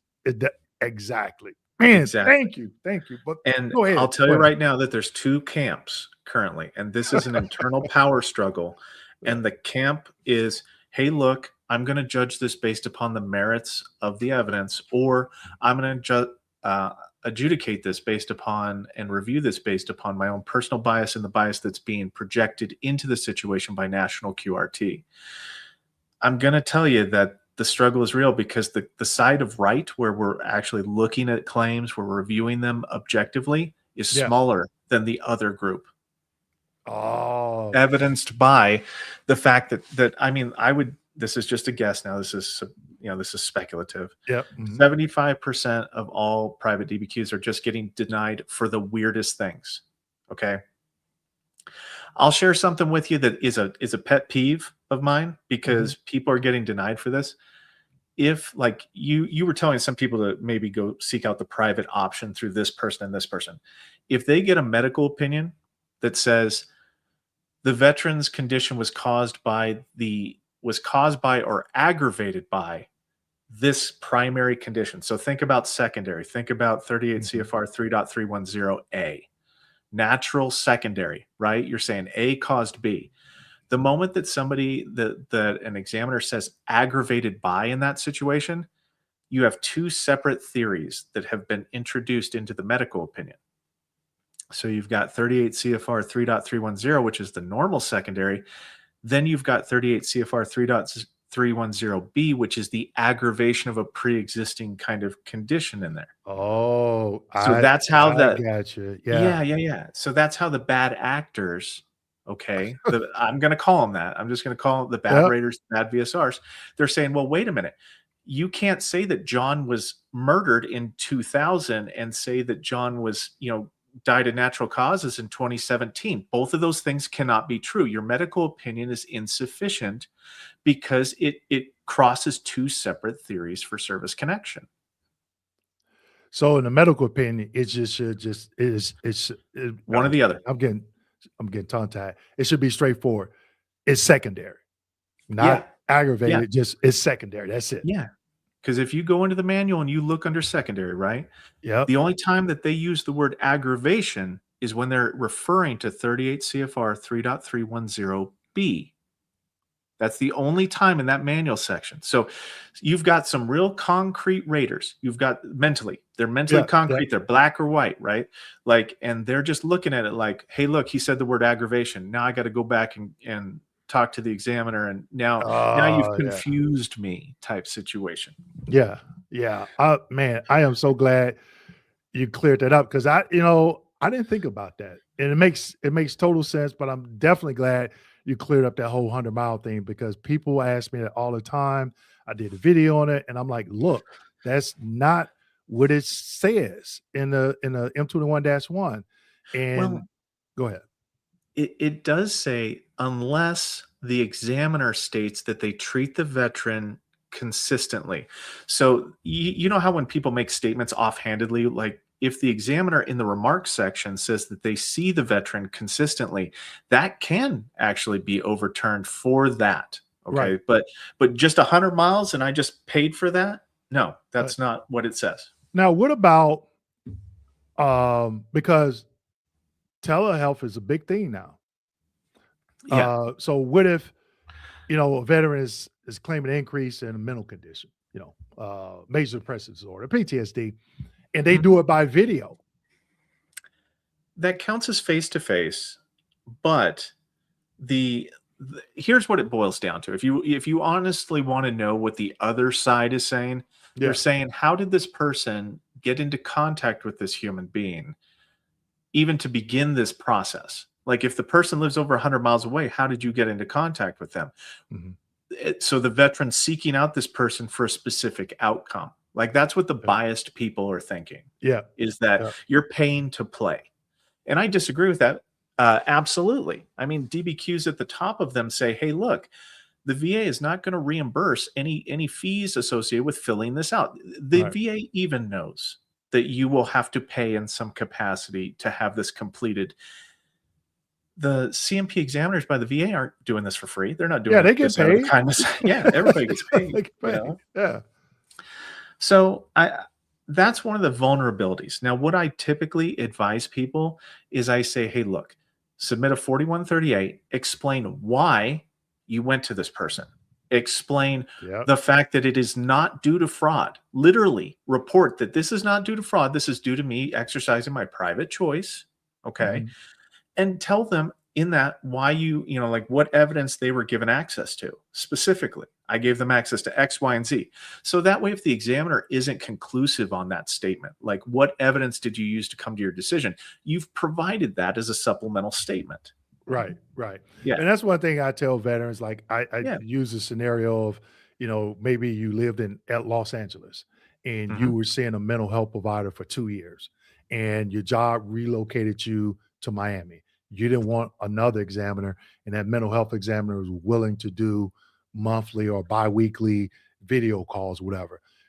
Yeah. And they decided to do a DBQ. I'm like, you need to spell that out just the way you said it. Hey, they were treating me for 2 years in LA. I moved to Miami.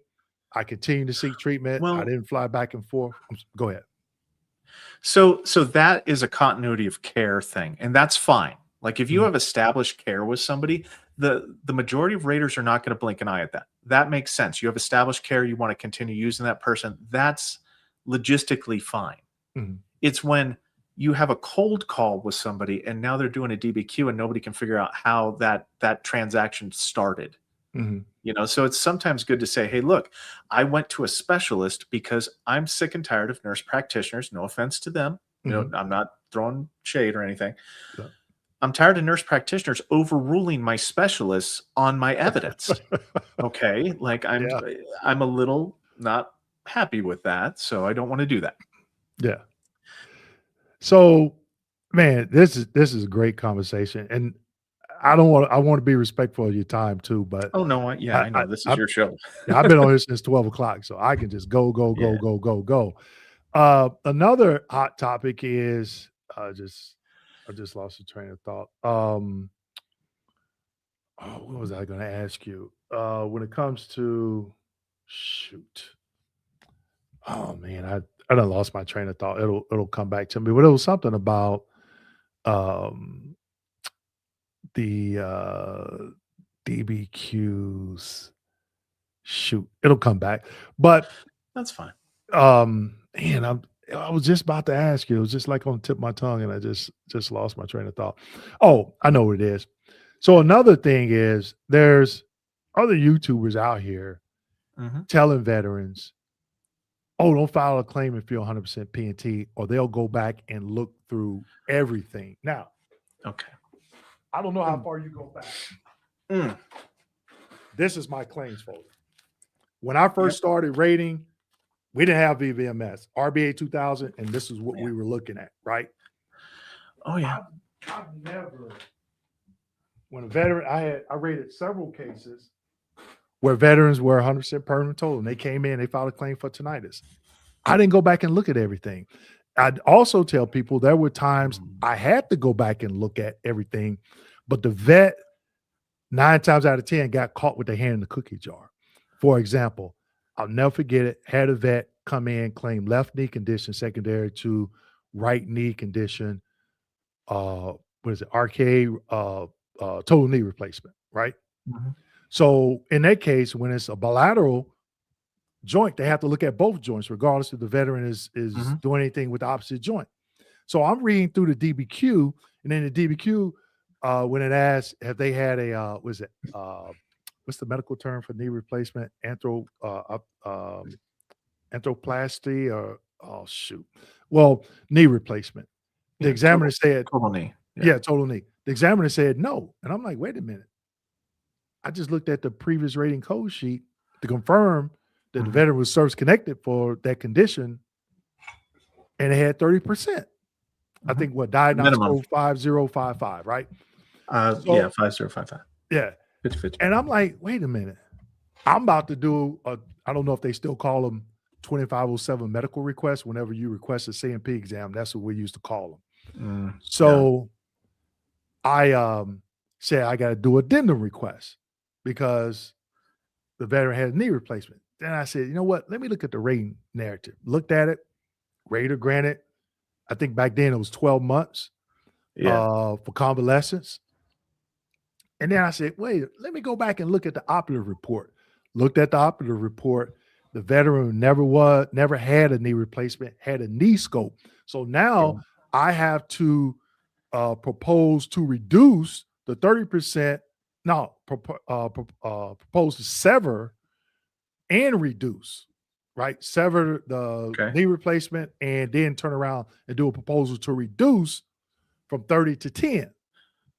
And I granted the 10% for the secondary for the left knee. So I tell veterans, if the veteran would have came in and claimed tinnitus, I wouldn't have went back and looked at that because that could have been 10 years ago. It was no reason for me to look at it, you know? Yeah. But I mean, every claim is different. But to tell a veteran, if you come back in, they're going to go back and look at everything. Yeah. I never did that. You're hitting my trigger words right now. You are bouncing up and down on them because there is this fear mongering campaign going for, hey, look, if you say that your thing got better in your treatment at the VHA, that'll initiate a claim. That's not true. Like the only way that a claim gets initiated like that is if you go from outpatient status to inpatient status, and then they do a 310, 320 to see if you were hospitalized for something that's VA service connected. they do. Okay, so how it boils down to, like, if you're 100%, I call it TMP because you got to be total before you're permanent. Real quick, when you say 310, are you talking about the EP? Yeah, the EP. Okay, EP 310. Yep. Yeah, like 310, 320, 330 type Yep. situation. In which then the VSR just goes and looks in your record, sees why you were hospitalized, and then sees the code sheets, checks the code sheets to make sure that it's not for something that's service connected. And that, and then their next thing is, if it is it over 21 days?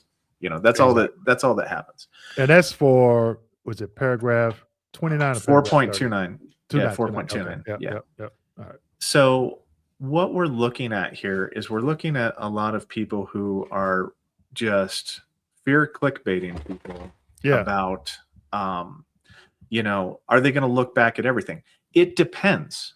If you say something like, I'm claiming erectile dysfunction secondary to my worsened PTSD, the duty to assist will engage. The VSR will say, okay, what I just read was you are claiming for a new secondary condition for erectile dysfunction and for an increase in your PTSD. Due to worsening in that state. Due to worsening. The choice of words matters more than it ever has because of the duty to assist. Now, that review only happens on the same day of the claim submission. If you submit your claim and then you submit, let's say a 4138 a day later, and you say, yeah, my PTSD has gotten worse.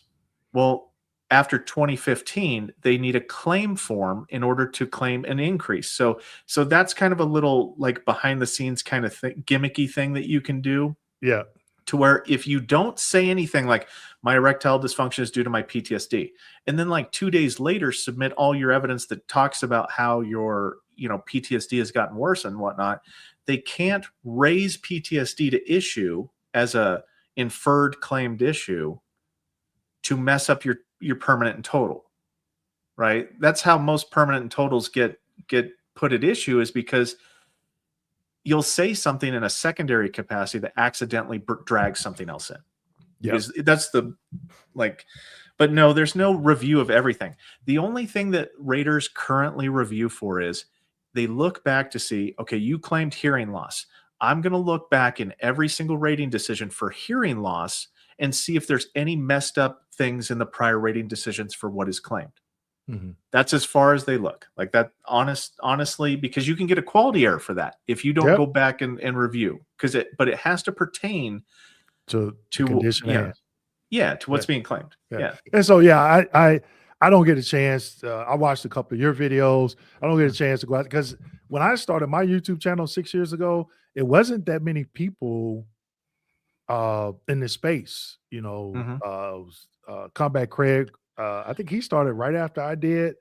VA Claims Insider was there. I can't remember who else, but those were, they came on really, really, really strong. Yeah. But it's, I hear stuff like that. Sometimes I'll, when I hear it, it's a veteran leaving a comment, say, hey, such said this. What do you think about it? And I'm like, what? I'm like, what regulation did they cover? Well, no, they just said it. And so I did a video. What is the number one non-VA regulations that get veterans into trouble? They say it. I even gave it a definition. I even did the little exclamation points and semicolons like you see in Webster's, the sources and stuff, And I'm like, at the end of the day, the VA has given us the answers in the regulations, in the references. We just got to go and find them and apply them to what we're doing with our individual claim. Yeah, I mean, for the most part, okay, because there are some shadow documents like the PACT Act SOP. I mean, we're currently on version 8 of the PACT Act SOP. It is a shadow document that the general public doesn't get to see, that your claim is processed because of that SOP. It's, with the exception of those things, yes. Nobody's born to be a rater. Nobody's born to be a VSR. It's all learning, right? It's just, we just learn like everybody else, and it's reading. So, I mean, everybody, and that's why you put out great information, about how, how the process is working. There's, I mean, it's the foundational information is as true today as it was back when you were a rater, right? There's foundational things like the PACT Act came along and that kind of, We had a lot of retirees at that point in time whenever the PAC Tech came along because they could not, they didn't want to process it because typically there's not much change in the overall process. The M21 changes constantly, but the process itself doesn't change too much. Yeah.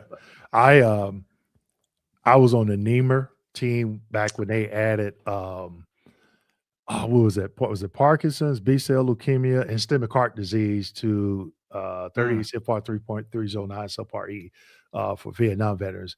And when they inducted Blue Water. Yes. And I'm going to tell you, it was, so, you know, I can understand. And I tell people, I'm like, look, you have to put these VA employees in a position to be successful when it comes to rating your claim. And the way you do that is you figure out what condition you're claiming and where does it fall under the different ways of service connection. If it's direct service connection, do you have a current diagnosis? Back when I rated, you didn't need a current diagnosis. You just said, hey, I'm claiming a back condition. I look in your medical records. Yep, back condition. And you go to the CMP exam. And when it comes back, if there's a diagnosis and a positive opinion, I'm granting. It doesn't seem to be that way anymore. So do the intent to file, get your diagnosis, get a copy of your medical records if you're claiming a direct service connection so you can see that, hey, I was treated, I was diagnosed, I complained about it on this particular date. Continue to get treatment. You go to the CMP exam, understand that they are supposed to use a goniometer. If they don't, here's some things that you can do, because if it gets to the rater and they didn't say they use a goniometer, they are supposed to send it back. That is an insufficient exam. Oh, by the way, here's the M21-1 that gives you some reasons as to why an exam is insufficient. So when you have that basic understanding, yeah, you still might be frustrated, but you know what that VSR, RVSR is supposed to do as it pertains to what you're doing with your claim. Yeah. Now, speaking towards that, there is one thing that I've been harping on relatively recently, and it has to do with the short form narrative and the long form narrative, where people are saying, like veterans are saying, hey, look, and a lot of these channels are saying that if they didn't put this evidence in your narrative, then they didn't do it. Okay. Unfortunately, the short form narrative currently says that the rater doesn't have to identify all evidence. They don't have to identify all the theories that were used. They don't have to explain anything. They just have to provide the elements, like what favorable findings did you have, the 38 CFRs for explicitly claimed theories for service connection. But the exam request is the document that I'm telling people, like, because right now, everybody's looking. The VSR, before they send it to RFD, they got to check the exam request. The rater, before they adjudicate anything, has to check the exam request. Nobody's telling people to check their exam requests. Like, I searched YouTube. I couldn't find anybody talking about it, because that's where you go to determine, was a secondary medical opinion requested, yes or no? When you do your higher level review, you got to be able to point to something that it's like a grievance at a union. The higher level reviews are, you're saying that, hey, look, you didn't follow your own process. I'm filing a grievance. You guys didn't follow your own policy and procedure. Here's what's wrong. The exam request, I wish more people, and I'm not saying, like, I don't want to hoard knowledge. I want anybody, like, you do a video on it, anybody do a video on it. I don't care. Because that's where you can see what evidence was put before the examiner. Because the current way that examinations are done, the VES, QTC, LHI, LSGS, all the contractors, even the VHA, they can only see what the VA gives them access to. Right. If you sent in 10 documents and they only sent 5 of those documents to the examiner and they deny you, well, wait a minute. That's how I fight a higher level review. Is I'd be like, wait a minute, that was a premature decision that was made. You didn't put forth all the evidence before the examiner. They made an uninformed decision. The rater made an uninformed rating because it was a premature decision. Right. Those things are, like, if you want to talk about the difference between like then and now, I don't know if that's different as to how nowadays we present evidence to the examiners, or what that looked like beforehand. I don't know if there's a difference there. But well, actually, I got a couple of errors for not citing all the evidence in the evidence section of the rating decision. I can remember yeah. that. They was like, oh, you didn't put this in there, or you didn't put that in there. And I'm like, well, it didn't pertain to the decision. It had no bearing. It doesn't matter. And I was like, and they had it on the QRT checklist. And I tried to dispute it, lost the dispute both times. So I always made sure that that evidence was there. And I do have a video where I talk about what is, like, that's why I ask you, do they still call it 2507 medical request? What is a 2507 medical request? Oh, that's to the VHA. That's Right. that's the VHA one. The vendors don't have that. It's an Okay. ESR, I think, is what it is Okay. off the top of my head. So, and that's why when veterans say, well, why am I going in for a second exam? And I'm like, well, call 800-827-1000, ask them to look in VBMS and look at that request to see, because if the initial examiner forgot to do something and I put it and I send it back for an addendum correction or request, then I have to put in there exactly why I'm sending it back. And I'm like, call and have them look in VBMS and look up that medical request. And then a couple of veterans, they told me when they called in, people at the call center said they didn't know what a medical request was. Yeah, so I'm like, but I'm like, oh man, you got to be careful. So October 27th, 2023, they changed the short form stuff. Like if you go in and into the M21 and just search the short form narrative, it's its most recent update is October 27th, 2023. And it says the short form narrative does not have to contain the entire explanation of the analysis or specifically cite each piece of evidence. Are you looking at it now? Yeah, I'm looking at it right now. Like, okay, hold on. So this is something that, like, that's the difference between the long form narrative and the short form narrative. Like most veterans, I tell to please respectfully request to do a long form narrative when you can you give me that citation? Yeah, it's going to be 541 541A 6. If you scroll down right there, see where it says short form narrative. I gotcha. Yeah. So this is the new hotness, is what we say. Like this is, if you look at that A1 right there, almost every single rating decision is a short form narrative. That's where you get this generic plug and play, blown in language that's so undescriptive. Mm-hmm. It's because there's no error for that. They like, it's like, and they give you an example of a short form award on here. If you scroll down a little bit further, like, yeah, see, that's a grant, but the denials are worse because all I have to do is give you the favorable findings, right? Like I don't have to actually do any. There's the denial right there. Have you done a video on this? Yeah, I have. I spoke about the long and the short form narrative, but the more the merrier on this. Like I want more people to talk about this. If you go down to the long form narrative, that's where the equipoise happens. And there's the denial right there. See how generic that is? We don't even have to get that detailed into it. You know, I was a veteran that showed me his rating decision one time. Yeah. And just for giggles, I looked up the 38 CFR and the M21s they had in here. Yep. They had nothing to do with what they were talking about in the narrative. I was like, you've got, and I did a video about it. Yeah. It's crazy. So what you'll see is newer raters don't feel comfortable adjusting the blown in language. So you'll see like a less skilled rater will leave things as their stock standard. Yeah. More skilled raters will go in and they will actually give a more detailed. So those are all the things right there. So those are all the conditions in which a long form narrative is required. There's only three normal claims that are 2 PTSD. So MST and fear-based PTSD and traumatic brain injury. Those are the only normal conditions that get a long form narrative. Now you can ask for one, and I always suggest that people do. I have people ask me to do a long form. You know, if you're going to deny me, could you please do a long form narrative? And that is where they have to weigh the evidence. This is your evidence. It wasn't an equipoise. This was cited for you. This is cited against you. And it makes them explain things.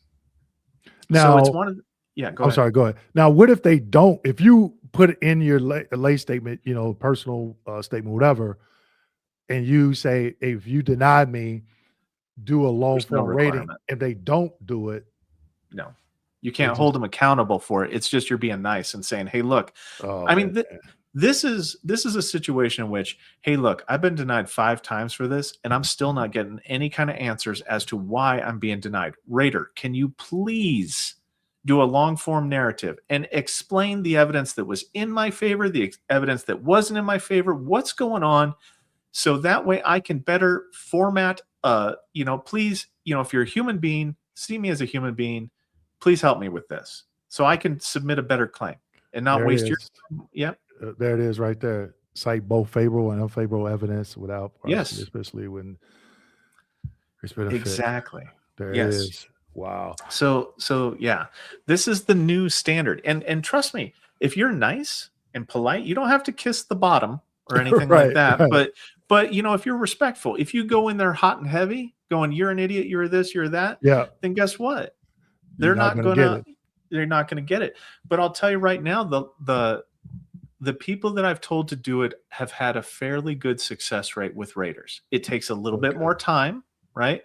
Mm-hmm. But it is one of those things where you make none of the shots you take. Right. So if you don't ask, then they're not gonna do it because they default back to the short form narrative. So this notion that people have that, hey, look, they didn't cite this evidence in there, so they didn't do it in your decision. No. The rating narrative cannot be used to determine that because of the short form narrative where they don't have to explain everything. The only way that you can tell that whether or not they did or did not request something from the examiner is that exam request. That is it. It's the single most important document besides the rating narrative that anybody can review. Yeah.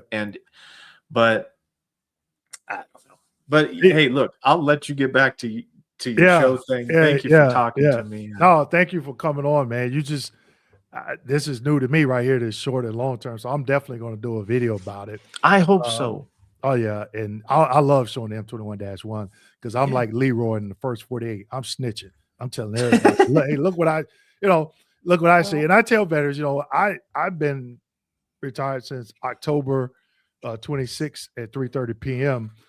Eastern Standard Time is when I retired. And I know things have changed, but the basic stuff, you talk about pre-service aggravation, direct service connection, increase in service connection, presumptive,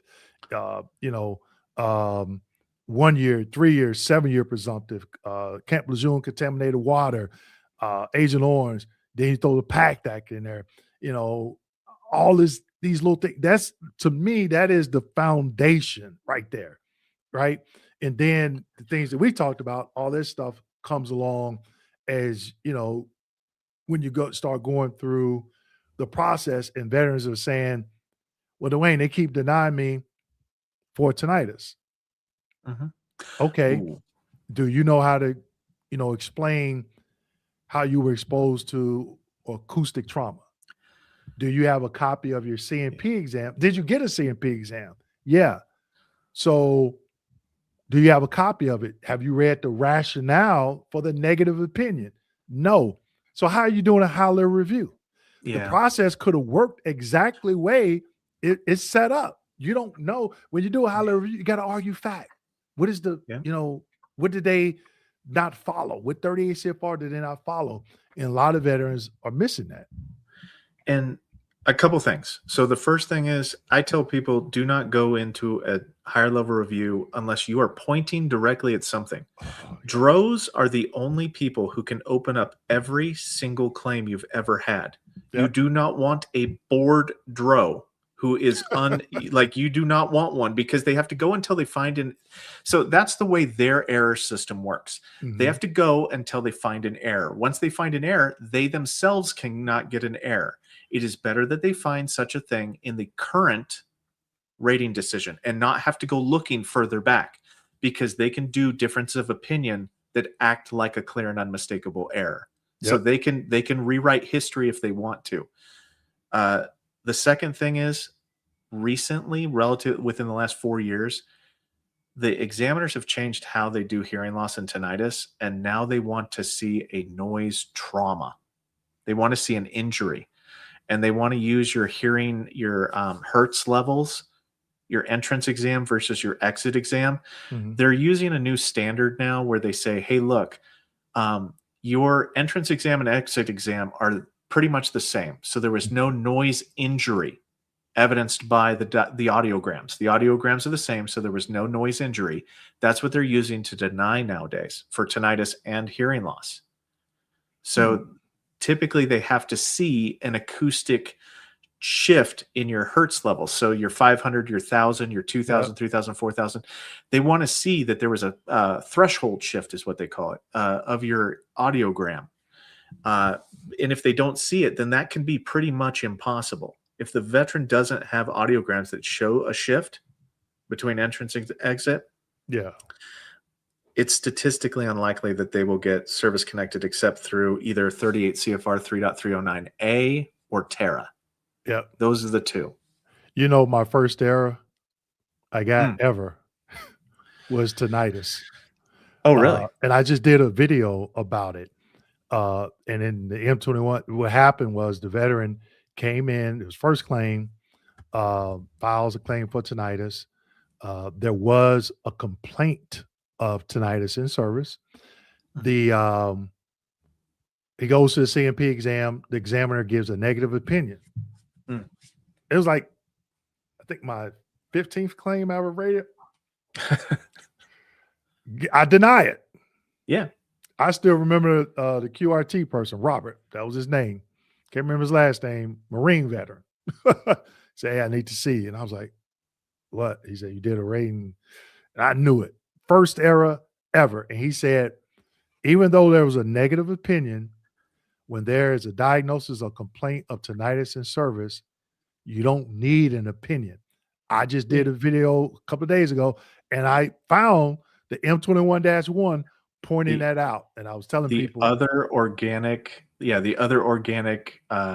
thing. Yeah. For 3.309A. Yeah. Yep.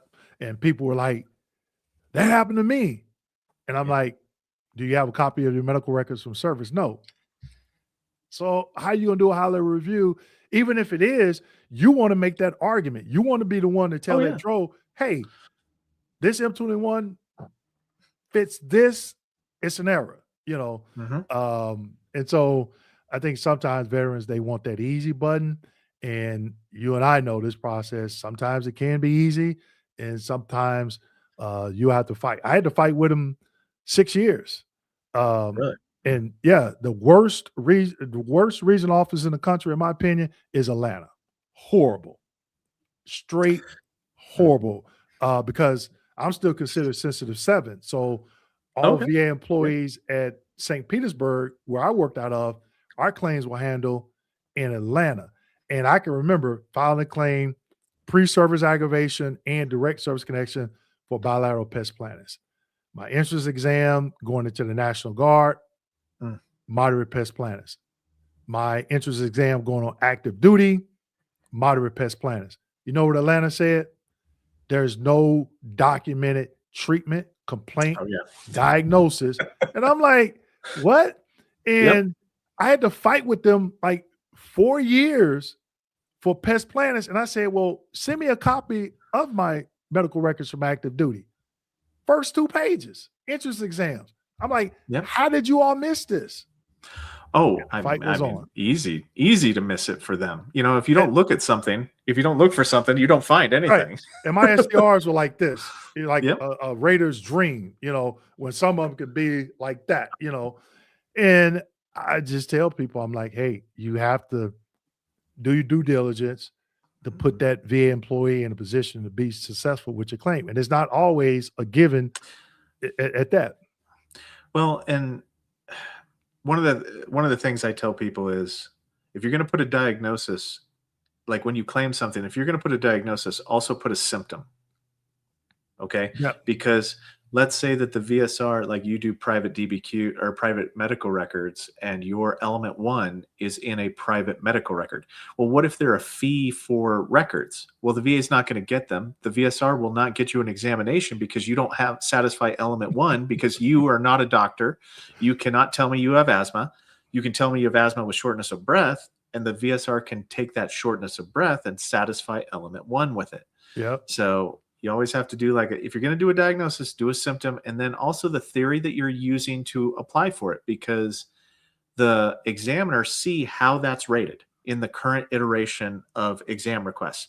So how you write it is how it's written for the examiner. So if you say, hey, look, I'm trying to get my erectile dysfunction secondary to my PTSD, but the exam request only says direct, that gives the examiner the opportunity to do a clarification back to the VSR and say, hey, look, it says that he wants it secondary. Do you want to put that on there? Can you please put that medical opinion on there so we can do it secondary like the veteran wants it to be done? So it's kind of like a catch. You try to catch those things. Yeah. Yeah. So, okay. Well, all right, man. Man, I'll let you go. I'm sorry. Yeah, this is a lot. Like I said, I could just go on and on. Me too. Because it sounds like both of us want to give this information. And I even tell people, somebody called me a claim shark, and I'm like, I do Q&As for nonprofits for free. I'm on here. I've been on here since 12 o'clock. It's 5:11. My family's in Fort Lauderdale. And what am I doing? What did I do Christmas Eve? And I'm like, they just don't want to spend the time to, get on here. Most of them do. But the veteran has to be willing to invest their own time just to get educated. They have to do it. They have to do it because that VA claim playing field is constantly shifting. I do M21 updates showing them the old M21, what they added. If it's a blue line crossed through it, that means that's the old. If it has yellow behind the text, that means the addition. This is what they added, and understand it, just basic stuff. How to search the M21. I tell people, when I took that biannual test, I still remember the gentleman from QRT, his name first initial was T, last initial was F, taught me how to do it. And I got good at it. And so now I'm showing people how to do it. Like, I just pulled it up and he was like, go here, go here. And I'm like, okay. And then we talked about it. Now, if a veteran was doing that, how long do you think it would take them to find that long form or short form? If they found it at all, even if they knew about it. I mean, like you don't know what you don't know. And that's the problem here. And then you've got these disingenuous actors out there, these bad actors who are telling people that, hey, look, you know what? They're going to take your benefits because of this. If you do that, if you do this. And I don't know. I have zero patience for it. But. And I try to answer all my comments. I get up every morning and I'm just like, some of the comments, and I'm like, who said that? Like that movie, I always tease veterans about this movie, Full Metal Jacket. You ever watched that movie? Yeah, I have. So remember Joker? Yeah. They were the drill sergeant when he was chewing them out, and Joker says, "Is this you, John Wayne, or is this me?" And the drill sergeant Hartman turned around and said, "Who said that? What twinkle-toed cocksucker said that?" So when they say this to me, I'm like, who said that? What twinkle-toed cocksucker YouTuber said that? What did they give you? That's how I get triggered. I'm like, they said, I'm like, look, okay, somebody told me I could get a date with Beyonce. They said. I mean, technically, statistically, exactly. it is a possibility. Right, but it's not going to happen, right? So I'm like, when people say stuff, even question me, because I could be wrong. I'm human. I could be wrong. I made errors. And I'm like, and stop thinking that, and they'll say, people like, well, you worked at the VA. I'm like, look, I was trained not to memorize this stuff. I tried, but after a week, I'm like, it ain't gonna happen. I was trained to know where to go and find it. Yes. That's what I was trained to do. And so now that's what I'm trying to train others to do, is to go and find it. So if you give me one sentence and then ask me, Dwayne, do I have a CUE? I don't know. Well, I mean, I can give you an answer, but depending on this information you gave me, I have a low probability. I mean, I'll Right. use statistics, but Yeah, but that's anyway, not man. going to help them. But yeah, hey, well, thank you again. We got to do this again. Let me know if you need any support on your channel. Want me to come on? Just let me know. Always willing to spend time and talk about this stuff. So definitely appreciate you coming on and sharing your knowledge because it's much needed. No worries. Thank you, Mr. Kimball. It's been a pleasure. All right, just Dwayne. Don't make me say. Hey, no. The respect is there, though. The respect is there. I appreciate it. I all right. appreciate it. Have a wonderful All day. right, you too. Take care. All right. Bye.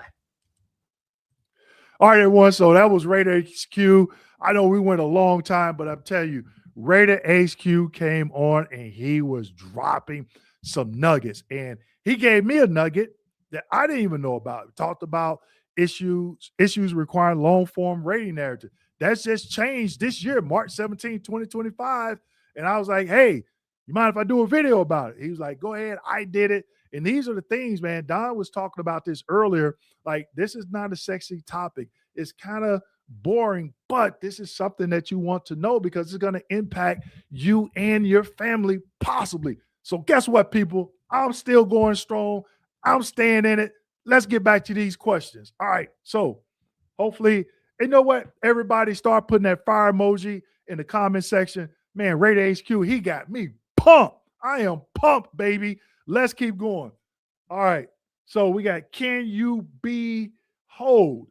Been getting treatment for migraines, but not rated for headaches or migraines. How does one get rated? Migraines are happening more than weekly. Where does it fall under the different ways of service connection? And Raider HQ just talked about it. Pre-service aggravation. Direct. Can you claim it secondary to something? Okay. You have to start there. All right. It's not just, oh, I got a diagnosis.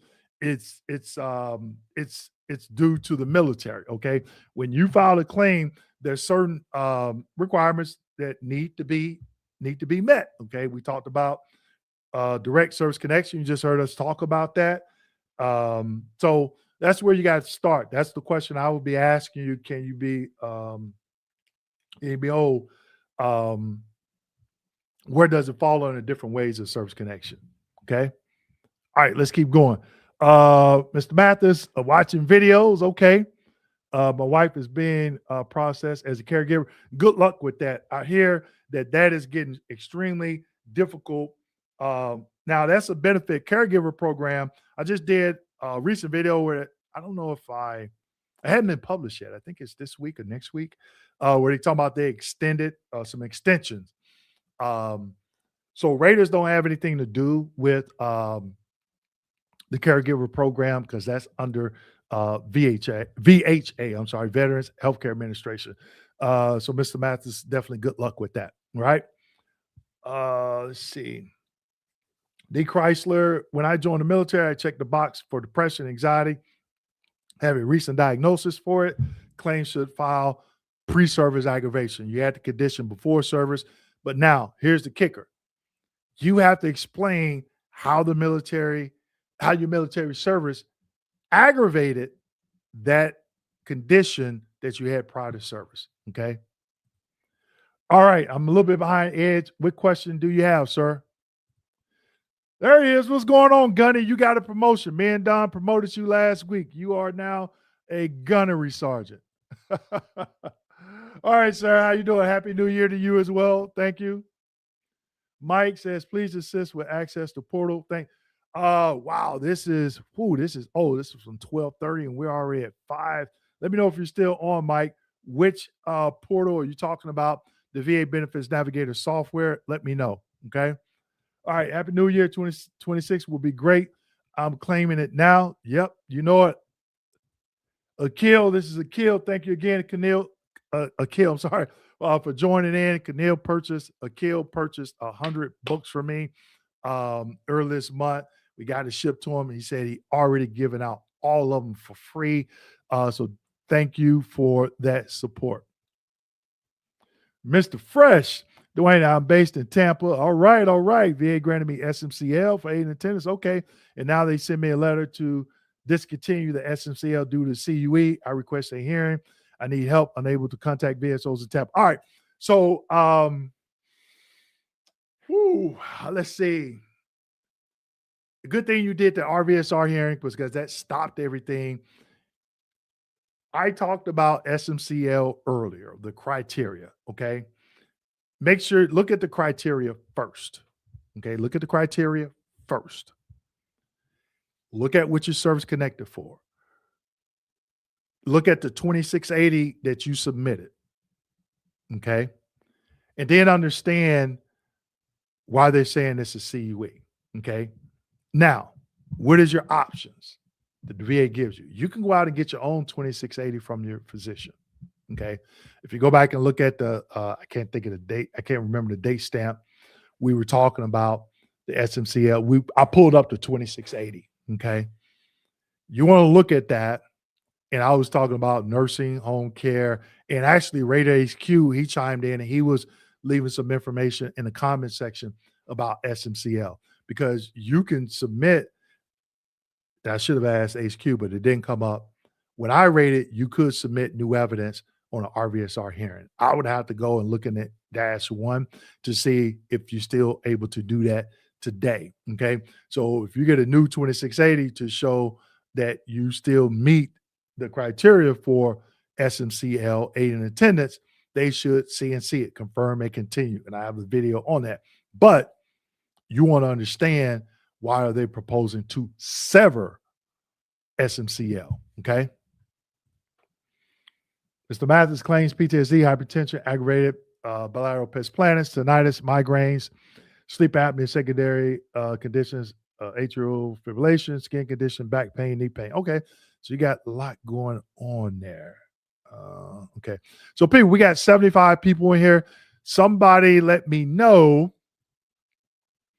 how many likes we got. How many likes do we have? How many likes do we have? Okay.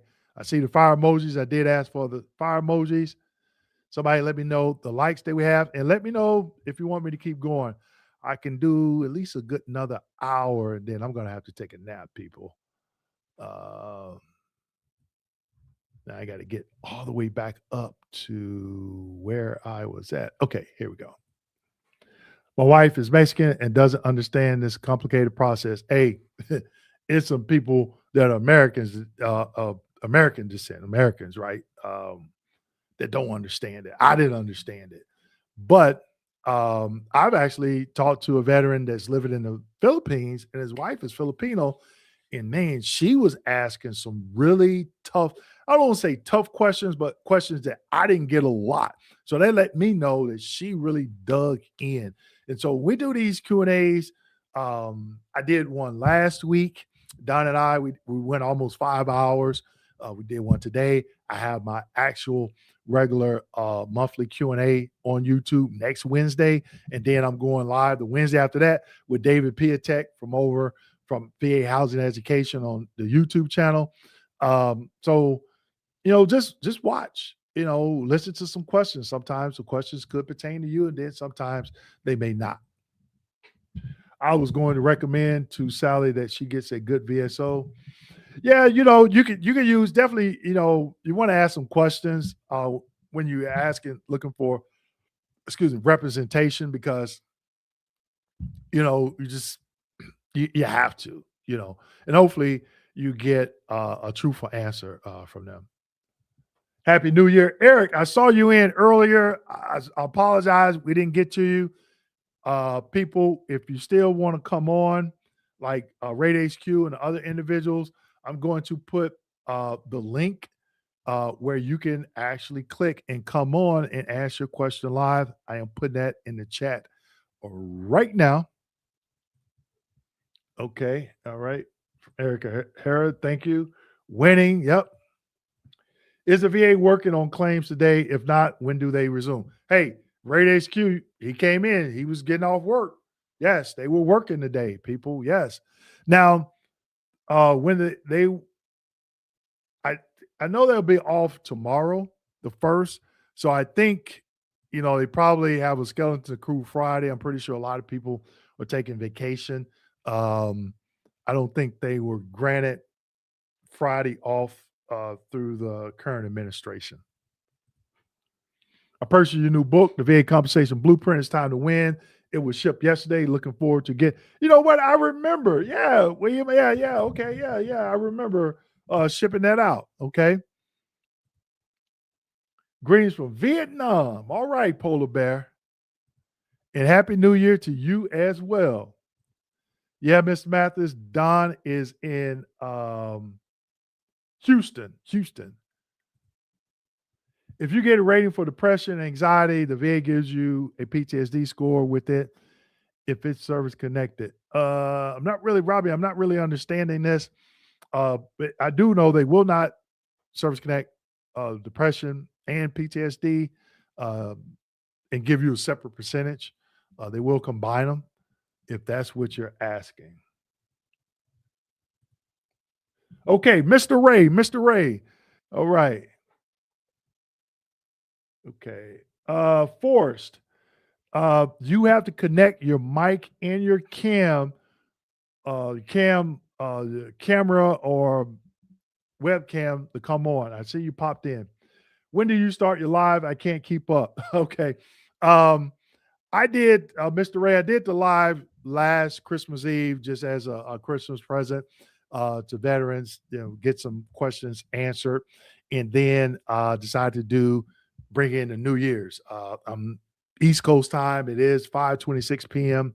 Probably go about another hour or so because I supposed to make some phone calls, but the businesses are closed now, but no worries.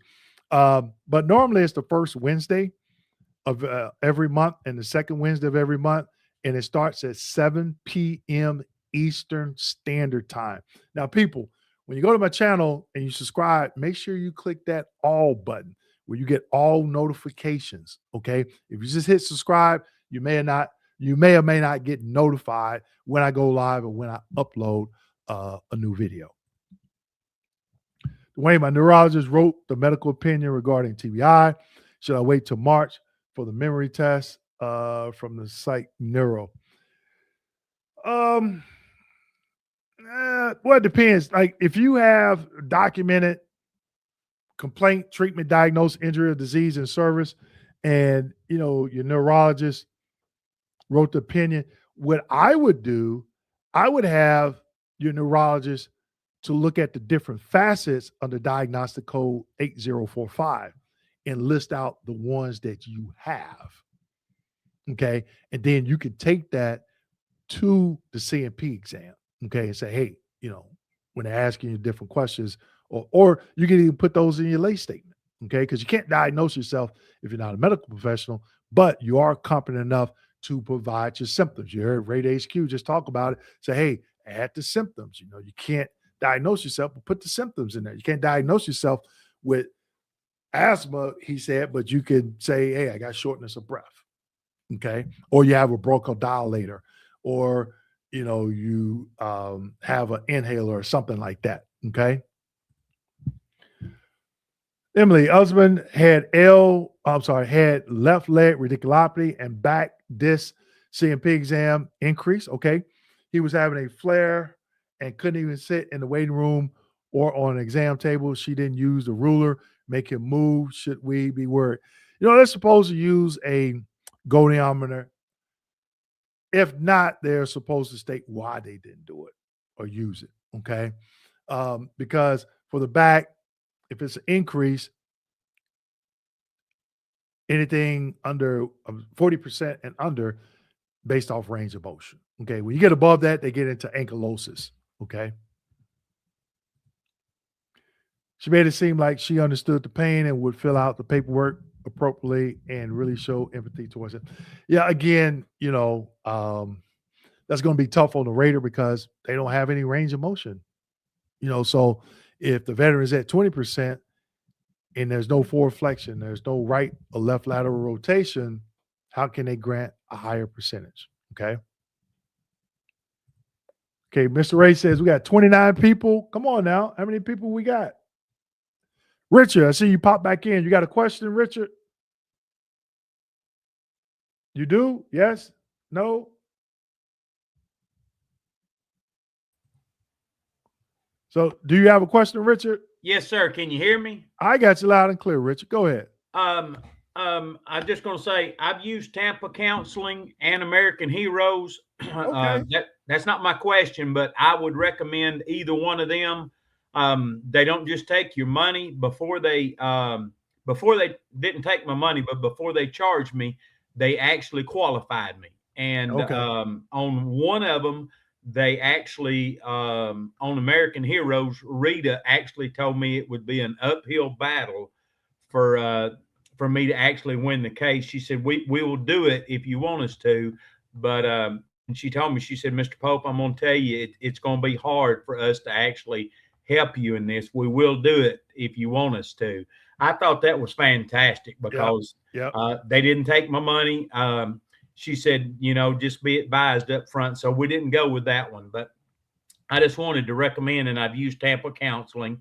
That was where my PTSD mental condition 50% come from. Did the Nexus and the DBQ.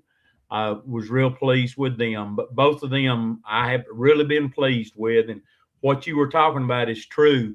You can invest money, or you can before those two companies, I was sitting at 10% with tinnitus, but I was also sitting with 7 denials. Yeah. After using both Tampa Counseling, and then I reached out to American Heroes just to try a different, nothing against Tampa Counseling at all, but just to try something a little different. Been very pleased with both of them and would highly recommend them. Spent a lot of time on the telephone with me. Was not rushed, very professional and everything. My question is, the first claim I did was on my own. Is mood disorder with anxiety and sleep disturbance in the same mental category as diagnostic code 9411? Well, 9411 is when you look up, hold on, I can show you better than I can tell you. Give me 1 second. Because I want to keep that window open at Rate HQ, because he taught me something about that long and short form. That's something that they implemented after I retired. So I'm definitely doing a video on that. So thank you, Rate HQ. So what I'm going to show you, Mr. Pope, is, give me 1 second. I'm going to show you the 38 CFR, the rating schedule for mental conditions. And we can walk through that. So that way 38 CFR 4.125. Let me pull it up here.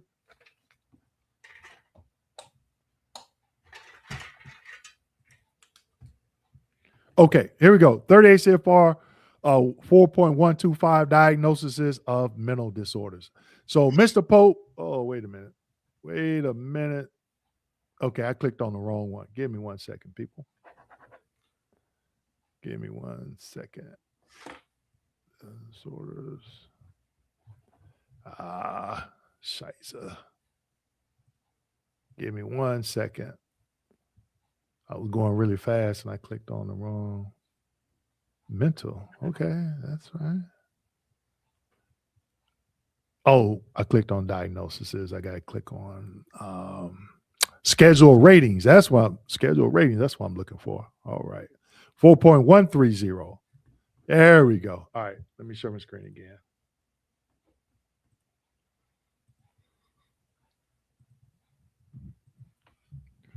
Okay. So the first one I showed you, the 4.125, was some instructions at the beginning. This is 4.130, the diagnostic codes with the criteria. Okay. So basically, these are all the different, like schizophrenia, delusional disorder, unspecified neurocognitive disorder. So this is what you were looking at, 9411. This is the diagnostic code for PTSD. Okay. Yes, sir. Now, you were talking about, what did you say was mood disorder with anxiety and sleep disturbance. Okay. So let's just look at this. Okay.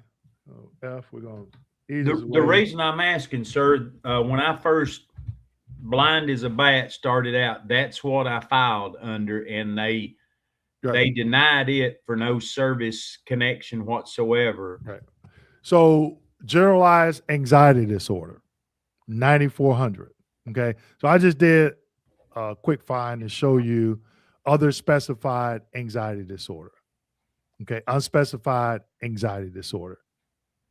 And then you have illness anxiety disorder. Okay. Yes, sir. So now, under the 30%, guess what they have as a symptom? Anxiety. Okay.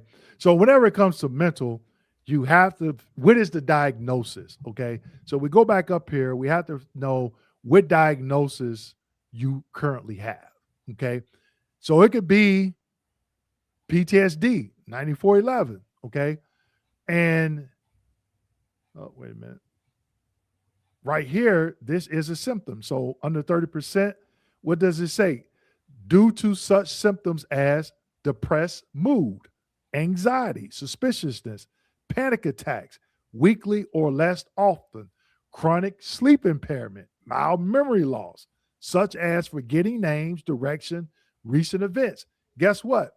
There's occupational and social impairment with occasional decrease in work and intermediate periods of inability to perform tasks. But this piece here, that's a box that has to be checked in the DBQ. Then under the symptom section,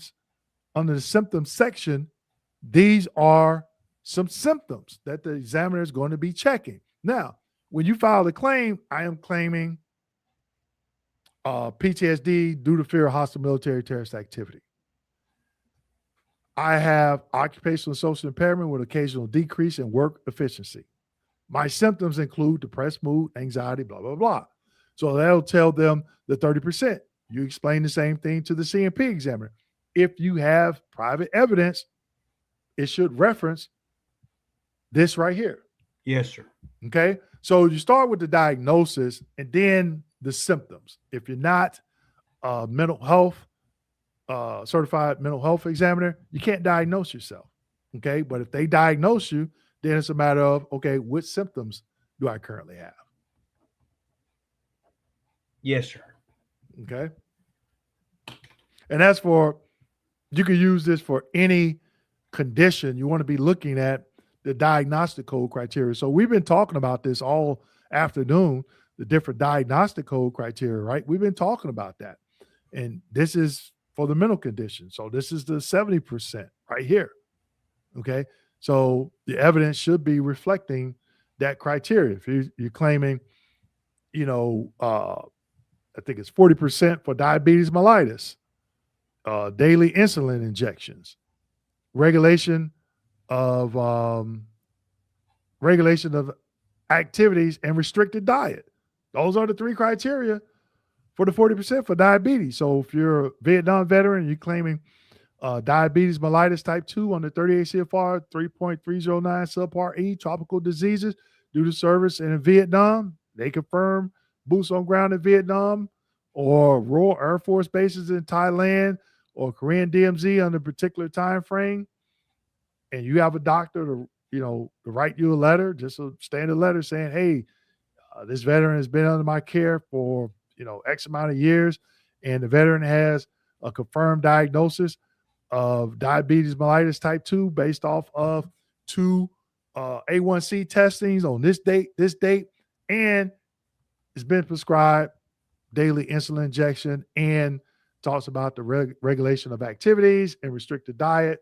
You go to CMP exam, talk about the same stuff. That's an easy 40%. So it starts with the diagnosis, the different ways of service connection, and then where does it fit in this criteria, diagnostic code criteria. Yes, sir. Okay. Thank you, Mr. Dwayne. All right. Any other questions, Richard? No, sir. No, sir. That is it. But thank you, and y'all have a very wonderful new year. Okay, you do the same. I'm Thank you, still sir. trucking here. I'm still on 12:51 p.m. comments. So I might be another hour. I'm gonna try to get through this. But yeah, I enjoy it. So thank you, sir. Yes, sir. Thank you. All right. All right, let's keep going. Aaron, tinnitus claim in May of 2024 denied. Then had HLR exam, 3 additional supplemental claims for original claim. Just had another exam. If granted, would effective date be 2024, May 24. So where are we at? Yeah, so Yeah, you're still within that 1 year window. We were talking about this earlier. So if you're denied, you submit the supplemental claim within 1 year of the date of the notification letter, not the date of the rating. There's normally like 2 or 3 days apart. They should go back to the original date. Okay. Comment on the migraine log evidence, please. So what Mr. Mathis, what Don was talking about, what he was saying was if someone signs up for the university that we got coming up, then what'll happen is he had a claim for migraines. He was talking about the migraine log, so we may just add that to the handbook. Okay. All right. How many months should my migraine log be? There's no set time frame, but if it could be 6 months, it could be 12 months. There's no set time frame that the M21-1 states that has to be. It only states that, hey, that's an example of some evidence that you could use in a claim for migraines. The way he said, no stories ever. Can you have more than one intent to file? Actually, you can. You got to be careful. And I talked about intent to files, like effective date stacking. So let's say you do an intent to file January 1st, 2026.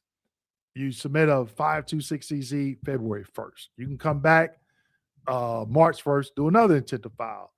Come back April 1st, do another 526CZ. But if you do intent to file January 1st and then do another intent to file January 15th and do an 526CZ on February 1st, then that second intent to file is going to be void. Now, man, I got to get Rate HQ back on. I don't know if that's changed. I doubt it. I haven't seen anything, but I'll do some research on that. But yes, you can have more than one intent to file. All right, I see you coming back all the way from Little Rock, Arkansas. I don't know. I've been catching these videos. This guy, what is his YouTube channel name? Something 360. Punch Out 360, Impact 360. But he shows these videos of these state troopers and city police chasing Dodge Chargers, Dodge Challengers, the Scat Pack, the Demon, the Hellcat. And he always has state troopers from Arkansas.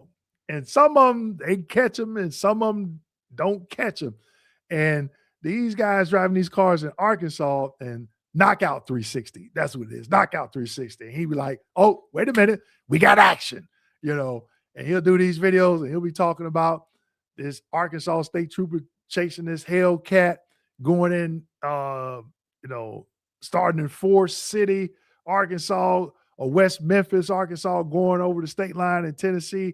They're cutting the lights out, doing the blackout. And it's always these Arkansas state troopers. Sometimes they get their man, then sometimes they get burnt. But shout out to Little Rock there. Go Mob. All right.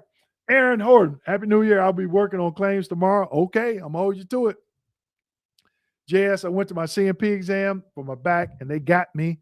The guy giving me the exam was Japanese and bowed when I came in. So I bowed back, form of respect. And next thing I know, he was measuring my lean forward flat. Oh, I got it. He said he bowed and you bowed back. Wow, I never heard of that one. That is a new one. Okay. All right, Charlie O, give me a thumbs up if you're ready to come on. Oh, they left. Okay. All right. All right. Just order your book off Amazon. All right. Thank you for that. Make sure you go and leave a comment on Amazon. The book is, I checked it the other day, and it is a bestseller on Amazon. All right. All right. It's definitely a game changer. Okay. All right. What is this? F-18 Super Hornet pilot. All right. Are you Maverick? What is your call sign? Okay. My claim was denied and pending appeal relating to my back pain. I was a flight deck aircraft refueler. I hurt my back many times while on active duty pulling and towing heavy hoses. Okay. My question is it documented? Okay, is it documented? And also, Mr. Mathis put in, it is called a goniometer. That is the medical instrument that they use to measure your range of motion for any joint. Hello, can you describe the difference between improper pyramiding and adding a secondary impact to a service-connected disability?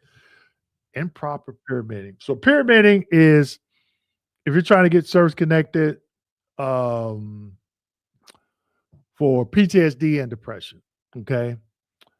They can't do that. That's pyramiding. And adding a secondary impact to it. So secondary, this is what we were talking about earlier. Ray HQ was saying, when you have an examiner say it's secondary, just say it's secondary. Don't say aggravated by it, because then you open up another can of worms, like pre-service aggravation or something like that. Just secondary. So it's, you claiming left knee secondary to right knee secondary to left knee. Okay. All right. Thank you for the donation, Mr. Caver.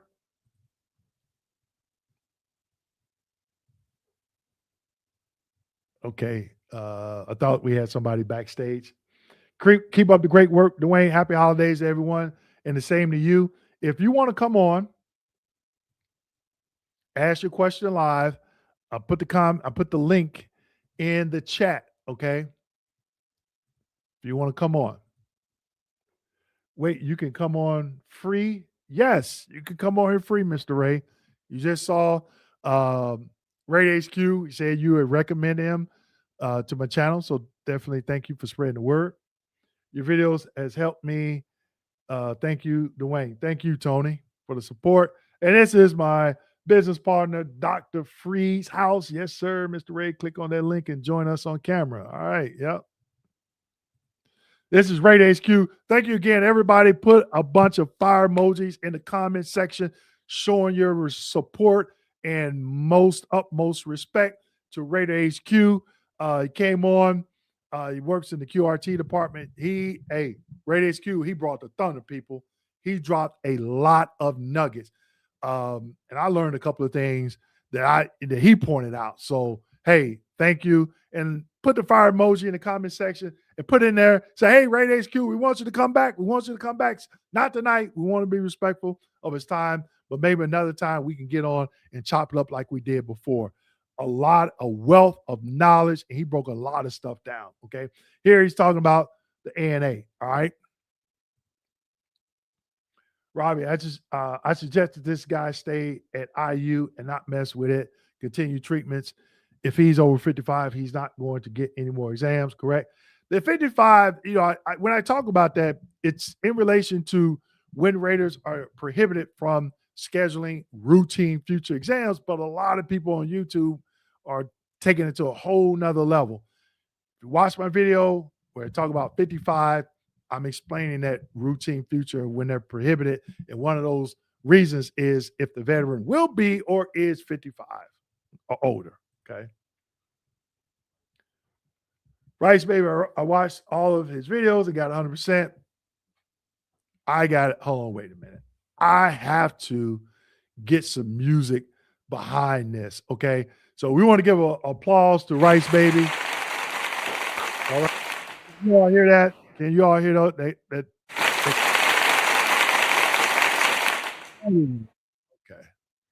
All right. Let's get back to these questions. I truly want to say thank you and Happy New Year. You're welcome. It's my pleasure and my passion to do this. Like I say, Don was on. He went out and we started at noon. It is 5:49. We're still going strong. Okay. So again, people, Rate HQ, he was dropping a lot of nuggets in the chat. Okay. Make sure you check it out. And US Vet, yep. Dwayne and Rate HQ. All right. Akil, you back? You got another question, Akil? Just saw you pop in. All right, let's get it. Man, hey, I've been with you. Hold on, wait a minute. I was talking about Knockout 360. I always wanted a Dodge Charger Hellcat, and he shows these videos of state troopers in Arkansas chasing him, and he always say, "We got action, so we got to kill back. We got action." Yes, sir, man. I was I've been on with you for a while. I'm sticking in there until you say I'm out. I'm gonna be out. Right. I'm out at But, 5,000. Okay. yeah, it's crazy that Raider HQ jumped on because I'll be watching this channel too. Because man, when you get people that's actually then sat in those chairs that make those decisions or still sitting in those chairs and making those decisions, those are the people you want to listen to, because it's a lot of channels out there with a lot of people saying a lot of stuff, and it's kind of hard to trust who is who and who's giving you the right information and the wrong information. So I just wanted to jump back on, man, and say, man, that's a beautiful thing to see individuals that are helping veterans that have the experience are willing to even work together. Yeah, Come together and work together. And it was an amazing. It came out to my office out in the back in my camper. I have my office back here, and to come back here, and then as soon as I get back here to see the Raider jump on, man, I salute to the Raider. I can't wait till you retire so we can see who you are. Oh man, we got it. He had, you know, and it's good. We have to protect ourselves and continue to do to be able to do what you do. Now, my question, because this just came up, I know you probably got a video for it, but I haven't saw the nuggets. So my question is, do we take, when we get those private DBQs and Nexus letters, we put them into, you know, our filings, our claims, but if those CMP appointments or when those CMP appointments are given, do we take them to the actual appointments with us as well to show the actual doctors? Right. Do we take them? Yeah, you can. And like Raider HQ said, he said they supposed to give access to those CMP examiners so they could see them. And just listening to Raider HQ, it sounds like that's not always the case. No, it's not. It's not. I made a decision. I wasn't going because the regulations were clear and based off the training I had at the time. They were telling us if the veteran submits this and it's this way, you don't have to request the exam.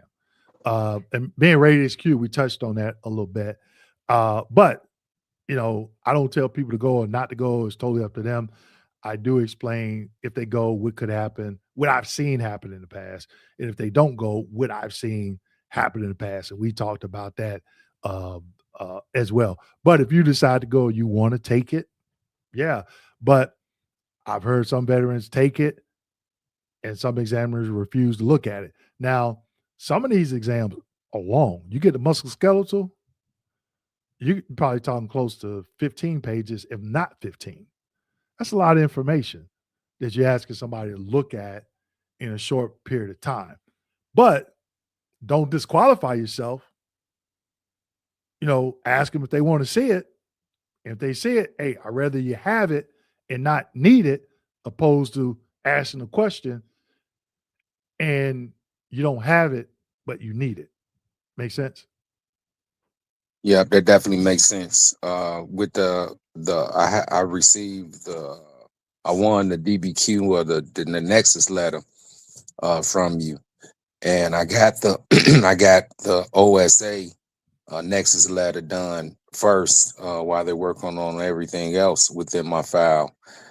So I got the Nexus letter for the OSA claim, supplemental claim. So when I go in for my CMP appointment next week, I'm going to take that with me as well. Okay. Yeah. So it's not saying that you can't do it. I've heard some, you know, examiners, they do look at them, you know, some don't. Now, if you go in there with mounds of paperwork, they probably like, nah, they don't have time to go through that and to conduct the exam at the same time. Okay. Yeah. Okay. Yep. That was my only question. And salute on all of the the cooperation and the coordination and all of you all as helping veterans working together. We need to see more of that. We need to see more of we need to see more of individuals working together rather than, not working together. Right. And even those that don't know the information, think they know the information, they need to get with individuals that actually sit in the seat so that you all can have that discussion offline to have a better understanding so the right information can be given overall. Right. And I'm always willing to, like, when I saw Raid HQ, I immediately recognized his avatar. As soon as I saw it, I was like, oh. And he started leaving. I was like, hey, hey, and he was like, I'm at work. Hey, what time you get off work? And I'm willing to connect with anyone on YouTube.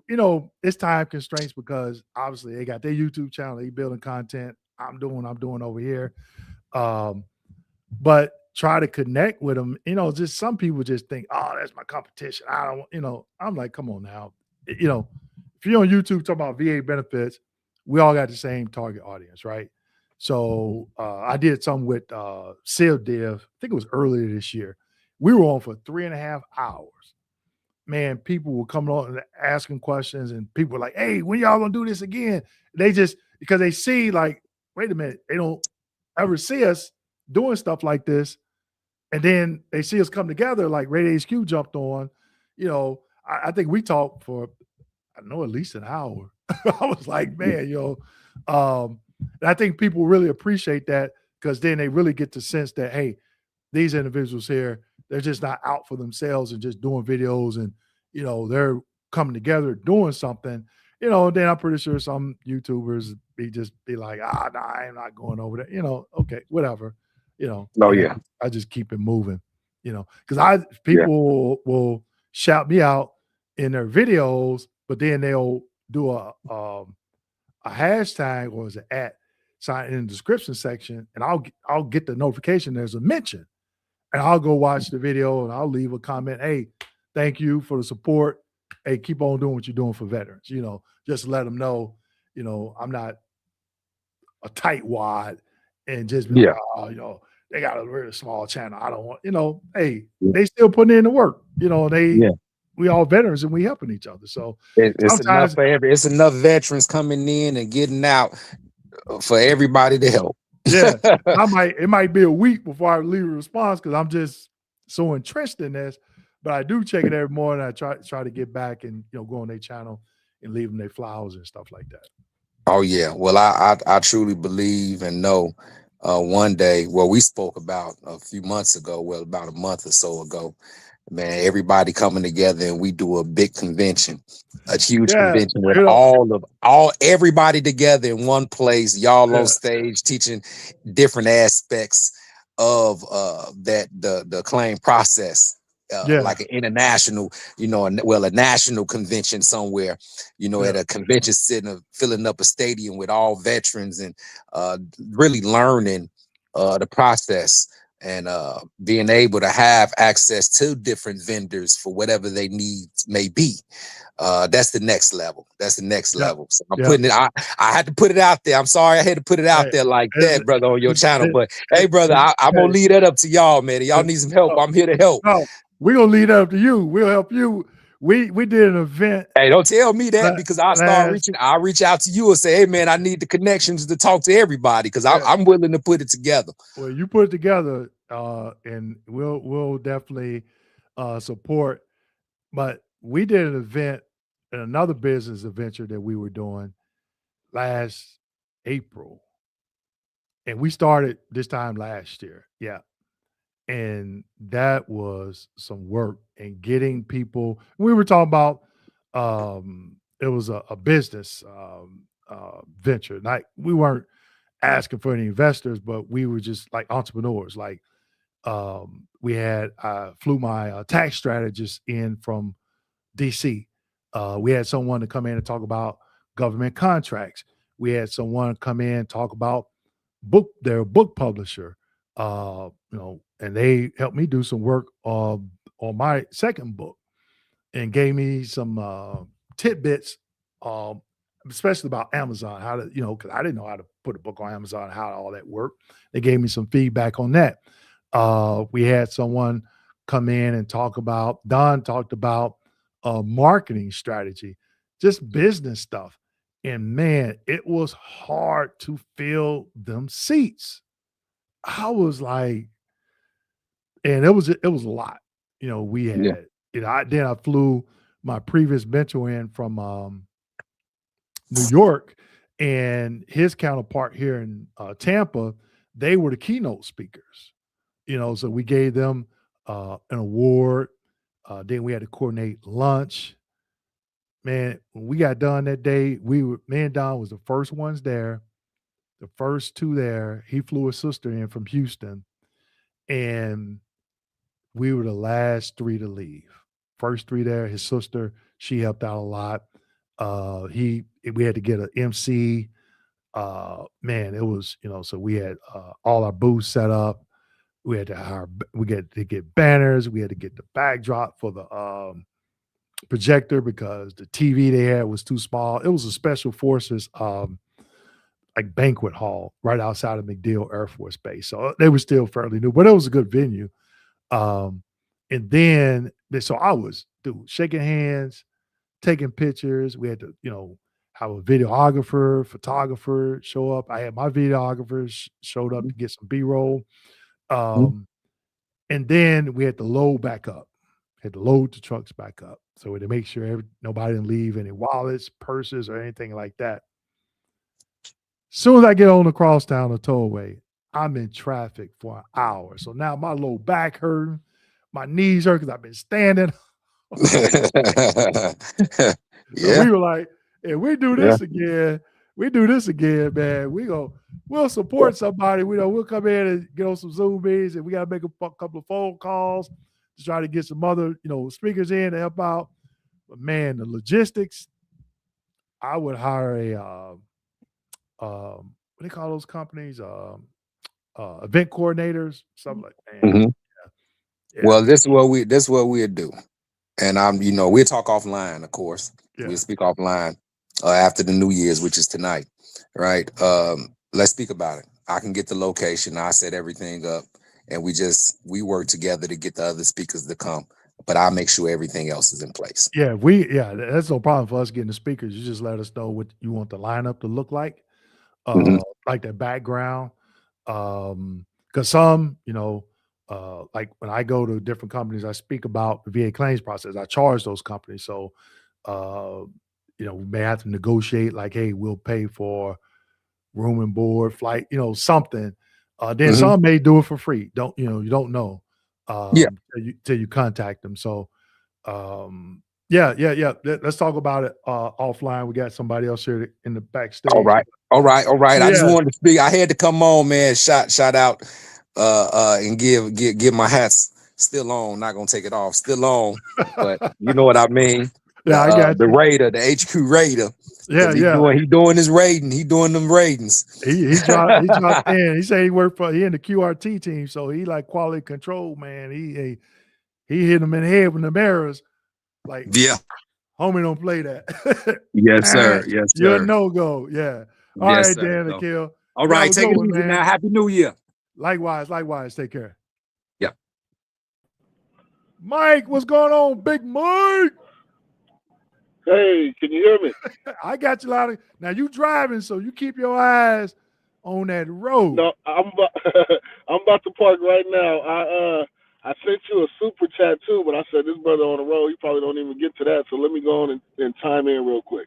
Okay. I see some super chats here, and people come in, they drop off because I have them waiting for 5-10 minutes. So I try to get other people's questions in between. So. We've been going. I get it. Man, we've been going 6 hours. We've been doing this 6 hours. Oh, so I'm late to the show. Oh yeah, we started at 12 o'clock. But hey, I'm still here, so you good. Awesome, man. And I'll be short and sweet. I know other people got some questions they want to get you while they got you. And thanks, man, for all that you do for veterans. We all need it. It's not we all need it. Us that are looking in this claim process. It's so much information that it gets confusing and a lot of people give up. I know I've been fighting VA since 2009 is when I got my first claim. And so I'm finally rounding that last little corner. I'm at 73%, and I just put in a supplemental claim with 4 contingencies. They all my medical evidence is really strong. I mean, it's not anything that's been exaggerated. All right conditions, legit conditions that are connected. My question to you, Dwayne, is I got independent medical opinions, Nexus letters, DBQs, wrote personal statements, lay statements. I got a migraine log in there. And one of the people at the VA, she was nice enough to, I had a hardship flag on my account. And she was nice enough to like read me the notes from the VSR. But they needed a 5103 because my VSO that he on the POA as a power of attorney, it was only his signature. So they sent a notice saying, hey, we're going to suspend the claim for 30 days unless you have, unless you sign this form stating that you submitted everything and we can proceed with the claim or whatnot. So I sent that back to him. And so my question is, when she read those notes to me, it said from the original VSR's notes that my DBQ was substantially sufficient. There was that an exam wasn't warranted, exams weren't warranted, and I'm paraphrasing here. And then the last thing it said was after they get the 5103 notice back, no further development is needed. But I'm kind of nervous because I know it had to once they got the 5103, it's not going to go to that same VSR. I'm wondering, am I good based on those notes? Because they basically said substantially sufficient, which I know is VA legal language. What do you think in that case? Yeah, so you are correct. It could go to another VSR, and what if they don't see the notes? What if they don't look? But let's just say here's an option. Let's just say that they schedule you for a CMP exam, and you decide to refuse it. You call in and you say, hey, I was informed by my VSO. She read the notes. The original, the initial VSR stated what you just told me, and you defer from going from the CMP exam. You also put that same information on the VA Form 21-4138. So when they send it RFD, ready for decision, to the rater sees it, they should, they're going to be the final approving authority to make sure the DBQ is actionable and sufficient. So at that time, if the rater's going to see that you called in, see your statement on the 0820, I think it's 0820 or 0827. And then on the 4138 that you send in, but if everything is in order, then it'll be up to the rater to say, yep, you know what? He refused the exam, not a problem. I can use this actionable and sufficient DBQ to go ahead and move forward with the rating. Okay, awesome. That's what I was thinking. It was something along those lines. But I did speak to the last thing is I spoke with a Vera rep, and she, because this is going to take me to 100%, but she said she put in the file for a note for the next VSR to look at the notes from the original VSR. Yeah. So hopefully that works in my favor too. Yeah, so if they look at it, and so if I was still rating and I saw that, I would go and look at the information just as I explained, and but they're going to be not the final approving authority. They will at that level, then if they don't use it, then you got other options like higher level review or BVA. But if it's in there, so especially if you call in, if they schedule you for a CMP exam, you say, nope, I don't want to go. Then you follow up with a phone call and say, hey, explain exactly what you explained to me. They're going to annotate it. The rater is going to see it. And then you put that same information on VA Form 4138, submit it using Quick Submit. Because if you mail it, it may not get to your file by the time the rater rates it. And then the rater is going to be like, oh, okay, I see why he didn't show up. And then they should start doing the research and looking at the notes. But again, the rater is going to determine if it's sufficient. The evidence. Okay, man. Thank you, sir. I appreciate your time. I'm gonna fall back and let you handle your business. All right, you have a good one. Be safe. And Happy New Year. Happy New Year's, brother. You too. Okay, take care. All right, people, let's get back to these questions. Unique says, who can I speak to get aid in attendance or deem me housebound? So housebound, the main way I see veterans get service connected for housebound, they have a single 100% service connected condition. Then they have other disabilities totaling 60% or higher.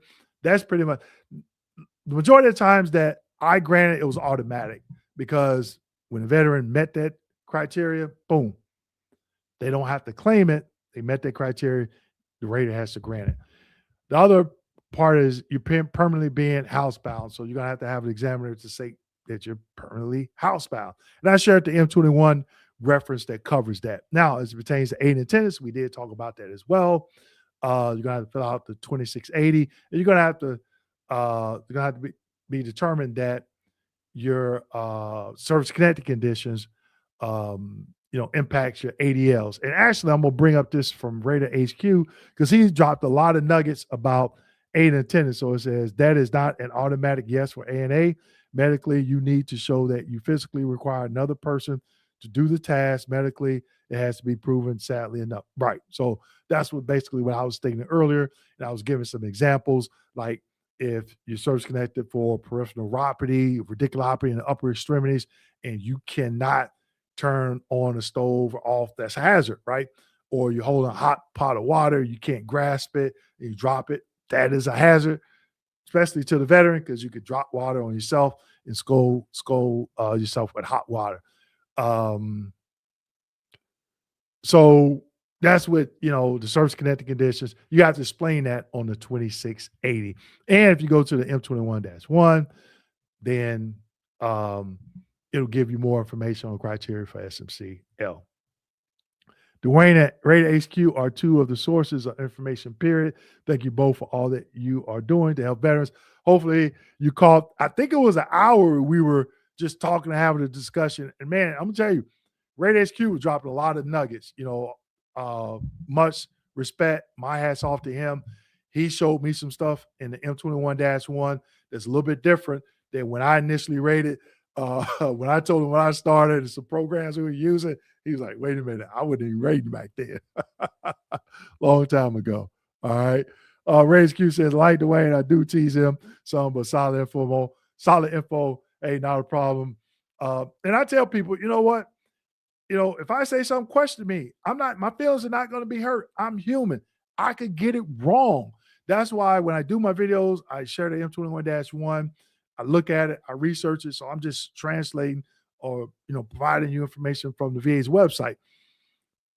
Nobody's perfect when it comes to this. Nobody, especially me. I'm not human. I'm human. We're all human. VA employees are not perfect. I know we want to hold them to a higher standard. I get it. But people, they're human at the end of the day. Okay. Let's keep going. So how can I get a credible medical opinion, got ANA and homebound? Okay. You reach out to one of our sponsors or a medical or mental health provider that does DBQs and Nexus statements. Now, again, people, who you choose to work with is totally up to you. I'm only providing you some solid options of some people that I know. That's it. Should you use them? Yeah. Do you have to? No. You can use your own private examiners, okay?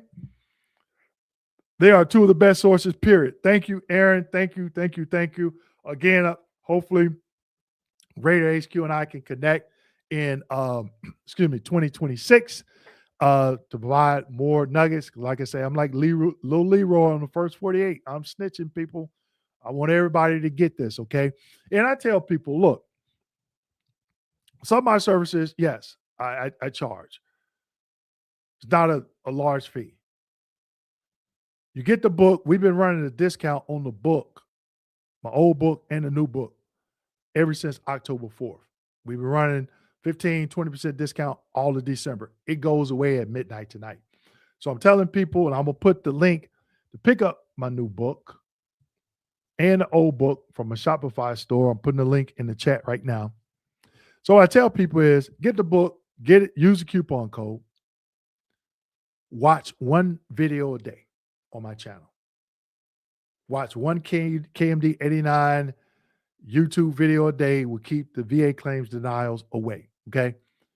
A lot of people have come on here tonight, this afternoon, and said, hey, I've been following you for 2 years. Chad, first time I ever talked to him, he said he'd been following me for 3 years. And he talked about how these videos helped him to go from point A to point B, and he's still going, and his family members. Okay.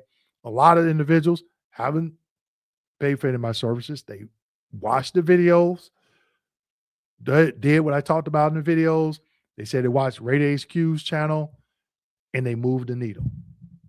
And they didn't buy a dime. They just invested their time. Now, I do have other services. We talked about the university. That's something you're interested in. Hey, we would love to have you there. Okay. But it's totally up to you. But if you do come, just know you're going to be putting in some work because you got quizzes, you got homework, you got some reading to do, but it's about education. So when you finish, guess what? Now you can go out and get this information to 2-3 other veterans, and they can go through with their claims, and you could be that subject matter expert. All right, let's keep going. Can you include the back info along with the login?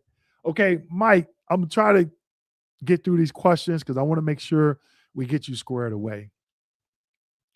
Love yourself. Have a happy, blessed, and successful New Year to veterans and their families. Semper Fidelis. Did I pronounce that right? I'm not a Marine. Happy New Year to you as well. Want you to be blessed. Jade, I was in the Navy 15 years ago. I went to Buds and did Hell Week twice. First time going to Hell Week, I got hurt and was rolled to medical rehab till I was good enough to class up. Hey, all right. So Buzz, what is that? SEAL. You're a SEAL, right? Yeah, with the Buzz. So if it's documented, yeah, you got it. You got a claim there.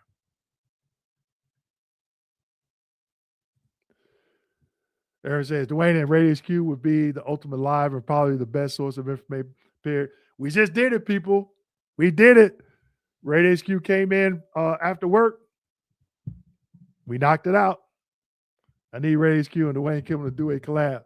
Yeah, Mr. Ray, we just did one. I hope Radio HQ is willing to open let's do another one in 2026. Thank you, Dwayne and Don. I switched over to desktop. Thank you for all you do. Hey, not a problem. Thank you for the support.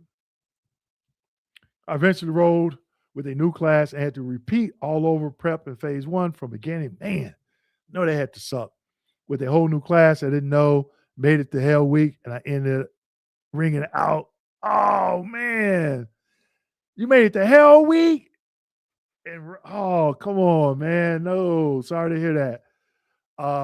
But let me know when you get to Hell Week, how many days do you have left in Buds? I rang out due to injury, never fully recovered. I went to Big Navy and was G2, which was gunner's mate. Okay, all right.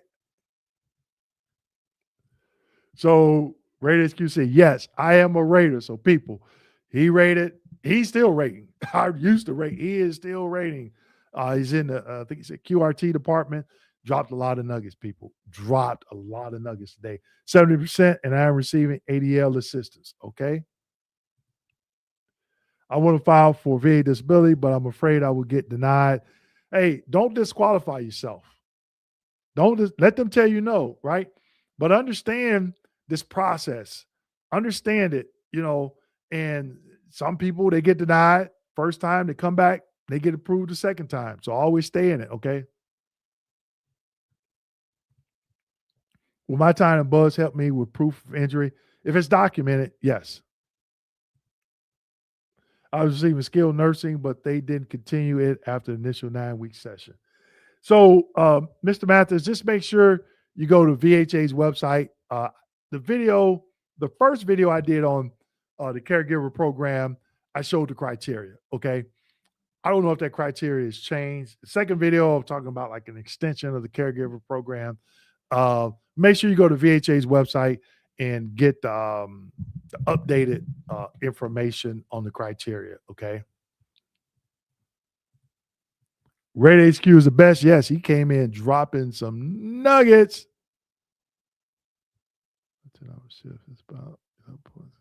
Okay. Does going to bus help with filing for a claim? Yeah, especially if things are documented, you got to understand. And sometimes certain things the VA will concede, like you having a parachute badge. That's something I should ask Rate HQ if they're still doing that. Eric, we missed you. I'm sorry. We had some people come on asking questions. We went a little bit long. We did have some people in the backstage. So Eric, let me know if you want to come back. Oh, we got somebody. Hold on. Charlie, are you there? Hello? Yeah. Sorry, I was just going through these questions. I was like, wait a minute, there's somebody back there. Oh, it's fine. Thank you for having me. I'm sorry for not having my webcam on. I have social anxiety, so that's why I'm not doing that. But okay, no, you're fine. I'm diagnosed with MDD severe, and I filed my claim earlier this year, and it was under major depression disorder. But then once it got to the rater, they changed it to PTSD, parentheses MDD, or PTSD depression MDD.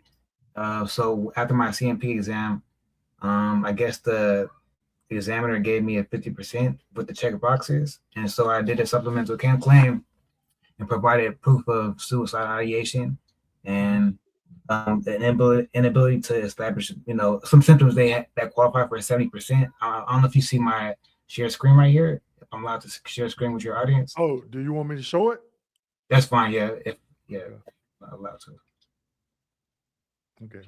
Yeah, so I qualified for 3 of these symptoms.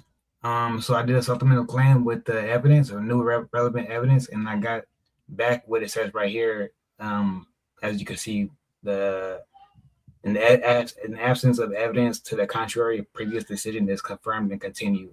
So is it? I want to ask you: is it best to go the route for a higher level review, or just go ahead and have 50% continued?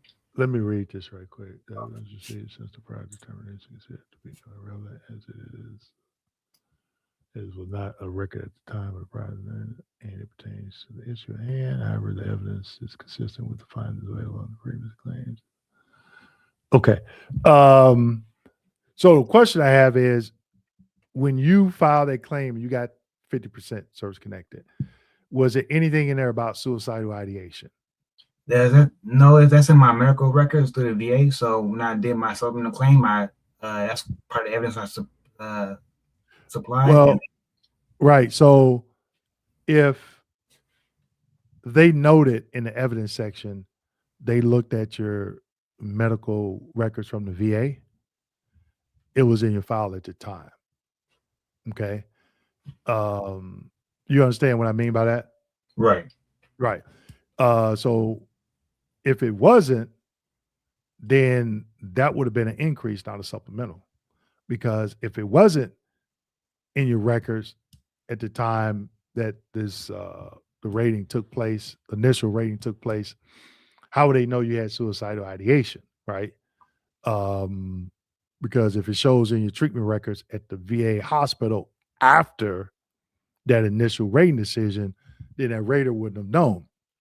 So it just would have been, hey, I'm filing a claim for increase in my mental health condition. Please see attached VA medical evidence dated such as date, which shows suicidal ideations, and whatever other progress notes that you would have had to submit with it. So if that is the scenario, it would have been an increase, not a supplemental claim.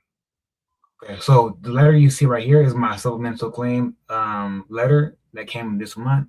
Prior to that, it was already on my records with suicidal ideation. Is that what you're referring to? But was it in your records at the VA at the time that initial rating was done? Yes.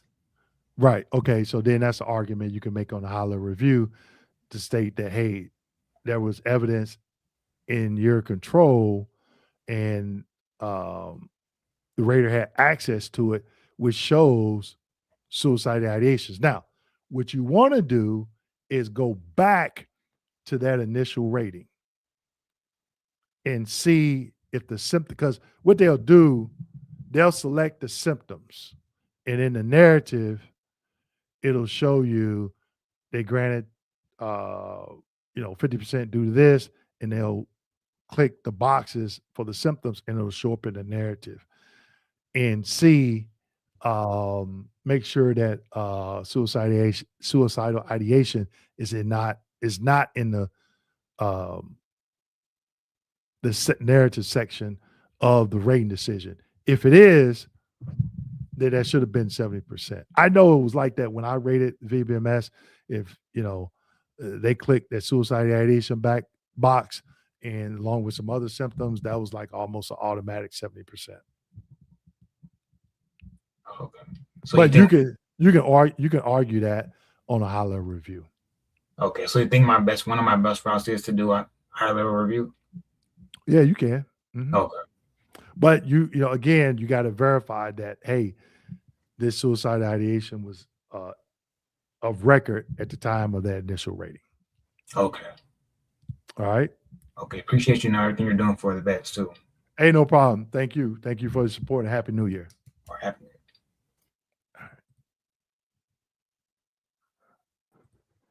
Year. JL, can you hear me? Yes, sir. Hey, what's going on? What's up, brother? Hey, man, I got a couple questions. Go ahead. So, my private DBQ reads at 70%, but all my evidence, my statements, like I have a bunch of stuff stacked up. It all pretty much reads at 100. I know ChatGPT isn't, all that great, but I ran through it and it agrees with me. Now, will the rater just go based off of the private DBQ, or will they look at everything as a whole? I can't say what any individual rater will do. They are supposed to look at all the evidence in its entirety. Okay. Yeah. All right then. Yeah, because I was worried that maybe I should just withhold that DBQ and not submit that, and just let them kind of look at everything as a whole, or throw it in there and then do. If it shows you should be 100%, that's evidence. Why wouldn't you submit it? Well, no, I was saying that the private DBQ, because that one reads at 70%. But okay. I kind of underplayed. Like, it was my first time kind of doing something like that, so I kind of underplayed my symptoms. So check this out. When I rated, this actually happened. The veteran submits a DBQ. I think it was for a mental condition. Yeah. And that DBQ shows he warranted 30%. But the VSR requested a CMP exam. So the veteran goes to the CMP exam, and that DBQ showed he should be 100%. Okay. So I just looked at, I combined both. Right? That makes sense. There were some symptoms that were not checked on the private DBQ that was checked on the CMP exam. And the veteran could have done exactly what you did. Downplayed the symptoms. Okay. Because those exams were about 7 to 8 months apart. So we all know, obviously, something has gotten worse during that period of time. Oh, I see. Right. But again, I can't say what each individual rater will do. Only, right. I talk about things that I did, things that I've seen, and per the regulations.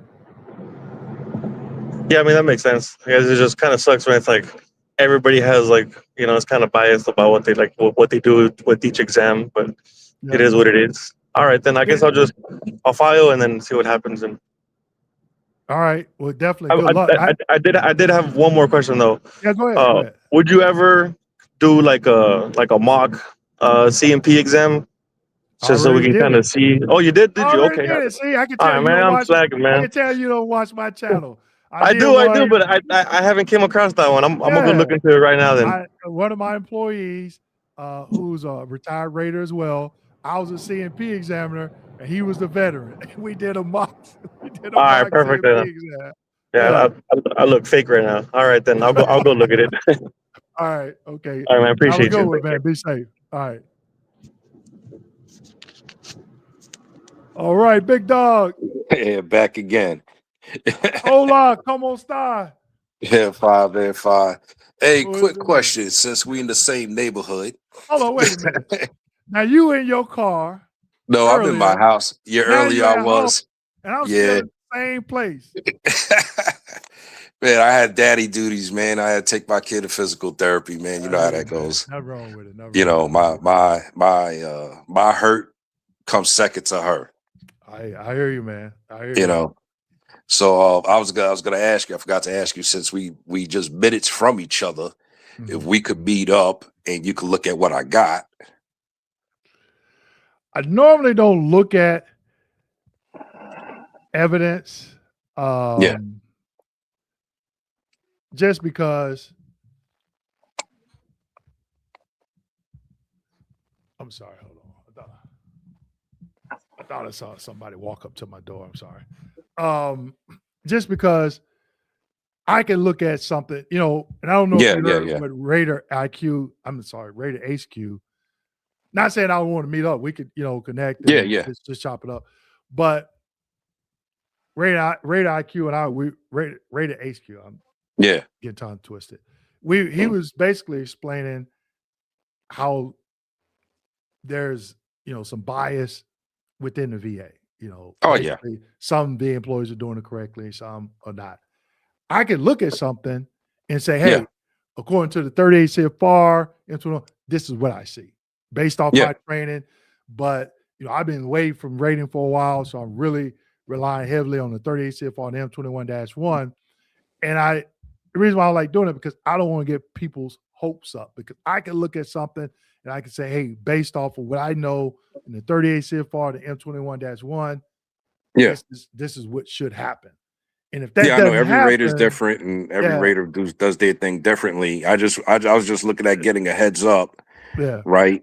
So that you know, if it comes back with a denial again, to come back at them a different way. You know, we can look at it. I can just give you, you know, my personal opinion. You know, I'm not gonna charge you anything for it, but you know, just understand. I don't, you know, our Raiders don't look at things like, you know, obviously Raider HQ and myself do some things that he pointed out. I think he said he wasn't even raiding back when. I think maybe it was just like I said, it was just weird. I was coming in. Like I said, it was just weird when I put it when I did it initially earlier this year. You know, they increased, like I said, they increased my migraines to 50%. Right. Now they got me with a CEP this week because, you know, after I asked you that question a couple of months ago, you know, I had my VSO resubmit again. Right. Now they got me with a CMP with migraines as an increase in the brackets. And from my understanding, 50% is the top for migraines. Yep. You know, so I'm like, why is that even there? But you know, when they denied the ANA and they, you know, they put the 2 court cases on it, right? They put the CFR into it, but they said pretty much I'm not bed bound. Right. But then it says favorable decisions. Favorable findings. I got a couple of videos. On favorable and findings. It says in there, you know, migraines, continuous treatment for migraines, right? It says requires ANA. So that was like the one that threw everybody, you know, my VSO off, me off, was like, wait a minute. How's this favorable, but you're denying? Well, favorable, it doesn't mean service connection. Yeah. And I got a couple of videos. Actually, Raider that used to work for me, he did a video a couple of years ago where he did a presentation where he was explaining favorable findings. And it's very confusing if you don't understand it, because people are like, how can you deny me? And you said I got favorable findings, you know. So but we could try to get on my schedule. I know January is gonna be busy. February, I'm trying to I'm busy this whole next you, week. Where are you at? You over around 301 in Big Bend? 301 in Rhode Island. Okay, yeah. Over there, what is that? Mopar? So that's in between Big Bend and Gibson. Yeah, but that Mopar, Rhode Island, what is that on 301 in Rhode Island? What is that? That salvage place? Yeah. Right down that way. Okay, I know. Yep. Okay, I know. Down from Yeah, down from Panther Trace. Okay, Yeah, that huge ass community over there. So, yeah. I'm in the quiet neighborhood, and we got the rich people around the lake, and a bunch of us vets over here. We call this the ghetto in the community. Because we're like, we don't want to be bothered with y'all over there, man. Just leave us the hell alone. We just, y'all got the $1 million properties over here. We're chilling over here, man. Just stay over there. Yeah. I hear you, man. I hear you. Yeah. We get something worked out, connect, and we go from there. Yeah, it was just mad quick. Like I said earlier, was I didn't mark SMCC or SMCP, and like I said, I got the phone call from the Alabama Regional. Right, so that means they got the file because whatever queue they got on the system. Yeah, and they called me up and they was like, "Well, which box?" And I was like, "This." I was like, "Do you have all 13 pages?" Because I submitted evidence with everything. And she went through it. She was like, "Yeah, we got the kinesiotherapy report." And then she went into the system to make sure the actual report was in the system because and she was like, "Yeah, it's all in here." And we were going down the kinesiotherapy evaluation because that's how I got the stair lift. They had a company to evaluate me. So she was like, and we were just going through it. I was like, "Okay, you see here, it's got 2 of my kids that take care of me, that help me in the house. Yeah. My 30-year-old and my 10-year-old." Right. I was like, "You see this, where she's saying I'm a high risk fall. Yeah. Going up the stairs without the lift, I was out of breath and sweating, and everything else." And she's like, "I see it all." And she's like, "I'm putting all the notes in the system for the rater to see they're getting it today." And then I said, "Do you have the neurosurgeon's report?" And she says, "Yeah." Of course, she's going back into the system to make sure it's a real report. Yeah. And she says she's just typing everything away. I was like, "Listen, I'm no longer able to walk a mall." I was like, "You know how frustrating that is for a father with a 10-year-old." Yeah. Okay. I was like, it's getting to the point where before I got the mobility scooter, when I'm walking that mall, I'm drenching in sweat. Yeah. Because of the pain. But I can't let my kids see the pain I'm in because I'm a father. And anybody who's from the old school knows we're not supposed to show pain. We ain't supposed to cry. We ain't supposed to do none of that.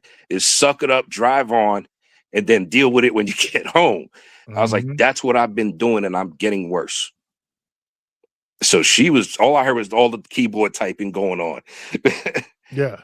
And next thing I know, I get I'm getting the messages from OptumServe and everything, and January 8th appointment.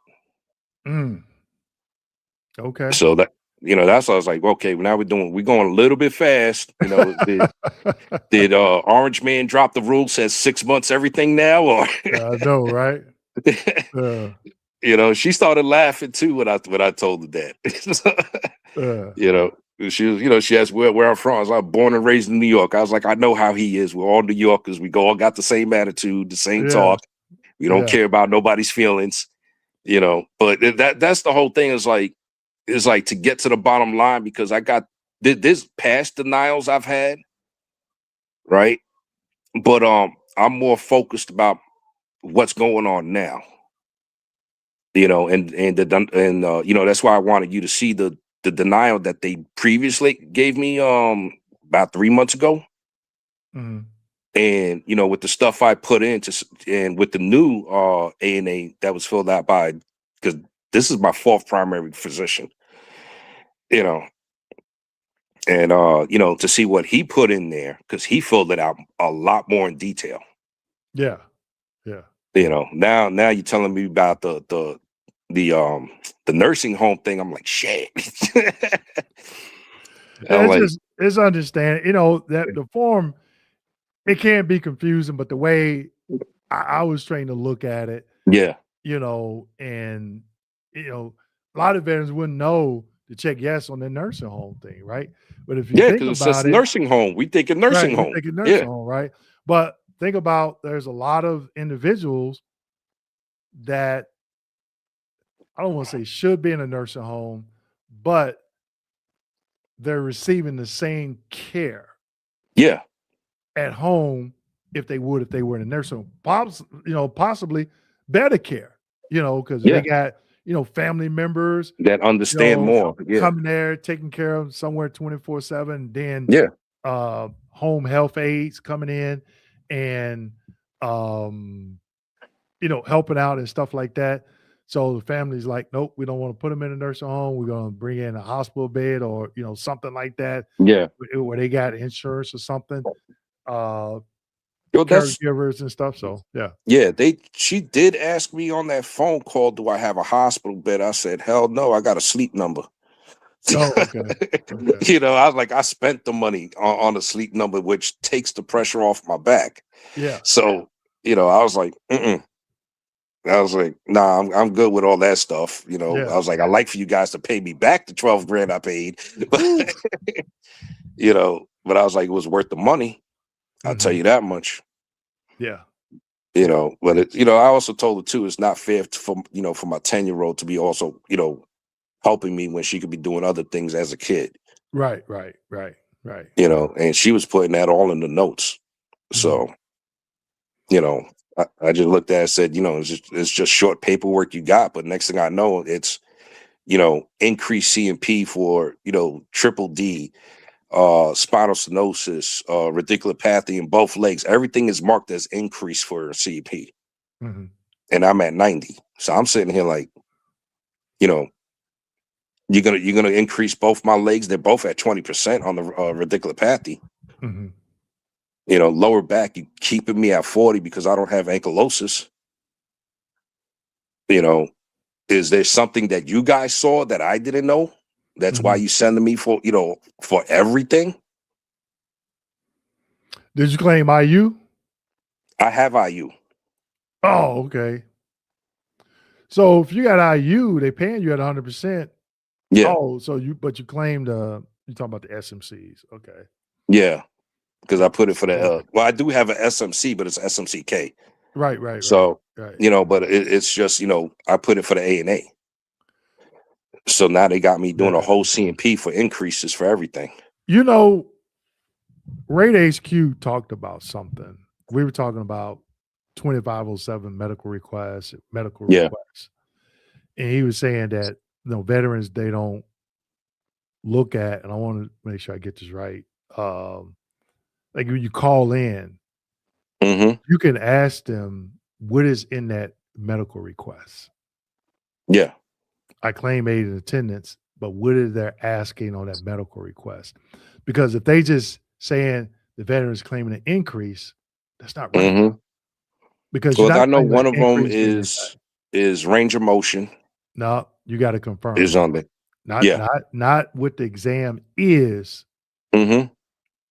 What is in that request? Are they just doing a claim for increase and just for increases and not addressing A&A? Yeah, I have no idea. Yeah. That's what you have to confirm. What's in that medical request?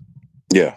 Because what if you go in there and they do exams for increases, and for some strange reason, you don't show you meet the criteria for the 40% for the back? Yeah. And that 40% has been in effect less than 5 years. Oh, that's been there for 15 already. But I'm just saying. Yeah, I know what you're saying. Yeah. It's a waste of time and money and resources if it's everything is just for increase and they don't address SMC. Yeah. So that's what you got to confirm before you show up. Yeah. Right? Yeah. Okay. Yep. It's Monday morning, the phone calls. All right. Yeah. All right. So. Okay. Well, I'm going to get back to these questions. I'm going to give everybody about 15 more minutes. I'm starting to fade. My garbage can been sitting out there since 12 o'clock. Man, you got 24 hours. You know the new law, man. Yeah, I know. I don't like it sitting out there. You get people come by, be throwing stuff in it, just being buttholes, So yeah, I know how it goes, man. Yeah. I'm gonna give them we got about 20 more minutes and all right. 15 more minutes. All right, I'll send you. I guess when you're live again, I'll send you a message. And then whenever you're available. Okay. All right. Sounds good. All right, brother. All right, have a good one.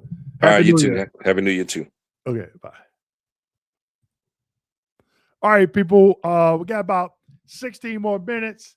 We have been going for 6 hours and 42 minutes. So I am going to go strictly 7 hours.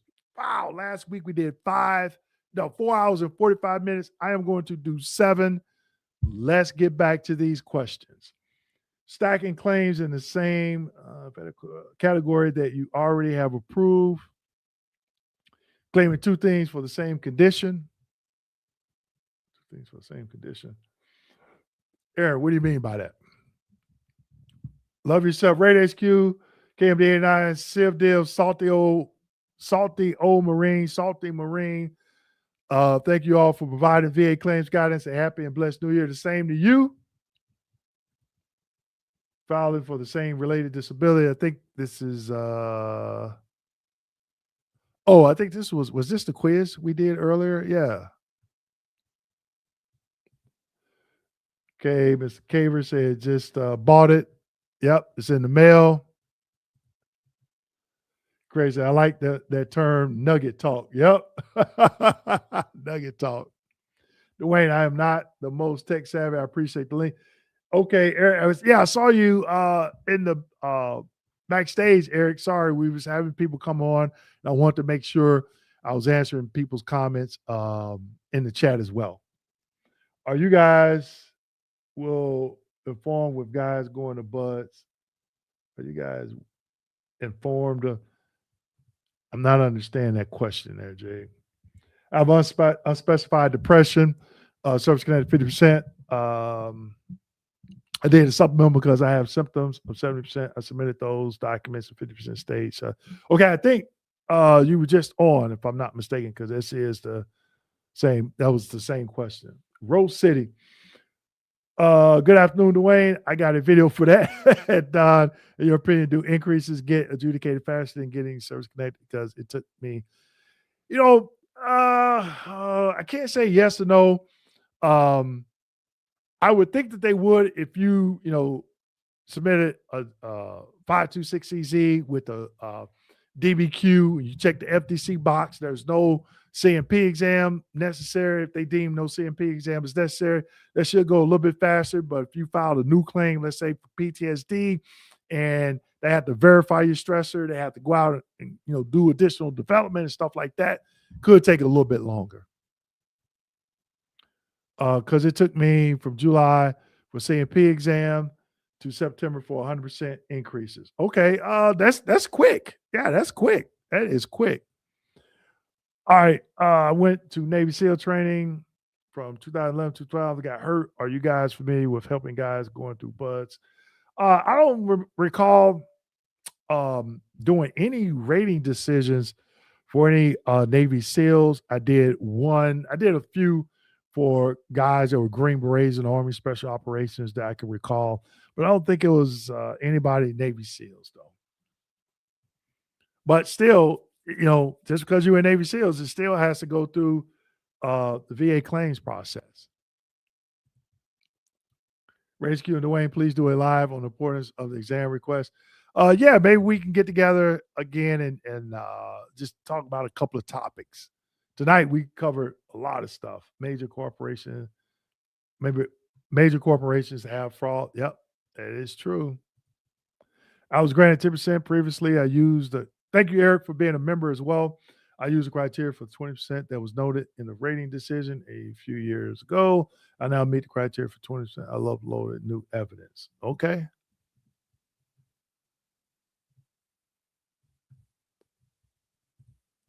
Compounding claims. Okay. I hear you guys say what to submit. I feel I did everything right to present the evidence. It's as if the rater didn't even attempt nor to draw a high level review. So now you got the option of doing BVA. I wasted a great deal of time with attorneys. They seem clueless and lose a lot.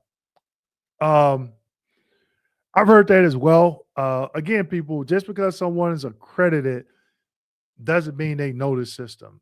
I don't know all the ins and outs of the system. I know where to go and find this information. But just keep in mind, just because somebody is accredited does not mean they know this stuff. Okay. There are a lot of people out there that are accredited that are awesome at it. And there's a lot of people out there that's accredited that are not awesome at it. Okay. All right. Hello, can you hear me? Oh, hello, can you hear me?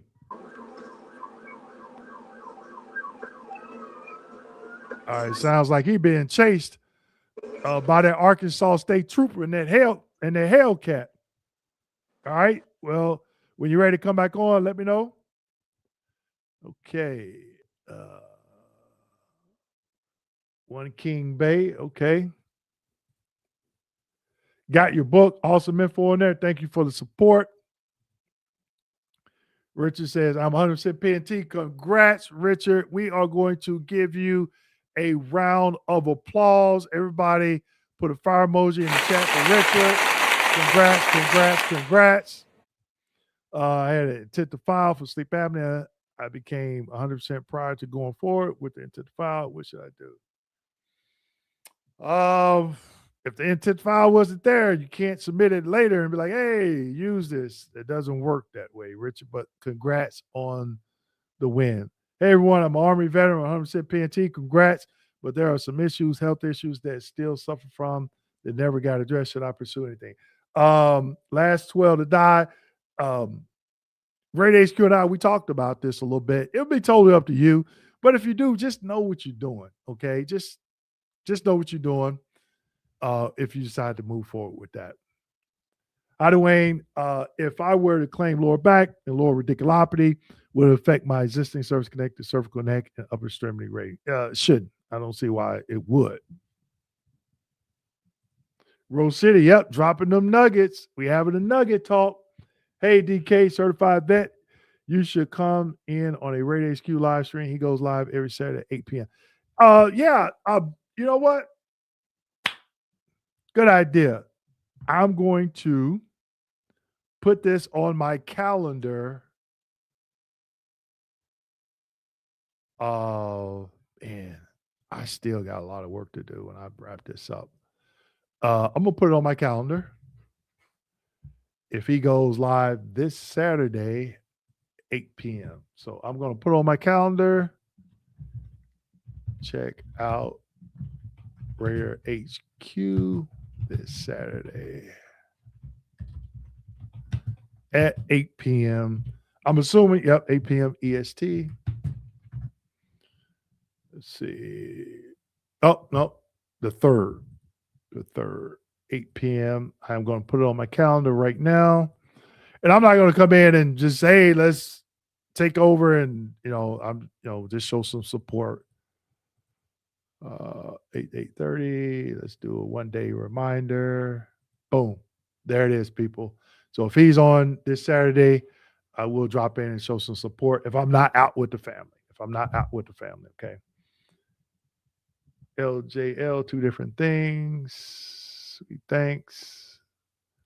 Copy, appreciate. Okay, so yep, dropping nuggets today. We appreciate all the info, guys. We appreciate you.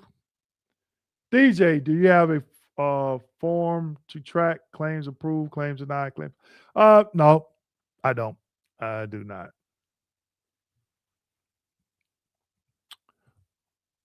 Please provide forms link. Just go to va.gov. Actually, when you go to va.gov, go all the way down to the bottom, and they should have a link for forms. Injury, illness, or Nexus service connection, GERD, IBS. Okay.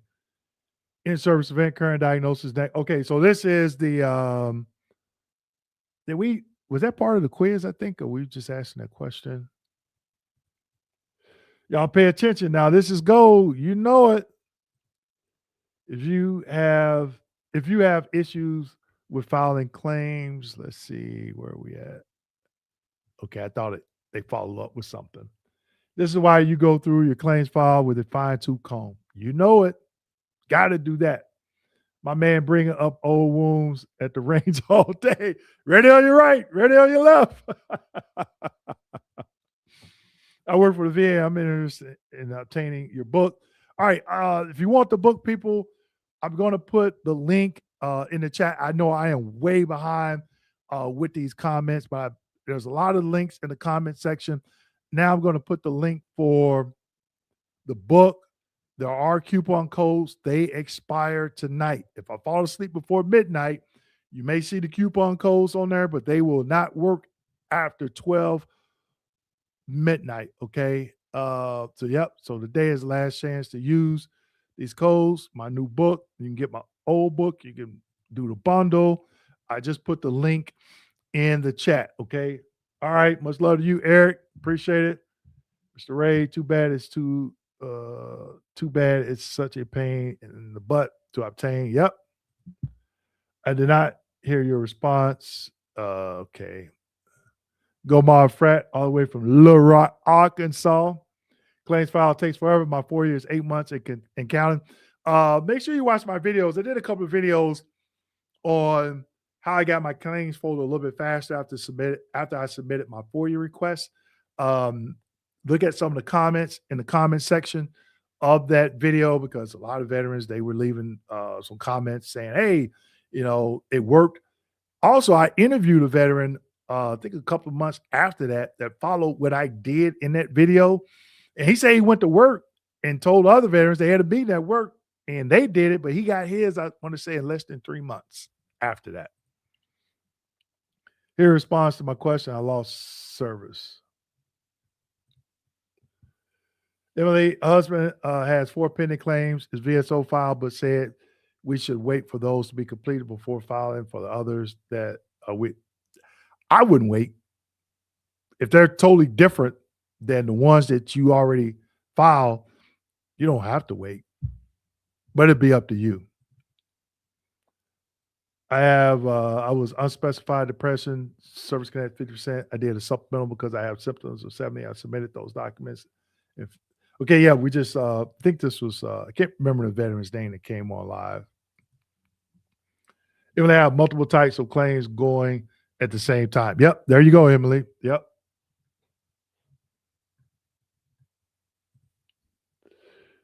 Is that Peabody and Sherman's way back? Let's see. I don't know. I'm about to ask Don about that. He's always coming finding these different sites on stuff. Thanks, gentlemen. I have the website link. Also, I'm sorry for asking twice. Not a problem. You're good. You're good. What's the difference between this and the VA claims cap? I brought this up earlier. I don't Jordan, I think that's his name, VA Claims Academy. I don't know what service he provides. I have talked to him. We talked on the phone I think a couple of times. Has a really really good YouTube channel. Gives out a lot of good information. It's just going to be recorded. If you're doing the university, yes, we will record it. There is going to be a portal that we will upload those recordings to. So if you happen to miss a class on a particular date, you can log into that portal and watch the video. So we will record those. Yes. What's up, Rose? Said, okay, so we're just talking to each other. He doesn't just do a channel. It's the same thing. He has instructional videos. He is a solid guy. So I'm thinking he is a former. Okay, so I think you're talking about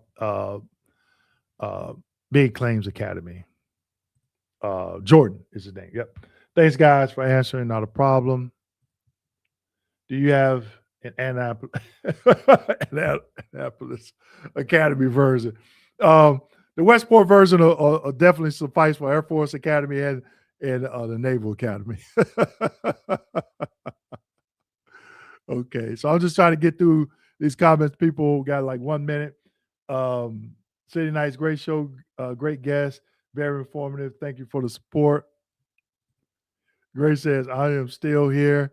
And I'm on like 3:12 p.m. questions, and it's like almost 7 o'clock, people. Lung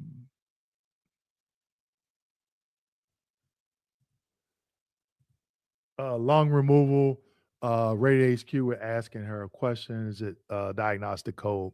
Got to know those diagnostic code, Grace. I have one painful scar and love fried chicken. There it is. If you're in Chicago, give me some of that Arrow's chicken.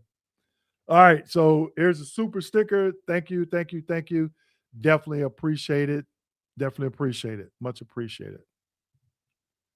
What are those numbers at the bottom right corner underneath the form number? Are those identifiable to who's working a claim? No. If you're talking about the claims form, no. There are some correspondences that they send out. I don't know if they still do it. I would have to ask Radio HQ, where it'll have like a 3-digit number. It'll have like some initials like CVE or, I know it used to be that way in some of those correspondences, and that would be the initials of the person. The 3-digit number would be the regional office that they work out of. Okay. Is there advantage to file a lumbar strain? And yes, you can file it together. I was medically discharged in 2012 with 10% with herniated disc. I've been going through lots of acupuncture, PT, and more to fix it. Finally, I have CMP in 2 weeks. Any suggestions? Just understand, watch my videos about range of motion. Range of motion, okay? So people, my StreamYard camera clock is telling me 6:59 in 5 seconds. So I'm going to keep going until 7 hours. And then we're going to call it a day. I'm starting to fade. If I have evidence that my service treatment records got denied my claims and have submitted new evidence surgery in a supplemental claim, but it's all now evidence after I retired, would I need a Nexus statement? If you within 1 year, if I have evidence that my SDRs got denied my claims and have submitted new evidence, yeah. If it's been more than a year, yeah, you're going to need that. Okay.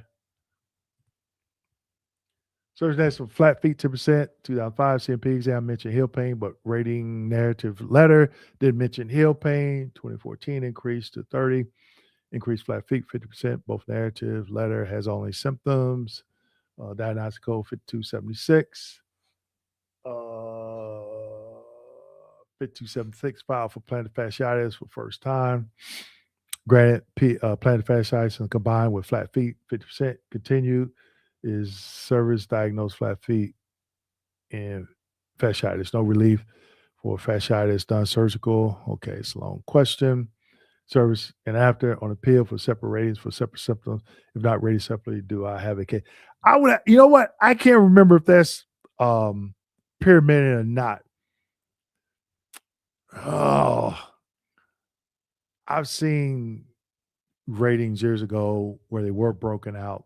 I would have to look in the 38 CFR that talks about at the beginning of the body systems, the 38 CFR, especially like the respiratory systems, it'll say, hey, the veterans has this, do not combine or something like that. I would have to confirm that with the flat feet. I don't know right off the top. Previously granted 10% lumbosacral strain. I used 20% criteria for the increase. I have an uploaded evidence. Now I have a CMP soon. I'll take my DBQ. Yep, there you go. All right. It says Radio HQ just subscribe to your channel. Yeah, so make sure you go out and show support to Radio HQ. Subscribe to their channel. Show support. These videos, they do take time. I've been here live 7 hours. 7 hours and 1 minute. Yeah, it takes a lot. So I'm just going to go through here, people. I think we're getting a lot of questions from the same individuals, which is okay. I think I gave a shout out for this, Danny Sanchez, earlier. Okay.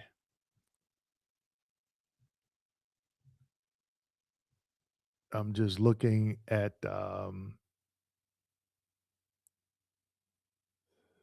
let's see. Someone says, please make sure that if they use the intermediate step, they noted that percentage drastically. Okay, I'm just looking at some comments, nuggets that Rate HQ was dropping. VSRs were doing sufficient reviews now. I might do that. Okay, I know you're here, Rate HQ. I'm taking notes. Okay. I think the Tomorrow's private DBQ has 70% language, underplayed my symptoms, but I think somebody came in and asked this earlier. But my record statements, doctor's notes clearly show 100% where they just go. I think Vera did come on and ask this question. They're supposed to look at all the evidence. They got, they're supposed to look at all of it. Mr. Ray say, stop it. Get some help. You remember that? And people are using it, especially these young guys. They're using that part of that commercial that MJ did back in the 80s on their social medias, memes. Like somebody ask somebody a question, they'll provide a stupid answer, and then they'll bring in that clip and say, stop it. Get some help. VSRs don't want to disclose VMS notes. I've been hearing that. Some of them will, saying you need a FOIA request. Oh, that's crazy. Go ahead and give up that information. All right, so I'm just going through to see. I think we got pretty much the same crowd. People were giving the fire. We got 106 people that hit that like button. Okay, Rate HQ was awesome. Dwayne, you absolutely should do a lot to make it a special event. You guys are truly the best. Hey, I definitely appreciate it. Game over. All right. Oh, we got another. Hello, Dwayne. My claim file notes from the VSR say my private DBQ and Nexus were substantially sufficient. Exams not warranted and no further development needed. I am good to go without CMP. Yep. But again, that same VSR may not look at it again, and then the rater may look at it and say something different. But hopefully they if it's actually more sufficient, hopefully they go ahead and they use it, and you don't have to show up. 113 people. So yeah, we got up to 113. We dropped down to about 49. Now we got 53. We're gonna go ahead and we're gonna call it a night, people. I am fading fast. I have to still do some more work. Was going to record a couple of videos after this, but it's not going to happen. Another Brandon, another donation. Definitely appreciate it, Brandon. My in-service dental record shows I was taking Excedrin. Is this enough to claim headaches? They didn't start until after deployment. I don't want to do a log. The log is for, especially if it helps the rater to, it could be the difference between 10% and 30%. Okay. Look back at those dental records and see if they state why you were taking Excedrin. Also, if you was deployed overseas, you could claim it due, to Gulf War undiagnosed illness as well. Okay. Oh, let's see. What did Rate HQ say? Dwayne Kimmel, the veteran, can sometimes upload them to the vendor portal. Okay. Yep. Sarah came on. Question: what's the young man name info on the screen, please? Sorry, Sarah. I don't. Oh, you were talking about maybe Rate HQ? Rate HQ and DK on one stream is going to be great 2026. I think we're going to do it. We're going to do it. We're going to get it done. We're going to get. Oh, sorry. Happy New Year. Yeah, we'll get it. We'll get that worked out. The new VSR can disagree with the sense. Okay, so I'm just going through people, see if we got any donations here, super stickers or anything. I want to make sure I give them a shout out. Man, Ray HQ still stuck around for a while. 618, he's still in here. I'm down to do collaborating. 26 sounds good. I'm more about getting info out. Yep, we can do it. Oh, now he says he's out. Okay. All right. He's out of there. Okay. I just hit 5-year VA roots. Okay. So I'm just going back through. Grace said, time for supper. Okay. I know. I haven't eaten in 7 hours. I am starving. Okay. Oh, there we go. We got, can you be ME boarded for probable veneers, no hair loss? I don't know. That's not on the VA side. The med board, that's something through your branch. Um, I mean, if it affects your job, say for instance, makes you undeployable, if it hinders your flight status or something like that, I'm pretty sure it could. Jess, you're still going, bro. Yep.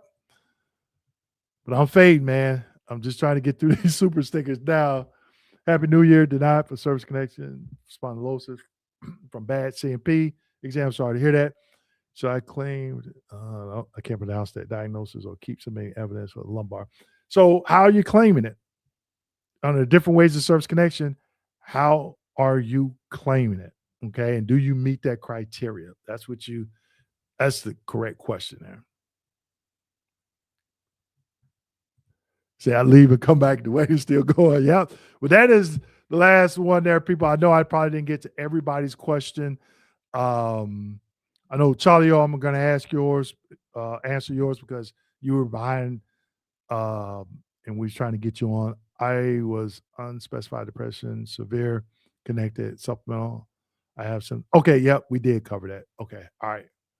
So everyone, yep, thank you. I know I didn't get to everybody's question, but people, I'm fading fast. I got to get the garbage can from the curb in the garage. I got to move some of these papers because I don't want to leave my desk cluttered like this going into the new year. Family's out of town, so it's just me tonight. It's going to take a hour nap and get up and watch some TV, maybe the ball drop in New York. But before I go, just want to say thank you to everyone that has showed me support in 2025, the book, the membership that I created, the software that Don and I created, the YouTube channel. Just thank you. Thank you for all the support. Hopefully what I'm giving back to you is working. A lot of individuals this afternoon said, yep, Dwayne, the information you provide definitely helps. I am so excited to hear that. We didn't get around to talking about this whole thing about claim chart, so maybe I'll just do a live, invite some people on, and we just have a conversation about that because I want to understand that. I want to, I think there's a lot of incorrect information being put out there as it pertains to consulting companies because a lot of people are just lumping all consulting companies in the same. So thank you for the donation. There's sir, ma'am. So I want to get more information. I just want to have a conversation about it. And I'll do a live and provide the link and people can come on. And that's what we only will be talking about is that particular topic. Okay. Because I want to know what it is. Say the Rev Dwayne, you have done enough. I know, right? Man, I am fading fast. Yep. Dwayne, thanks for the nuggets. I'm 80% due to you. Happy New Year. Same to you too. Congrats. But yeah, so real quick, put a fire emoji in the chat and let me know if you all want me to do a live just to talk about claim charts, what that is. And I want people to come on live. It'll just be for an hour, and I'll let people, express their opinion for 5 minutes. Yeah, we got 40 people. Okay. Yep. Okay. Queen said, yep, do it. All right. So, yep, I think that'll be a good topic. Maybe I'll do it next Wednesday. I know I'm supposed to have a guest on. So I'll change the my thumbnail and we'll talk about it and I'll promote it. I have my team change the thumbnail. We have a meeting Friday and we'll get that posted and that's what we'll be talking about. Now, I'm not going to take any questions about the VA claims process. I want to talk about this whole claim chart topic. That's what we're going to be talking about. And I want to make it interactive like I did tonight. I want you to come on, tell me what this is about because I think a lot of people are just putting out bad information just for views. And so I want to have an open, honest discussion. People have called me claim sharks. So I want to you know, if you think I'm a claim shark, come on, we have a discussion about it, right? Because I want you to tell me, you know, your definition of it and what it is I do. But if not, then we just have a conversation. I want to learn from you because I know a lot of veterans, you know, look at different channels and stuff like that. So there's a lot of information out there. All right. So I'm getting a lot of responses here. Grace, I thought you was going to eat supper. You said it was supper time. Been here since noon, had it running the entire time while prepping for New Year's. Thank you so much. Happy New Year. Yep, Emily. Okay. Have a good night. Be safe. Yes, yes, yes. I'm pissed off about they adding you in that group. Yep. So we're gonna have a discussion about it because those same individuals they don't see like last week, almost 5 hours, today 7 hours, and trying to get through all these questions for free. It'll be New Year's by the time you get your trash can. Now I'm about to go out there and get it right now. I'm about to go out and get it right now. So again, people, thank you, thank you, thank you, thank you. Good luck going forward into 2026 with your claim. Again, you know, we dropped a lot of links in the comment section. Hope to see you in the university. We will be going live December 17th in a live studio like we did on October 4th. To answer more questions about the university, get more people signed up. So definitely something that you want to look into. And I'm ecstatic about 2026 as it pertains to the VA claims process. I'm going to be dropping more VA claim nuggets. I'm over 800 videos. My goal for 2026 is to have 1,000 videos by this time next year. Okay, so I'm going to be dropping more videos. I'm spending more time doing research on topics for YouTube videos on the VA claims process. So definitely super excited. If you are out driving tonight, please be safe. Do not drink and drive. Be out on the lookout for other drivers. Be safe. I'm here in the house chilling. My family's down in Fort Lauderdale, Miami. So I'll be talking to them about midnight, wishing them a happy New Year's. Take care, everybody.